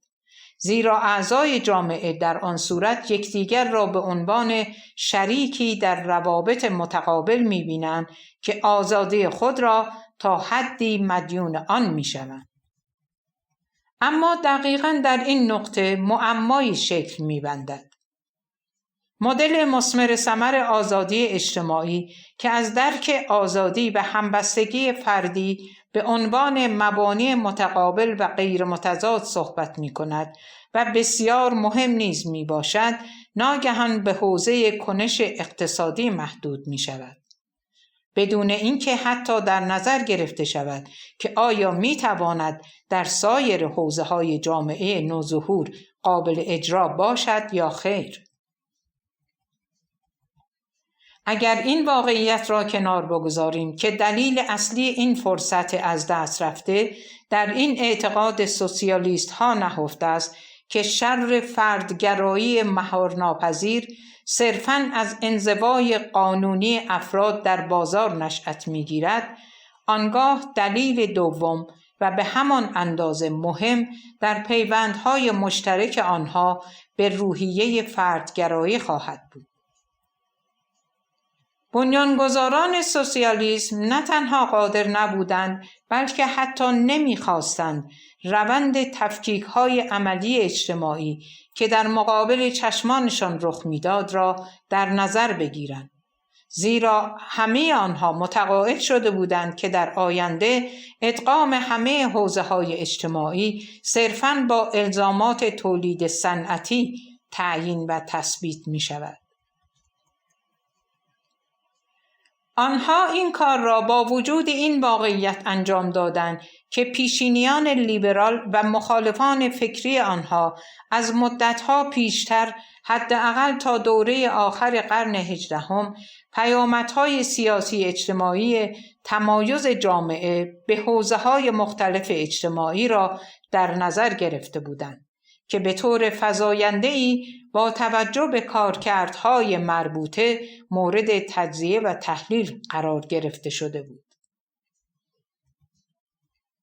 لیبرالیسم در بررسی‌های خود درباره آثار هابز و حتی بیشتر از آن در آثار لاک و هیوم تشخیص داد که همراه با تمایز اخلاق و قانونیت دو زیرساختار سیستم جامعه و دولت باید متمایز می گردید، زیرا به نظر می رسید که هر یک از این حوزه ها بر اساس قوانین مربوط به خود عمل می کنند، حال چه در شکل خصوصی و شخصی یا عمومی و یا حتی خنثی و بیسویه. تا حدودی برخلاف این تمایز اول، لیبرالیسم همچنین با در نظر گرفتن روابط دوستی و ازدواج که به طور فزاینده‌ای صرفاً مبتنی بر محبت میشد، به دنبال تمایز یک حوزه عمومی‌تر از این حوزه کاملاً خصوصی بود. همچنین رشته اقتصاد سیاسی که از نظر ایجاد تمایز روشن بین اقتصاد و دولت به ویژه برای دفاع از معاملات بازار در برابر مداخلات سیاسی پیشرفت زیادی کرد، به مرحله به کار گرفته شدن رسیده بود. هگل به این تمایزات لیبرالی واکنش نشان داد و آنها را در فلسفه حق خود بررسی نمود و در ادامه راهی برای تمایز بین حوزه‌های عمل مختلف از نظر وظایف خاص آنها پیشنهاد کرد. بر اساس نظریه او، قانون یا حق وظیفه حفظ استقلال خصوصی همه افراد جامعه را دارد. در این رابطه خانواده مسئول اجتماعی شدن و ارضای نیازهای طبیعی است. بازار باید تأمین کافی وسایل معیشت را تضمین کند و در نهایت دولت باید یکپارچگی اخلاقی و سیاسی کل را تضمین نماید. حتی اگر سوسیالیست های اولیه عمدتاً موافق بودند که در این جدایی ها و مرزبندی ها از آنجایی که اولویت های اقتصادی انکار شده است تا حدود زیادی زیاده روی گردیده، حداقل باید با چالش های نظری ناشی از فرض تمایز کارکردی برخورد می کردند. اما در عوض آنها صرفاً عدم درک کامل خود را از ملاحظات دیدگاه‌های لیبرال و پسالیبرال نشان دادند یا به سادگی آنها را با چند نکته گذرا کنار گذاشتند. همانطور که مارکس در نقد معروف خود از فلسفه حق هگل انجام داده بود. با بررسی دقیق‌تر شکست سوسیالیسم‌های اولیه در تشخیص تمایزهای کارکردی جامعه به خاطر ناکامی آنها در تمایز کافی بین سطح تجربی و هنجاری در جامعه بود. در غیر این صورت حق داشتند اعتراض کنند که جدایی سیستماتیک روابط دولتی یا خصوصی از اقتصاد چندان زیاد نیست، زیرا هر دو حوزه همچنان تحت تسلط الزامات اقتصادی بودند و در عین حال همچنان بر مطلوبیت جدایی بین این دو حوزه در آینده تأکید کنند. اما دقیقاً به این دلیل که آنها بین این دو سطح تمایز قائل نشدند، بلافاصله از توصیف تجربی به ادعاهای هنجاری لغزیدند. درست مانند نظریه پردازان اجتماعی پیشا مدرن، سوسیالیست ها از سن سیمون تا مارکس عملکرد جوامع را به دیده هدایت عمودی توسط یک قدرت مرکزی تصور کردند، اما با این تفاوت که این اقتدار نه توسط دولت بلکه توسط اقتصاد نمایندگی میشد. از منظر تئوری اجتماعی، انتقاد از روابط سرمایه‌داری در آن زمان به دلیل اینکه به حوزه‌های مختلف عمل مستقل اجازه نمیداد از منطق اجتماعی مربوط به اصل آزادی پیروی کنند، قابل درک و روشن بود. همان آزادی که نمایندگان لیبرالیسم در اصل برای آن حوزه‌ها در نظر گرفته بودند. بنابراین در این حوزه‌ها تمایل به تمایز کارکردی و عملی را می توانیم تأیید کنیم و همچنین بخواهیم که به عنوان مثال عشق و دموکراسی از الزامات اقتصادی مستثنا می باشند. در عین حال سوسیالیست ها می توانستند تردید خود را نسبت به احتمال ایجاد این جدایی ها در شرایط اقتصادی سرمایه‌داری ابراز کنند، اما به دلیل ناتوانی سوسیالیست ها در پیمودن این مسیر و در نظر نگرفتن تمایز کارکردی و عملی به عنوان یک وظیفه و نه به عنوان یک واقعیت اجتماعی، سوسیالیسم در نهایت در یک رابطه ناخوشایند با سنت لیبرال قرار گرفت. اگرچه لیبرالیسم هرگز تئوری خود را درباره جامعه توسعه نداد، اما شاید به استثنای آدام اسمیت و ماکس وبر، قدرت توضیحی لیبرالیسم همچنان میتواند برتر از رقبای سوسیالیست خود مطرح شود و آن هم صرفاً به این دلیل که دومین تمایز کارکردی و عملی را در جامعه در نظر نگرفت. این ناتوانی عمیق سوسیالیست های اولیه است که نابینایی مشخص آنها را در مقوله مهم حقوق توضیح می دهد. از آنجا که آنها هر گونه تقسیم جامعه به حوزه‌های مختلف اجتماعی را انکار می کردند، آزادی‌های مدنی تازه متولد شده را تنها در زمینه‌هایی می دیدند که با مراکز اقتصادی مرتبط بود. این به نوبه خود بدان معنا بود که آنها توانایی دیدن نقش رهایی بخش این آزادی‌ها در حوزه کاملا متفاوت متأثر از اراده سیاسی را نداشتند. بدین ترتیب سوسیالیست های اولیه ظرفیت و توان غلبه بر موانع ارتباطی با نهادینه سازی حقوق لیبرال را از دست دادند، حتی اگر مفهوم آزادی از دید خود را همراه با دیدگاه روسو که لنگرگاهی برای حقوق تازه در روند شکلگیری اراده جمعی بود تدوین می‌کردند.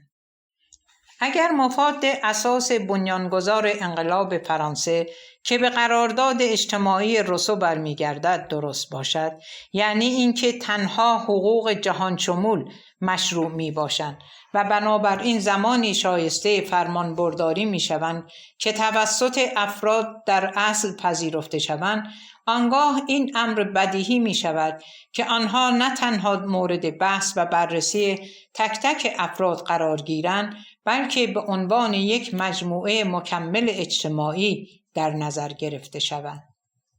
برای سوسیالیست های اولیه این امکان به سادگی وجود داشت که این آزادی های مدنی را به عنوان پیش نیاز برای چنین خودقانونگذاری عمومی به رسمیت بشناسد. اگر به این نکته توجه می کردند که مفهوم آزادی اجتماعی خود را می توانند در این شکل جدید کنش سیاسی اعمال کنند، در این صورت آنها می توانستند حقوق آزادی های فردی را اولین گام برای مشارکت آزادانه در فعالیت گفتمان گروهی و تصمیم گیری بدانند که در اصل همان الگوی تکمیل متقابل در ارضای مشترک نیازهای جمعی در اقتصاد می باشد. اگر به این شکل ایده آزادی اجتماعی را گسترش می‌دادند، به درستی درک می‌کردند که شکلگیری اراده دموکراتیک یک کنش ارتباطی است که اجرای آزاد آن مستلزم آن است که همه شرکت کنندگان از حق اساسی آزادی عقیده برخوردار باشند. اما گنجاندن حقوق اساسی لیبرال در تفکر سوسیالیستی غیر ممکن بود، زیرا این تفکر هیچ نقشی مستقل برای سیاست دموکراتیک قائل نبود. در مقابل اکثر سوسیالیست ها معتقد بر این اصل بودند که مقررات تعاونی های جمعی کارگری آنها هر گونه نیاز آینده به قانونگذاری عمومی را برطرف می کند. در نهایت این کوری حیرت انگیز نسبت به اهمیت دموکراتیک حقوق اساسی نشان دهنده این واقعیت است که چرا سوسیالیست ها برای مدت های مدید قادر به اتحاد با جمهوری خواهان لیبرال رادیکال نبودند. به هر حال این ناتوانی ذکر شده در بالا ریشه در عدم تحقق وعده‌های انقلاب فرانسه با تفسیر جدیدی از آن وعده‌ها بود.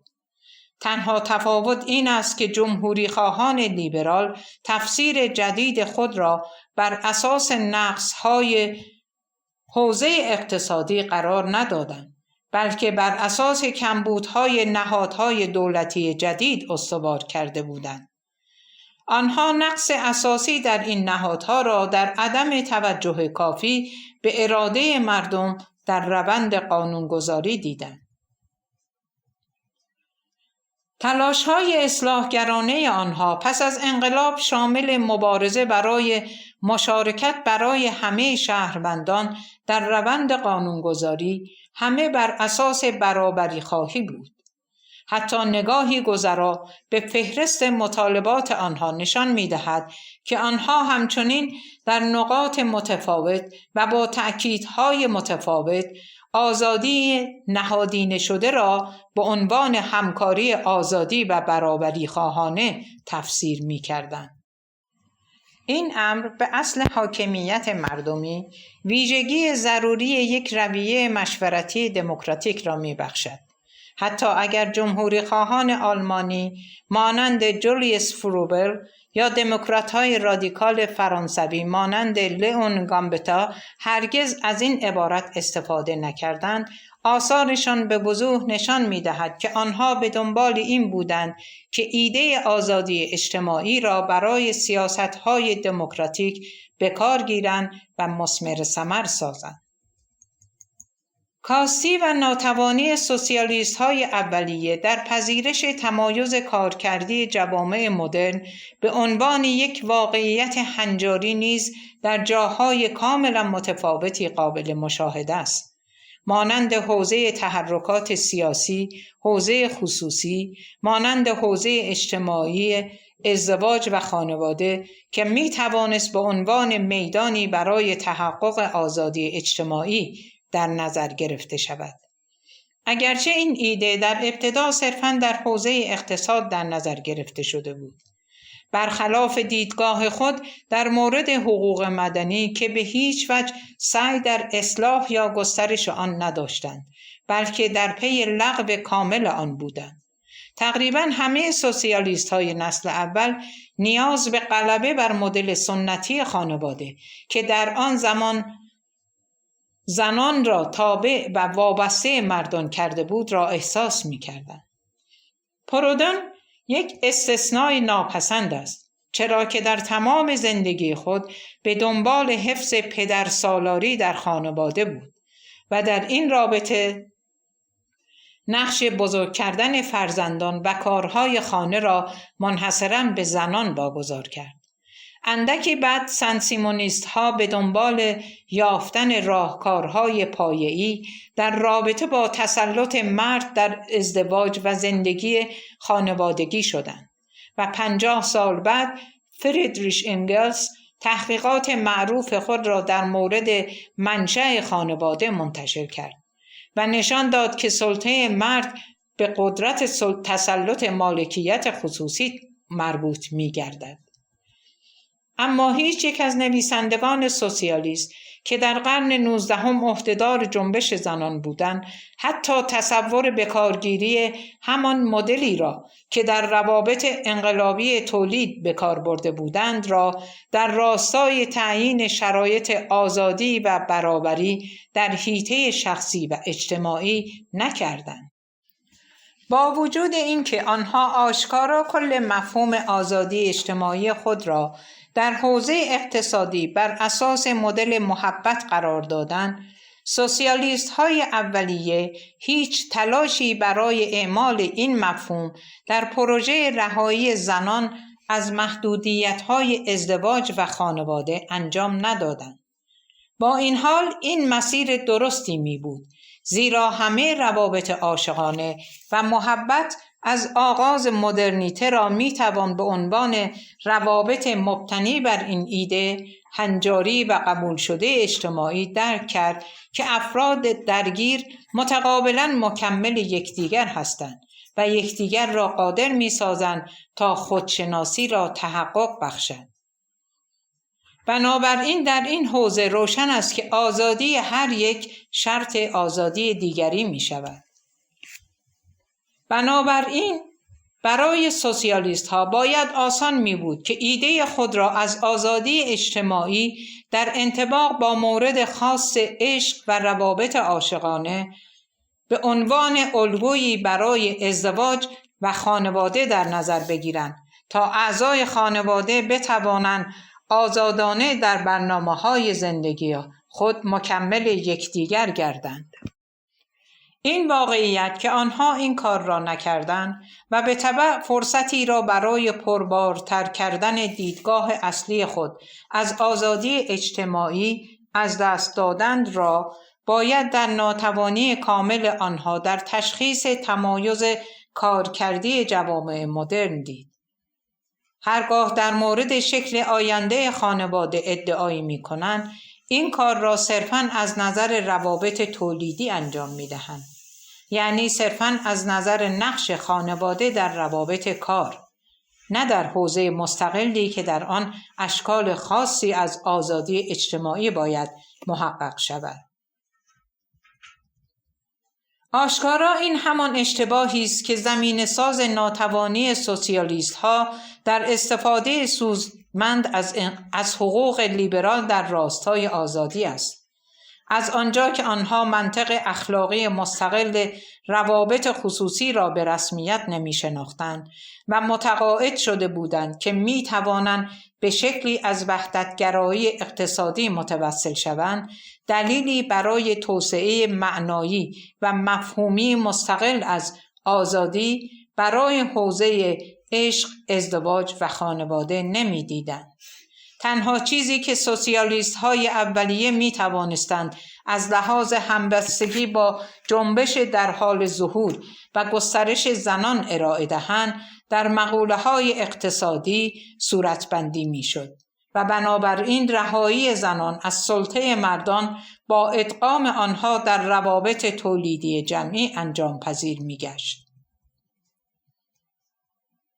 برای دهه‌ها علی‌رغم تلاش‌های متعددی برای نزدیکی متقابل، رابطه بین جنبش کارگری سوسیالیستی و جنبش فمینیستی در حال ظهور پرتنش و ناخوشایند باقی ماند.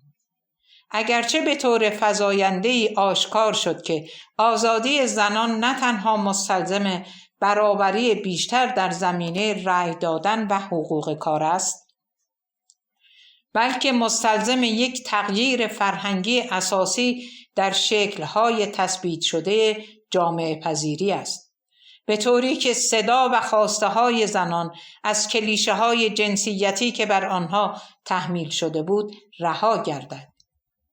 جنبش سوسیالیستی نسبت به چنین جنبندی کور باقی ماند و در عوض همچنان به اولویت حوزه اقتصادی چسبید. رابطه بین سوسیالیسم و فمینیسم چقدر میتوانست متفاوت باشد اگر سوسیالیست ها فقط مایل بودند که تمایز کارکردی جوامع مدرن را با تفسیر حوزه روابط شخصی به عنوان یک میدان مستقل آزادی اجتماعی در نظر بگیرند. اگر این کار را انجام میدادند، معیار اخلاقی همکاری آزاد در پیوندهای اجتماعی مبتنی بر عشق متقابل به زودی چشمان آنها را بر این واقعیت باز می‌کرد که ستم بر زنان از درون خانواده آغاز می‌شود، جایی که کلیشه‌ها با اشکال آشکار یا ظریف خشونت بر آنها تحمیل می‌شود، به طوری که آنها را مجبور به کشف احساسات، تمایلات و علایق خود می‌نماید.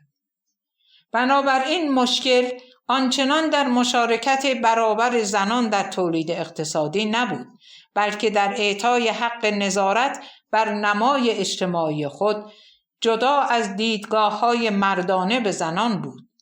مبارزه برای آزادی اجتماعی در حوزه عشق، ازدواج و خانواده در درجه اول به معنای توانمند ساختن زنان برای دستیابی به آزادی هرچه بیشتر از وابستگی اقتصادی، قیمومیت مبتنی بر خشونت و کار یک طرفه در برابر هجوم قدرت مردانه است.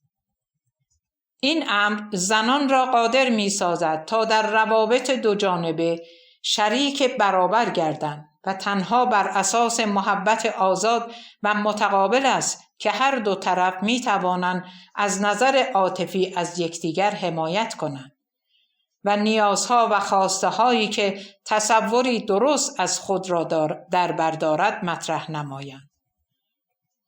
اما سوسیالیست های اولیه ترجیح دادند که مفهوم آزادی اجتماعی را در مورد روابط شخصی به کار نگیرند و معیاری مستقل برای بهبود وضعیت زنان ایجاد نکنند. به تبع آنها نه تنها نسبت به محتوای عقلانی اهداف جمهوری خواهانه، بلکه نسبت به این اعتراض که دستیابی به برابری جنسیتی اساساً مستلزم ایجاد پیش شرط‌های لازم برای بیان آزاد تجربیات زنانه واقعی است، منفعل ماندند. یک قرن بعد این خواسته با نام تفاوت شناخته شد.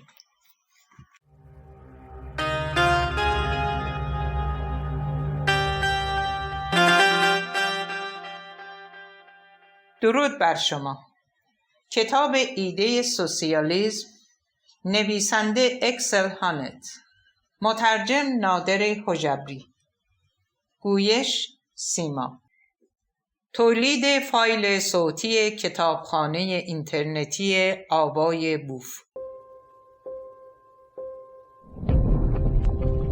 avayaboof.com.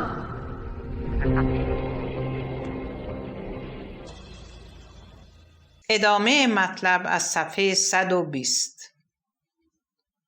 ناتوانی در تشخیص اهمیت هنجاری این دو جنبش بار دیگر نشان می‌دهد که افق نظری اجتماعی سوسیالیسم چقدر تنگ بوده است. ناتوان از تشخیص نقطه مبارزاتی برای تحقق آزادی‌های اجتماعی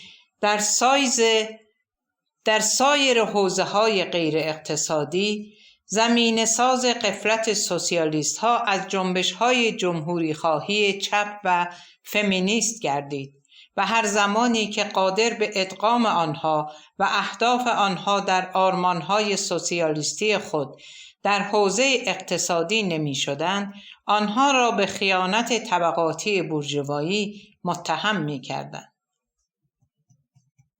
در قرن 20 زمانی که این دو جنبش به قدر کافی نیرومند گردید که قابل انکار نبودند، با توجیه تضاد اصلی و تضاد ثانوی برای کنترل مقولات به پیچیده ساختن موضوع برآمدند. این رویکرد نشان می‌داد که این سوسیالیست‌ها تا چه حد تلاش می‌کردند به سنت صنعتی جبرگرایی اقتصادی بچسبند. با این حال تلاش برای تجدید سوسیالیسم با اصلاح فقدان و کمبود آگاهی آن از تمایز کارکردی کاری بسیار دشوارتر از آن چیزی است که در نگاه اول به نظر می رسد. صرفاً جایگزینی اقتصاد محوری سوسیالیسم با مفهوم حوزه‌های عمل مستقل که از هنجارها و قواعد مستقل تبعیت می کنند کافی نیست. در مقابل یک پروژه با انگیزه سیاسی و آینده محور نیاز به ایده‌ای در مورد چگونگی ارتباط این حوزه‌های متمایز از لحاظ هنجاری و قواعد با یکدیگر در آینده دارد. قبل از اینکه بتوانیم مستقیما به این پرسش بپردازیم، لازم است نتایج تحقیق خود را در مورد ناتوانی سوسیالیسم کلاسیک در تمایز بین حوزه‌های مختلف اجتماعی مورد بررسی دوباره قرار دهیم. ما با این مشاهده شروع کردیم که هیچ یک از سوسیالیست‌های اولیه هیچ گونه تلاشی برای بکارگیری ایده آزادی اجتماعی در سایر زمینه‌های باز تولید اجتماعی در کنار اقتصاد انجام ندادند. در عوض آنها تنها به تحلیل اقتصاد سرمایه‌داری و توسعه اقداماتی برای ایجاد ارتباط قوی‌تر بین اعضای جامعه در این حوزه راضی ماندند.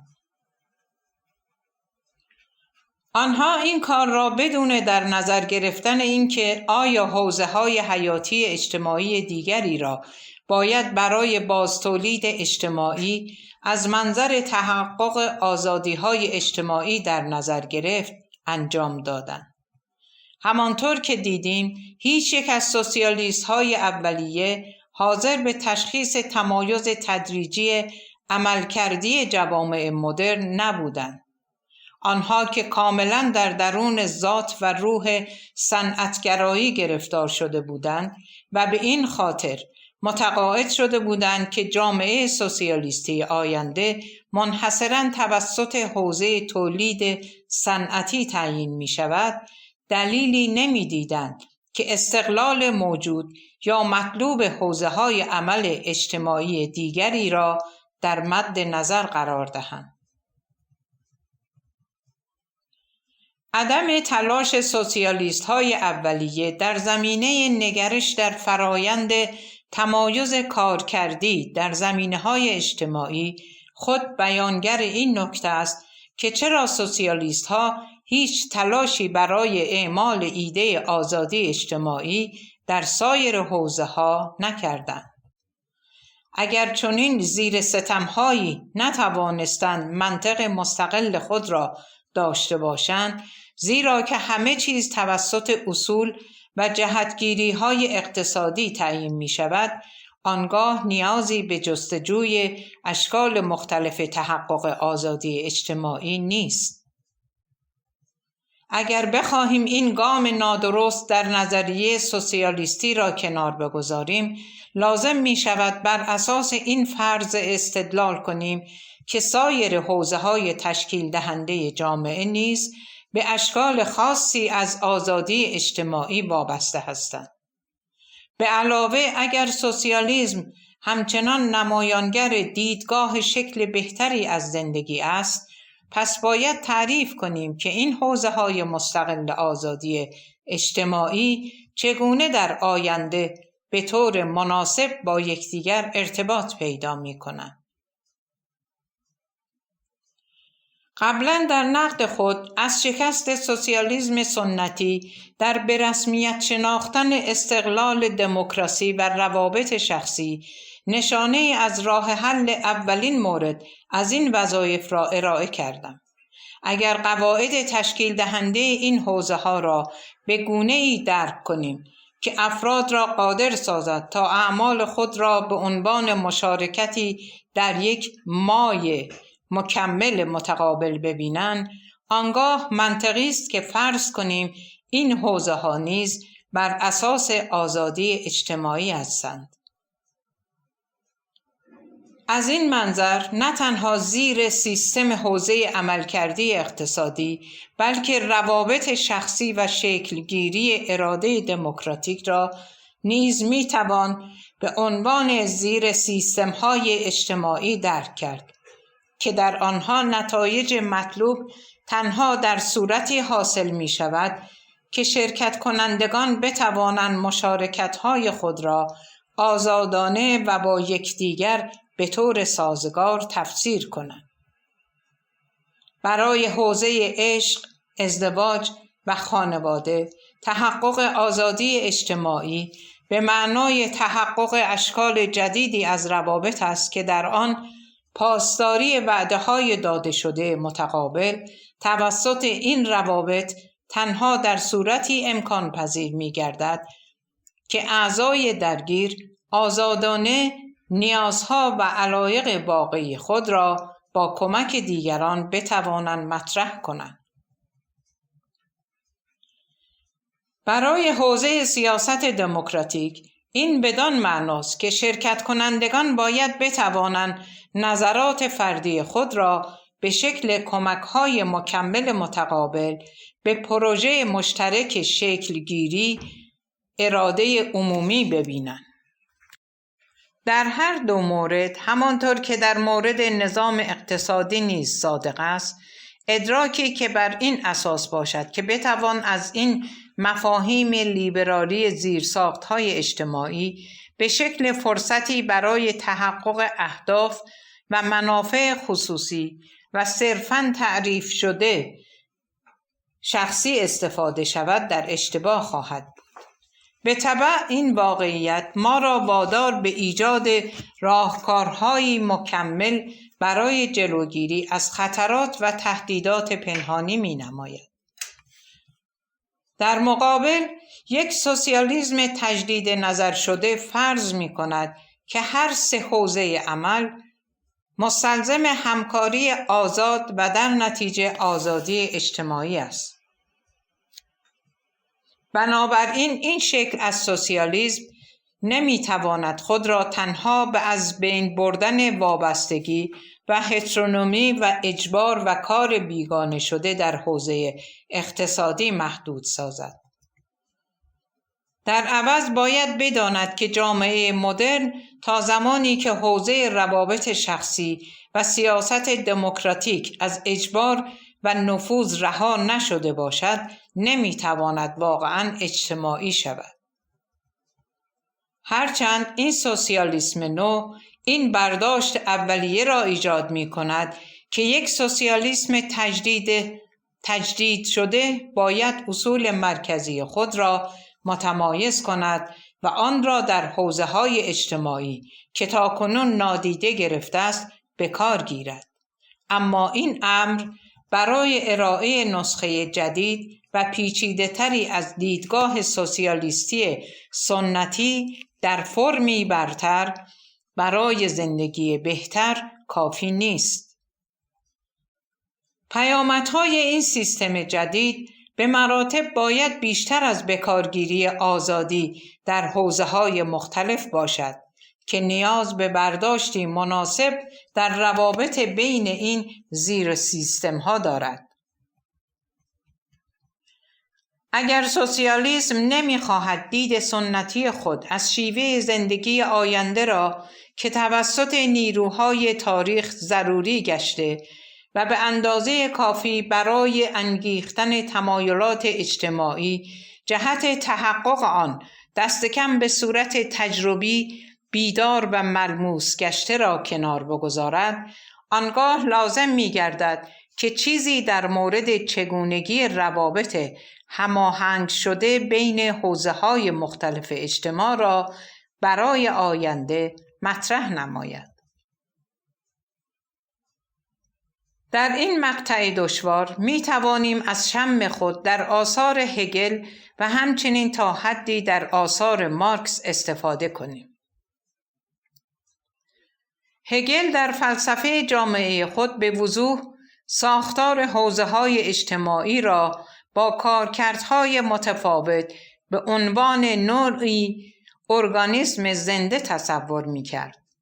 توصیف او از جامعه مدرن همکاری هماهنگ میان زیر سیستم‌های مختلف را ارائه می‌دهد که در خدمت حفظ جامعه به عنوان یک کل ارگانیک است.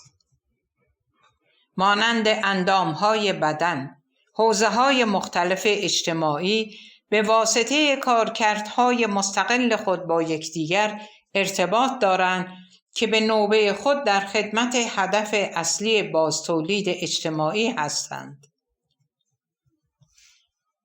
نکته گیج کننده در مورد عقلانیت درونی چنین تقسیم کار یعنی مشارکت‌های ناگفته‌ای که بخش‌های فعال جامعه به طور مستقل در عملکرد یک کل مافوق انجام می‌دهند، هنگامی آشکار می‌شود که ما تشخیص دهیم که هگل از ویژگی‌های موجودات زنده جهت درک ارتباطات بین نهادهای اجتماعی استفاده می‌کند.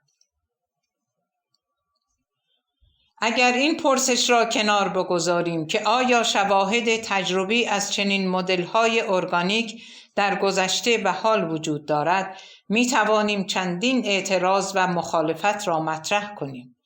هرچند که همچنین می‌توانیم آن را دلیل خوبی برای در نظر گرفتن مورد زیر بدانیم. اگر یک جامعه بناس به طور مناسب منظم بر دست نخورده باقی بماند، به تبع لازم است که رابطه بین زیر سیستم‌های مختلف آن و همچنین هدف فراگیر بازتولید اجتماعی کل سیستم از طریق وابستگی متقابل حوزه‌های اجتماعی متمایز تضمین گردد. به نظر می رسد که مارکس ایده مشابهی را در سر داشته است، زمانی که خطاهای تاریخ را در ظهور دائمی گسست بین نیروهای تولیدی و مناسبات تولیدی می داند. بین دو زیر سیستم نیروی اینچنین بحرانی، یعنی ظهور دائمی گسست بین دو زیر مجموعه، ضرورتاً این پیش‌فرض را لازم می کند که جامعه آینده بدون بحران باید در قالب همکاری ارگانیک بین کارکردهای مختلف توصیف شود. اگر این تشبیه ارگانیک را به شکلی اصولی و مفهومی هنجاری درک کنیم، آنگاه می تواند به عنوان معیاری برای تعیین رابطه مناسب بین سه حوزه آزادی عمل کند.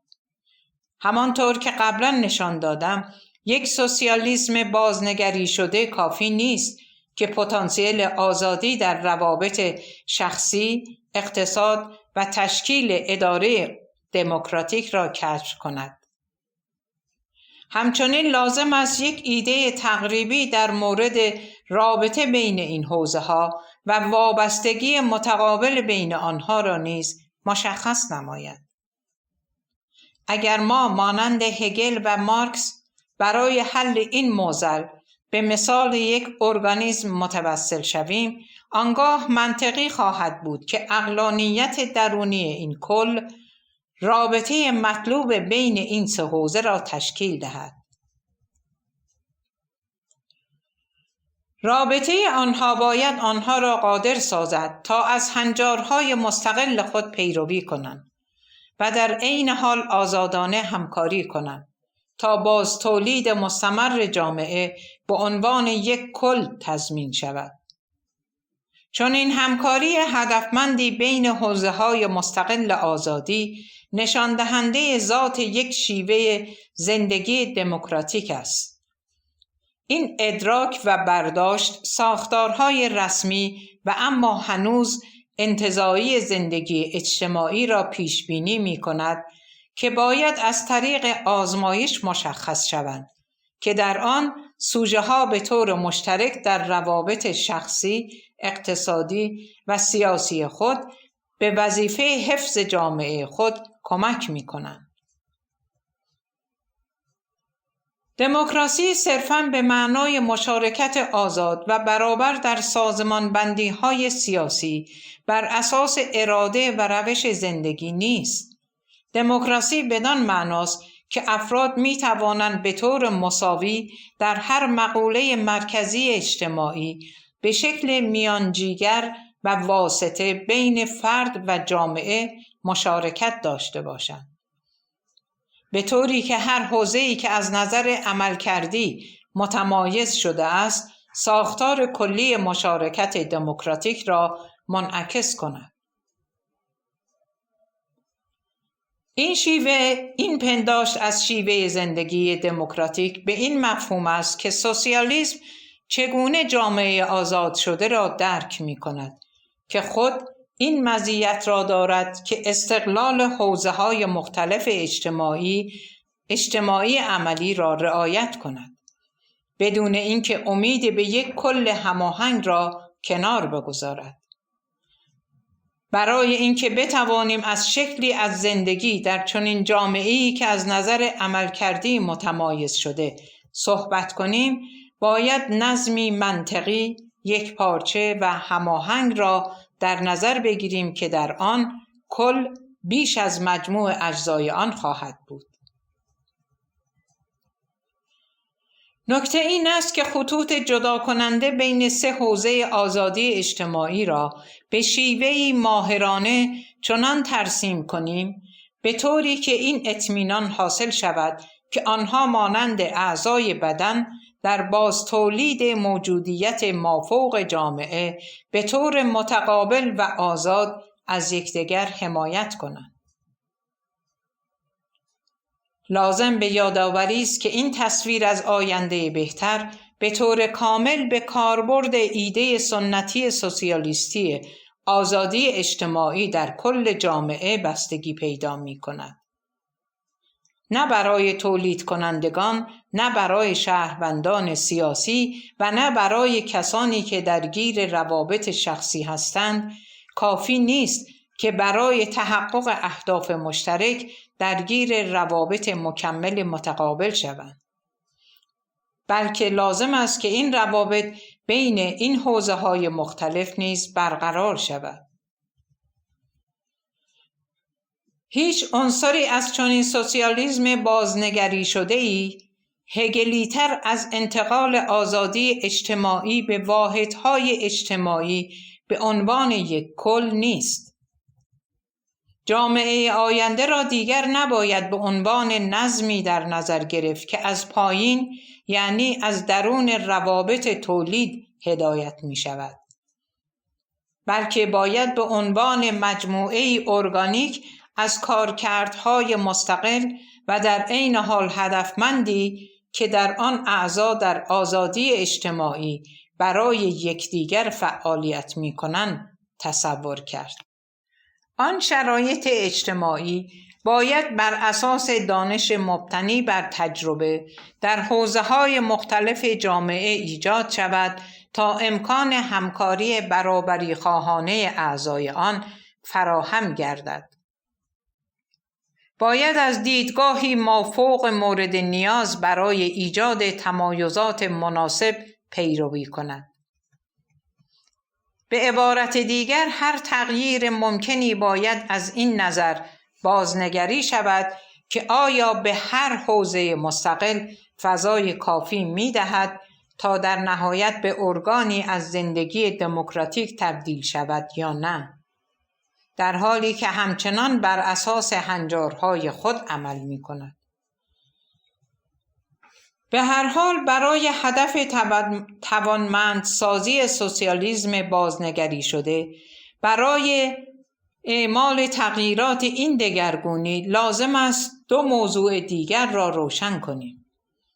اولاً طرح ما از یک شیوه زندگی دموکراتیک ممکن است این تصور مهلک را ایجاد کند که نیازی به یک مرجع هدایت کننده نیست که بتواند تغییرات اکتشافی را آغاز و روندی تحقیقاتی و مستمر را ایجاد کند. تشبیه ارگانیک پیشنهاد می کند که باید مشابه کارکردگرایی ساختاری این فرایندهای دگرگونی را نتیجه یک فعالیت هدفمند ناشناس و فراگیر بدانیم که نیازی به بررسی فعال ندارند. بنابراین ما باید طرح جهتگیری خود را طوری اصلاح نماییم تا نقطه و مکانی را مشخص کنیم که از آن مکان بتوانیم روند لازم دگرگونی ها را ترسیم و انطباق آنها را در تعامل میان حوزه‌های مختلف آزادی اجتماعی مشاهده نماییم. زمانی که بتوانیم مرجعیت واکنشی مناسبی را تایید کنیم، آنگاه سوسیالیسم تجدید شده‌ای که میتواند به طور روشن در مورد آنچه که باید انجام دهد و چه چیزی را باید تحت تأثیر قرار دهد تا آزمایش بر روی ارگانیسم اجتماعی را آغاز کند حاصل می شود. علاوه بر این، چشمانداز آینده ما هنوز به روشنی نقاط مرجع اجتماعی ایده شیوه زندگی دموکراتیک را مشخص نکرده است. به طور کلی پاسخ به این پرسش صرفاً فرض می کند که مقوله دولت ملت نمایانگر چارچوبی است که روند دگرگونی مورد نیاز در آن انجام می شود. اما با توجه به وابستگی متقابل فزاینده بین دولت‌های جداگانه و تبعات روندهای فراملی سازی و جهانی شدن فرضیه دولت ملت به طور روزافزونی غیرقابل قبول شده است و این موضوع سوسیالیسم را مجبور می کند تا بار دیگر رابطه خود را با دولت ملت روشن سازد.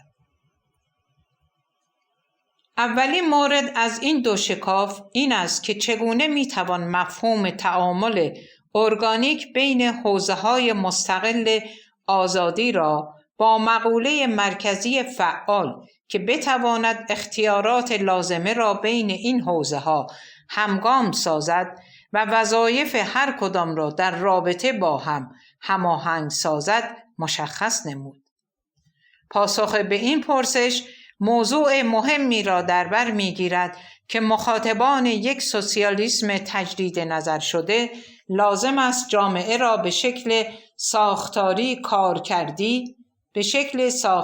کارکردی و متمایز در نظر گیرند که در آن بازیگران اجتماعی نقش‌های اجتماعی متنوعی را عهده‌دار هستند. از این گذشته دیگر تنها تقابل بین کارگران و سرمایه‌داران تنها تضاد جامعه نیست، بلکه تضادهایی به همان اندازه مرتبط و متعارض بین اعضای خانواده و شهروندان سیاسی نیز وجود دارد. برای درک دشواری‌های جدی موجود در تمایز بین این گروه‌های مرجع، لازم است به کل این مجموعه از زاویه دید سوسیالیسم کلاسیک نگاه کرد که تا چه اندازه موضوع برای آن ساده و واضح می شود. از آنجایی که سوسیالیسم کلاسیک هر گونه تمایز کارکردی را انکار می کند، به تبع جامعه را به عنوان موجودیتی که کاملا توسط حوزه اقتصادی تعیین می شود در نظر می گیرد و پرولتاریا را تنها مخاطب نظریه خود قرار می دهد. زیرا کار تولیدی کارگران اهرم مرکزی برای هدایت جامعه در همه ادوار گذشته، حال و آینده بوده و خواهد بود. اما اگر به دلایل موجهی این جبر اقتصادی را کنار بگذاریم و محتاطانه آن را با مفهومی از حوزه‌های عملکردی مستقل دیگری جایگزین کنیم، دیگر نمی‌توانیم تنها یک بازیگر اجتماعی را به خاطر فعالیتش در حوزه بازتولید اجتماعی برای بازسازی آینده جامعه در نظر بگیریم. به تبع لازم است بازیگران دیگری را با در نظر گرفتن حوزه‌های دیگر اجتماعی و عملکرد آنها در بازسازی و پیکربندی جامعه آینده شرکت دهیم. در این صورت سوسیالیسم تجدید نظر شده ما در معرض خطر از دست دادن تنها مخاطب خود خواهد. بدیهی است که تنها راه رهایی از مخمسه ارسال پیام‌های متمایز و خاص به حوزه متفاوت با مخاطبین کاملا متفاوت یافتن نهاد یا مرجعی است که بتواند روابط بین همه این حوزه‌های مستقل را مدیریت کند. سوسیالیست‌ها با بینش خود از اصول دموکراتیک زندگی امروزی جامعه می توانند این مرجع را به شکل یک کل تشویق به کارگیری دیدگاه‌های خود در مدیریت و آزمایش‌های اجتماعی کنند. در این مورد لازم است دوباره به جان دویی برگردیم که احتمالاً اولین نظریه پردازی بود که به طور سیستماتیک به این موضوع پرداخت که کدام ارگان اجتماعی در یک جامعه پیچیده قادر است به طور واکنشی توسعه مطلوب یک جامعه پیچیده را هدایت کند.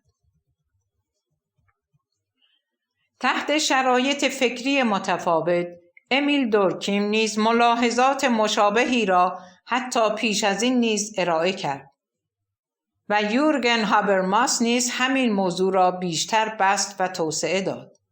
راه حلی که دویی پیشنهاد کرد و امروزه به عنوان راهکار علمی روزمره به حساب می آید، می تواند در ادامه مفهومی که پیشتر مطرح شد درک شود که ظرفیت‌های استفاده نشده اجتماعی در نوسازی اجتماعی تنها از طریق یک فرایند ارتباطی تا حد امکان نامحدود قابل کشفند. اگر این ایده را بیشتر بسط دهیم و مشخص کنیم که کدام مرجع و مسئولی در یک جامعه دارای نظم و ساختارهای کارکردی باید وظیفه هدایت یک پارچه جامعه را به عهده بگیرد، آشکار خواهد شد که نهاد مناسب حوزه عمومی است که همه شرکت کنندگان تا حد امکان آزادانه در آن شرکت کنند. با توجه به کثرت صداها و دیدگاه‌ها، همکاری شهروندان آن مرجع هدایت کننده را قادر می سازد تا به سرعت متوجه مشکلات در تک تک حوزه‌ها و برهم‌کنش‌های آنها شوند. این آگاهی امکان ارائه پیشنهادهای اصلاحی را ممکن می سازد.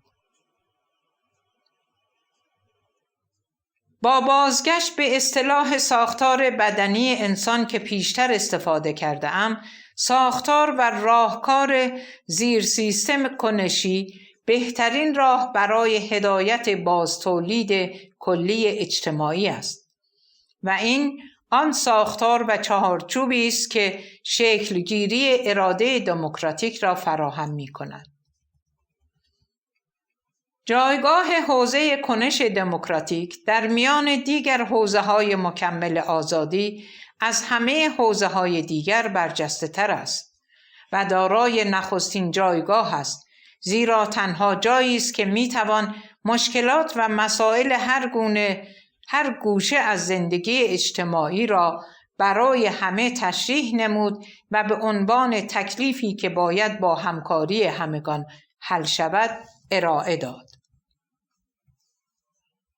علاوه بر نقش رهبری آگاهی محور، حوزه عمومی سیاسی و به دلیل تأثیر مشروعیت بخشی آن بر قوه قانونگذاری، این نهاد تنها حوزه اجتماعی است که توان و قدرت تبدیل راه حل‌های بظاهر معقول و امکان پذیر را به قانون دارد.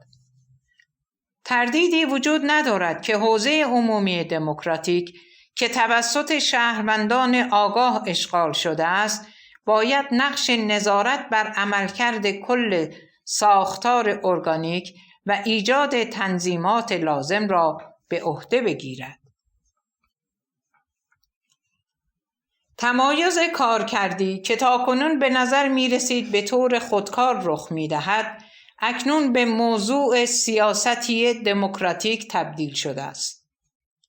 در شیوه زندگی دموکراتیک، چیزی که به طور خودکار در یک موجود زنده در نتیجه ساختار درونی آن آشکار می شود، توسعه‌ای دموکراتیک می باشد که از همکاری متقابل عضوهای حمایت کننده و وابسته به یکدیگر حاصل می شود.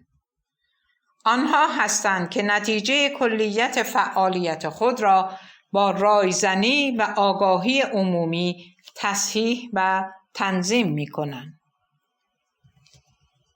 این دیدگاه در مورد شکل کاملا دموکراتیک زندگی همچنین این مشکل و مسئله را برطرف می کند که سوسیالیسم بازنگری شده چه کسانی را باید برای ادامه مبارزه برای گسترش آزادی‌های اجتماعی خود از طریق کاوش‌های تجربی فرا بخواند. شهروندانی که در حوزه عمومی دموکراتیک گرد هم آمدند، تنها کسانی هستند که می‌توانند قانع شوند که محدودیت‌ها و انسدادهای موجود را با احتیاط از بین بردارند تا امکان همکاری آزاد در همه حوزه‌های اجتماعی اصلی فراهم شود.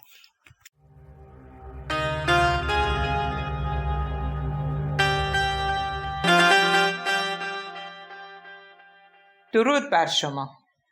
کتاب ایده سوسیالیسم، نویسنده اکسل هانت، مترجم نادر حجبری، گویش سیما، تولید فایل صوتی کتابخانه اینترنتی آوای بوف. avayaboof.com.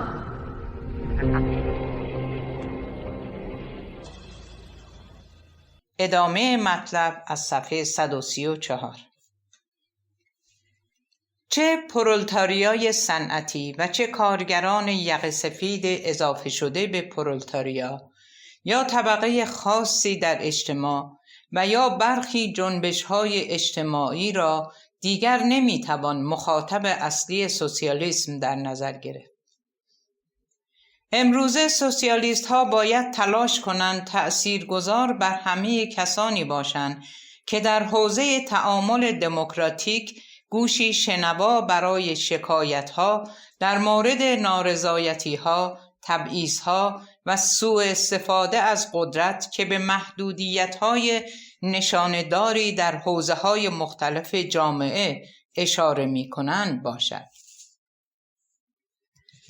طبقات یا جنبش‌های اجتماعی دیگر نمی‌توانند تضمینی برای موفقیت آینده باشند، زیرا همانطور که دیدیم این فرض که یک موقعیت اجتماعی خاص به طور خودکار اراده انقلاب را در پی دارد، مانند خانه از کاغذی فرو ریخته است. این باور که ذهنیت‌های جمعی معینی یک وظیفه جهانی تاریخی دارند را باید با این باور جایگزین کرد که سیر پیشرفتی که دستاوردهای نهادها عینیت بخشیده، شکست‌های اختیاری و ناشی از عملکرد فردی و اختیاری را تحمل نخواهد کرد و بنابراین در آینده این شیوه ادامه پیدا خواهد کرد.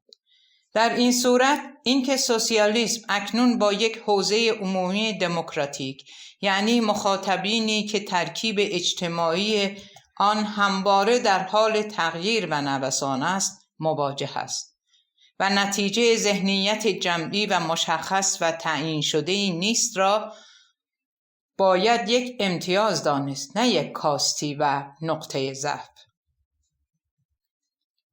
دقیقاً همین گشودگی و فضای باز، این توجه تپنده به متنوع‌ترین موضوعات و دیدگاه هاست که تضمین می کند که شکایت از محدودیت‌های آزادی در واقع از گوشه با کنار ساختار اجتماعی شنیده می شود تا با روایت تاریخی یک خط ادامه‌دار و پیشرو سنجیده گردد.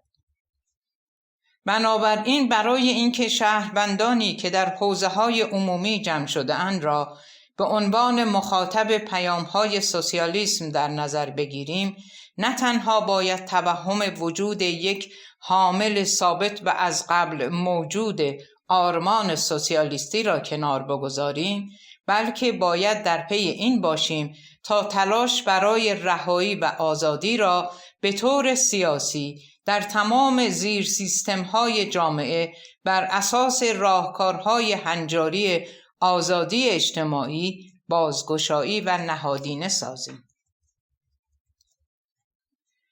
اگر سوسیالیسم امروزه دیگر تنها به دنبال از بین بردن وابستگی و از خود بیگانگی کردن کارگر در حوزه اقتصادی نباشد، آنگاه برای غلبه بر اجبار و سلطه در روابط شخصی و شکلگیری اراده دموکراتیک جمعی، متحدانش را می تواند در عرصه‌های حوزه عمومی سیاسی پیدا کند. تنها در اینجاست که سوسیالیسم می تواند با اعضای جامعه وارد مرابطاتی شود که آنها را قادر می سازد به اصلاحاتی متعهد شوند که مستقیما به منافع خود آنها مربوط نیست. بنابراین امروز سوسیالیسم اساساً علت و انگیزه شهروندان سیاسی است، نه کارگران دستمزدی، هرچند که نیازهای دومی همان چیزی است که در آینده باید برای آن مبارزه کرد. ما هنوز باید به پرسشی بپردازیم که به تاریخ جنبش کارگری در دوران گذشته برمیگردد. آن پرسش این است که آیا سوسیالیسم باید به عنوان یک پروژه ملی درک شود یا به عنوان یک پروژه انترناسیونالیستی؟ پاسخ به این پرسش با توجه به کمرنگ‌تر شدن مرزهای ملی در دوران معاصر بسیار دشوارتر از آن چیزی است که در نگاه اول به نظر می آید.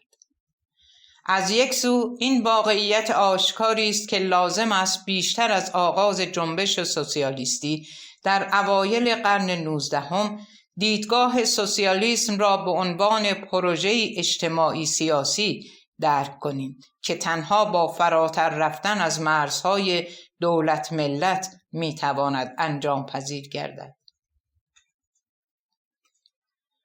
به هر حال مقررات هنجاری حوزه‌های عمل مختلف امروزه آنقدر از کنترل حاکمیت دولت ملت‌های منفرد خارج شده است که انجام پذیری همه پیشرفت‌های مطلوب در این حوزه‌ها در یک کشور تقریباً غیر ممکن به نظر می‌رسد.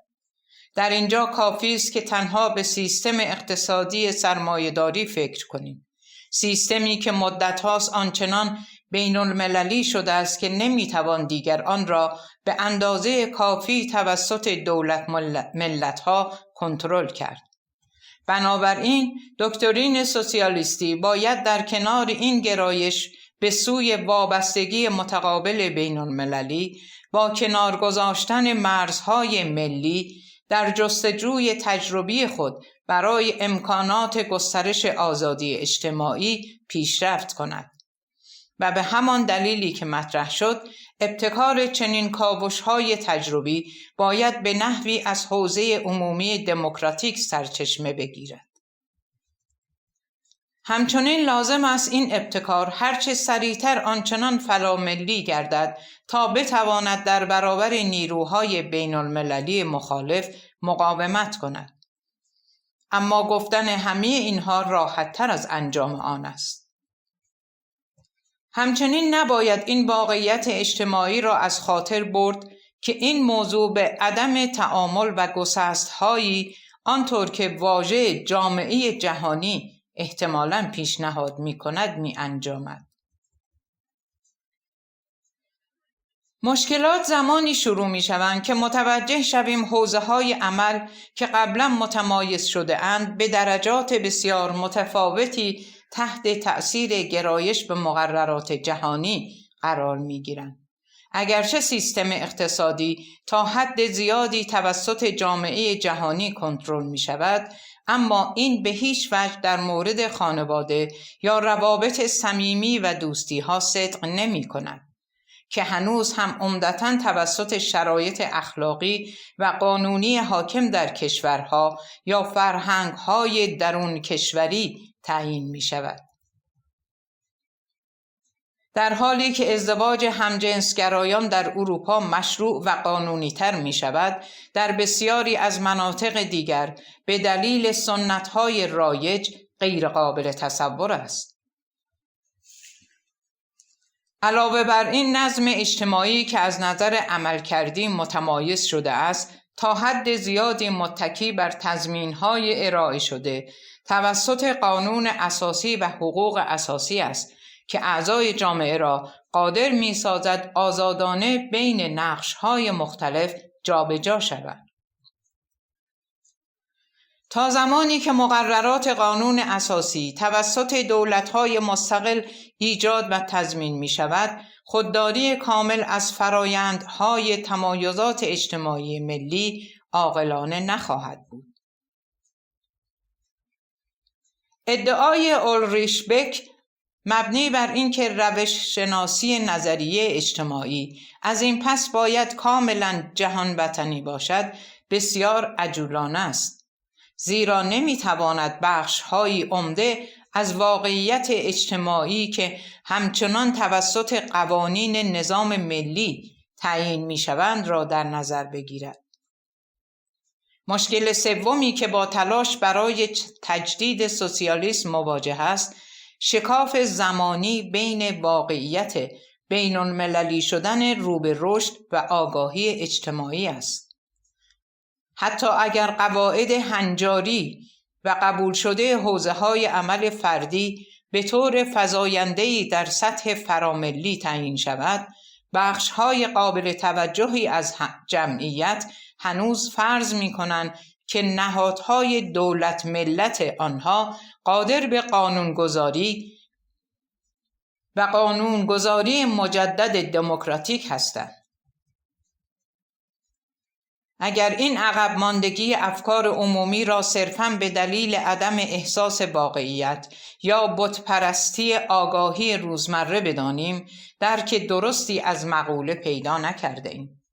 در مقابل باید آن را به نیازهای سیاسی عملی در برابر پیامد رویدادهایی که در اطرافمان رخ داده و خواست مداخله از سوی مقامات عمومی برای جلوگیری از آن رخدادها بدانیم. گذشته از هر تفسیری مناسب از این گسست، از این شکاف بین تحولات واقعی و درک عمومی، این موضوع چالشی دشوار برای احیای سوسیالیسم است. در هر صورت ما نمیتوانیم از این درنگ و تأخیر در آگاهی شهروندان به صرف اینکه به حمایت آنها برای پروژه خود نیاز داریم صرف نظر کنیم. همچنین از سوی دیگر نمیتوان از دست رفتن بخشی واقعی از حاکمیت دولت را صرفاً به خاطر کسب حمایت عمومی در کوتاه مدت نادیده گرفت. در حالی که در مورد اول این امر خطر آوانگاردیسم یا نخبه گرایی را به همراه خواهد داشت و در حالت دوم به خطر پوپولیسم و عوامگرایی منجر می شود. این گسست‌ها تنها بیانگر این واقعیت است که چقدر عجولانه و نامحتاطانه است اگر ادعا کنیم سوسیالیسم یک پروژه روشن و صرفاً بین‌المللی است. هرچند هدف سوسیالیسم پرورش و رشد پژوهش‌های تجربی در سراسر جهان در جهت ایجاد شکلی دموکراتیک از زندگی است، اما همچنین در تلاش برای هدایت همه کشورها برای تقویت همکاری آزاد و برابر در حوزه‌های روابط شخصی، فعالیت‌های اقتصادی و شکلگیری اراده سیاسی است که با هم شکلی ارگانیک و به هم پیوسته از زندگی را تشکیل می‌دهند. در این مفهوم هنجاری و قبول شده، سوسیالیسم یک اقدام جهان شهری یا بین المللی است. آیا چه چیز دیگری نیز هست؟ این نه تنها از شهروندان اروپا یا سایر مناطق توسعه یافته اقتصادی، بلکه از همه شهروندان در سراسر جهان می‌خواهد که از تفسیر لیبرالی اصول انقلاب فرانسه فراتر رفته و آزادی، برابری و برادری را به گونه‌ای تحقق بخشند که جامعه را اجتماعی تر کند. اگر قرار باشد که این دیدگاه آزمون‌هایی را برای گسترش آزادی‌های اجتماعی در متنوع‌ترین مکان‌ها گرد هم آورد، به تبع سوسیالیسم باید فراتر از یک تنوع اخلاقی صرف از انترناسیونالیسم را نمایندگی کند. باید به عنوان یک جنبش جهانی آنچنان عمل کند که در آن پروژه‌های محلی با حمایت از انواع تلاش‌های اجتماعی سیاسی در هر کجا که در حال انجام باشد مکمل یکدیگر گردند. برای گنجاندن همه این بخش‌ها در یک فرمول واحد در این نوع انترناسیونالیسم سوسیالیستی، مداخلات تجربی در یک مکان باید چشمانداز آزمایش‌ها در جاهای دیگر را بهبود بخشد. و اگر این وابستگی‌های متقابل نشان دهد که مداخلات تنها می‌توانند با موفقیت در سراسر جهان آزمایش شوند، آنگاه به تبع چنین مداخلاتی باید مشروط به این گردد که همزمان در دسترس همه تصمیم گیرندگان سیاسی در همه کشور قرار گیرند. در هر حال در هر دو مورد یکی تکمیل متقابل و دیگری شبکه جهانی آزمایش‌های محلی، لازمه آن وجود یک مرکز سازمانی جهانی بر اساس الگوی عفو بین الملل یا صلح سبز است، با فصلها و شعبه‌هایی در هرچه بیشتر کشورها تا بتوانند هماهنگی‌های کار لازم را بر عهده بگیرند. بنابراین اگر قرار است سوسیالیسم مطابق با نظم جدید بین المللی باشد، باید از الگوی سازمان‌های غیردولتی موفق در سطح جهانی پیروی کند و به یک ارگان نمایندگی بین المللی برای هدف اخلاقی تحقق آزادی‌های اجتماعی تبدیل شود. با این حال در زیر سطح یک ساختار فراملی، سوسیالیسم در فضاهای جغرافیایی که دارای اشتراکات فرهنگی و حقوقی کافی هستند و در آنجا ریشه دوانیده است، باید بماند تا امکان به وجود آمدن حوزه‌های عمومی را فراهم کند. اگر خواسته های سوسیالیست ها عمدتاً متوجه کسانی باشد که به طور فعال و علنی برای رفع آسیب‌های اجتماعی تلاش می‌کنند، این پیشفرض در نظر گرفته می شود که حساسیت‌های اخلاقی و کانون‌ها به اندازه همگرا شده اند که اجازه دهند اقدامات مشترک بر اساس تشخیص‌های مشترک انجام گیرد. بنابراین این امر ثانویه است که آیا این فضاهای عمومی محدود به ملت‌های جداگانه‌ای هستند یا از قبل دارای ویژگی‌های بین‌المللی میباشند. موضوع مهمتر این است که حساسیت‌های اخلاقی مخاطبین بالقوه آنقدر همپوشانی داشته باشند تا آنها تحقق آزادی‌های اجتماعی را به عنوان یک چالش مشترک درک کنند. با توجه به وجود وابستگی‌های متقابل جهانی، بیان نیاز به سوسیالیسم و سازماندهی پروژه سوسیالیستی در مقیاس جهانی منطقی می‌گردد. با این حال به منظور بسیج شهروندان برای کنش‌های سیاسی، سوسیالیسم باید هر جا که امکانات کنش جمعی به وضوح مشاهده می‌شود، اقدام محلی انجام دهد. در این سطح سوسیالیسم باید مخاطبان خود را متقاعد کند که نیاز به کشف ظرفیت‌های نهفته و نیرومندی در نظم کنونی اجتماعی برای همکاری میباشد تا بدین ترتیب امکان تحقق آزادی اجتماعی در آینده آشکار گردد. این تنش بین انترناسیونالیسم و لنگر انداختن در سنت‌های محلی به این معنی است که سوسیالیسم باید به دو شکل در آن واحد ظاهر شود. با استناد به تمایز معروف جان رالز شاید بتوان گفت که در سطح جهان سوسیالیسم تنها میتواند آزادی اجتماعی را با استفاده از یک دکترین سیاسی نمایندگی کند، در حالی که در سطح کشوری با استفاده از یک نظریه موجز اخلاقی و سازگار با شرایط فرهنگی قشرهای مردمی محلی را بسیج نماید. در مورد وظیفه اولیه خود در زمینه پیوند عقلانی و خردمندانه بین مبارزات مختلف جهانی باید از جنبه‌های اخلاقی و مجرد محلی فاصله بگیرد تا بتواند بر سازگاری آنها با اصول آزادی اجتماعی تأکید ورزد. با این حال سوسیالیسم در نقش دوم خود به عنوان منبع ایده‌هایی برای آزمایش‌های اجتماعی محلی باید دوباره به نظریه جهانی اشباع شده از لحاظ فرهنگی و جامع راولز تبدیل شود تا نه تنها اذهان بلکه قلب‌های دستاندرکاران را نیز به دست آورد. وقتی صحبت از جامعه جهانی می شود، می توانیم بگوییم که سوسیالیسم فقط می تواند یک دکترین سیاسی و از نظر اخلاقی خنثی شده باشد. در رابطه با مخاطبین مربوطه خود فقط می تواند شکل نظریه‌ای را به خود بگیرد که برای یک زندگی جهانی معین معنادار می شود.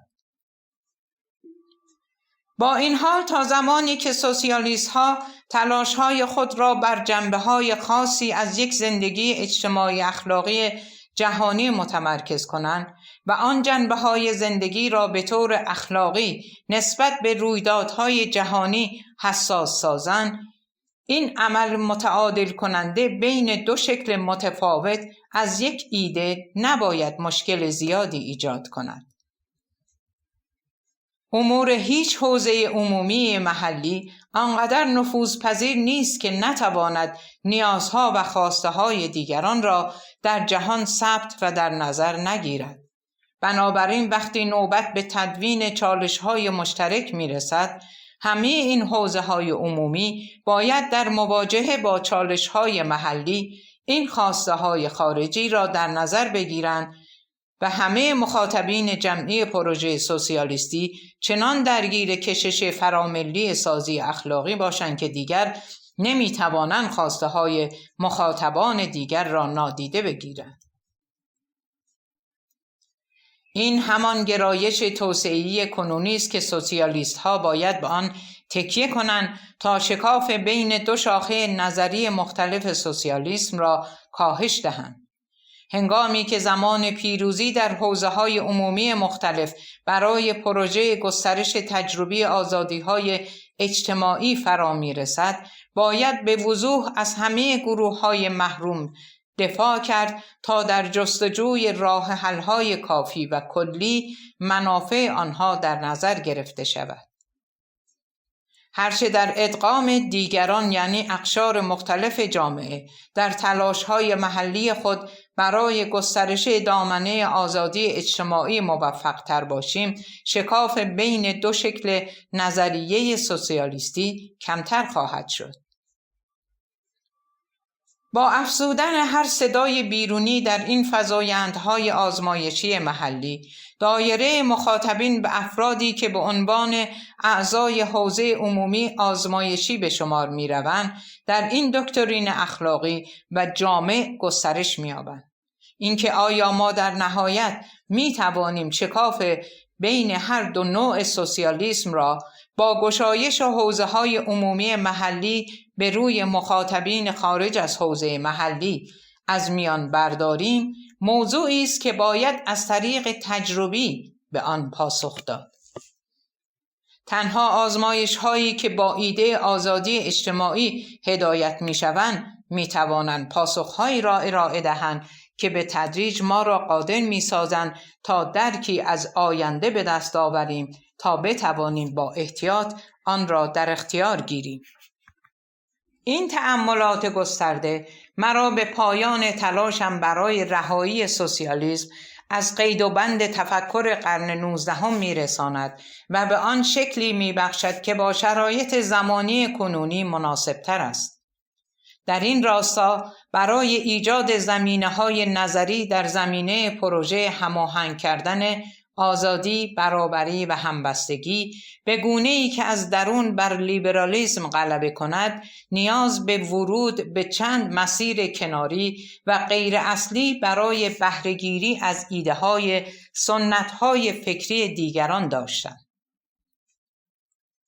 این امر مستلزم کنار گذاشتن یکباره و برای همیشه دیدگاه تاریخی پیشگامان سوسیالیسم در مورد اینکه پرولتاریا تنها نماینده پایدار انقلابی جامعه است و جایگزین کردن آن با نوعی تجربه گرایی تاریخی که منطبق با ایده آزادی اجتماعی با شرایط تمایزات اجتماعی می باشد. اما مهمتر از همه این امر مستلزم جایگزینی دیدگاه اداری جامعه مبتنی بر اقتصاد با دیدگاه یک شیوه زندگی دموکراتیک است. این به معنای بازسازی سوسیالیسم به گونه‌ای است که هدف اصلی و انگیزه نظری آن را برای اکثریت پیروان قبلی آن غیر قابل تشخیص می‌سازد. به نظر می‌رسد دیگر امیدی به اینکه سرمایه‌داری در نهایت منجر به نابودی خود شود یا اینکه طبقه کارگر بذر جامعه جدیدی را در درون خود حمل کند نباشد. با این حال کسانی که این را دلیلی برای شک و تردید در پیشنهاد من برای سوسیالیسم بازنگری شده می‌دانند، باید از خود بپرسند که اصرار آنها به چسبیدن به توهماتشان آیا واقعاً باعث می شود که آخرین فرصت برای بازگرداندن امید به ایجاد سوسیالیسم را از دست بدهند یا نه؟ امروزه بسیار واقع بینانه تر است که امید به تحقق پذیری پروژه سوسیالیسم را در تغییر پذیری نظم اجتماعی مشخص، نه بر قدرت یک طبقه، بلکه بر پایه پیشرفت‌های اجتماعی که در طی 200 سال گذشته سوسیالیسم در تحقق آن نقش تعیین کننده ایفا کرده است قرار دهیم. اگر سوسیالیست ها نه تنها در روابط تولیدی بلکه در روابط شخصی و فرصت‌های سیاسی برای همگرایی اراده اجتماعی به مدافعان گسترش آزادی تبدیل شوند، چقدر برای ذهنیت‌های تغییر یافته امروزی مناسب‌تر خواهد بود. هنگامی که مفهوم آزادی اجتماعی را در هر سه حوزه سازنده جوامع مدرن، نه فقط اقتصاد بلکه سیاست و روابط شخصی به کار ببریم، آنگاه گستره کامل آنچه را که دیدگاه اصلی سوسیالیستی باید امروز داشته باشد را خواهیم دید. این سوسیالیسم از درون سرمایه‌داری لیبرال دموکراتیک، گرایش تاریخی برای غلبه تدریجی بر وابستگی و طرد اجتماعی را با اشاره مداوم به این نکته که تحقق هماهنگی‌های وعده داده شده بین آزادی، برابری و همبستگی در شرایط اجتماعی حاکم امکان پذیر نخواهد بود را نشان خواهد داد.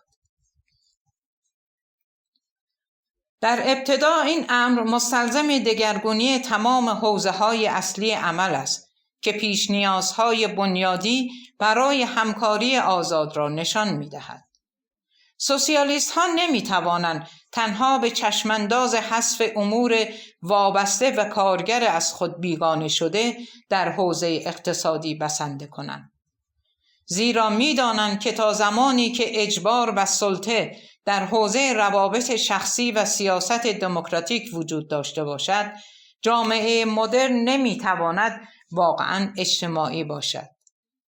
در مقایسه با ادراکات تئوریک نسل سوسیالیست‌های اولیه، این سوسیالیسم از پایه تجدید شده می‌تواند از برخی جنبه‌ها دارای افزودگی یا کاستی باشد.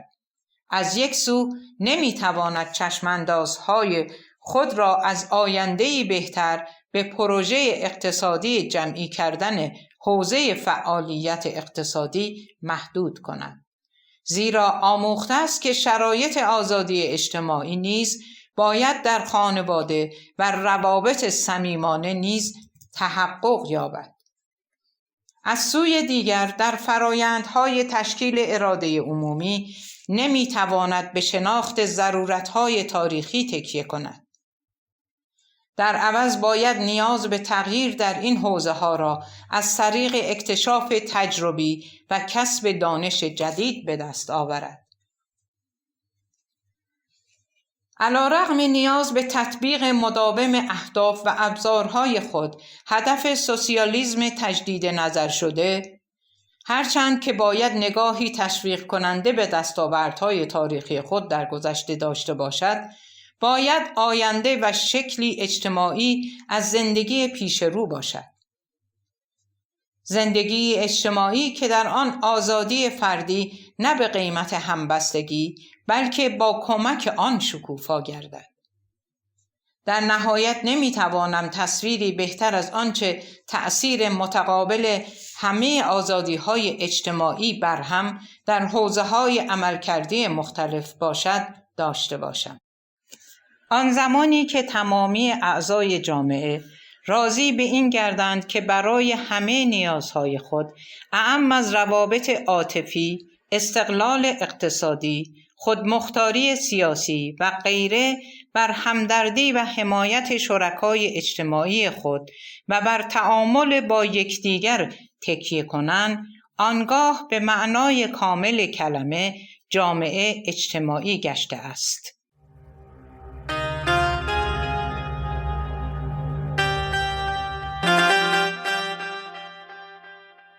درود بر شما. کتاب ایده سوسیالیسم، نویسنده اکسل هانت، مترجم نادر حجبری، گویش سیما، تولید فایل صوتی کتابخانه اینترنتی آوای بوف. آوای بوف یک گروه مردم نهاد است که توسط عده‌ای علاقمند به کتاب با دغدغه ارتقای فرهنگ کتاب و کتابخوانی و استحکام بستر خرد اجتماعی تشکیل شده و تاکنون تولید و انتشار هزاران کتاب صوتی را در کارنامه خود دارد.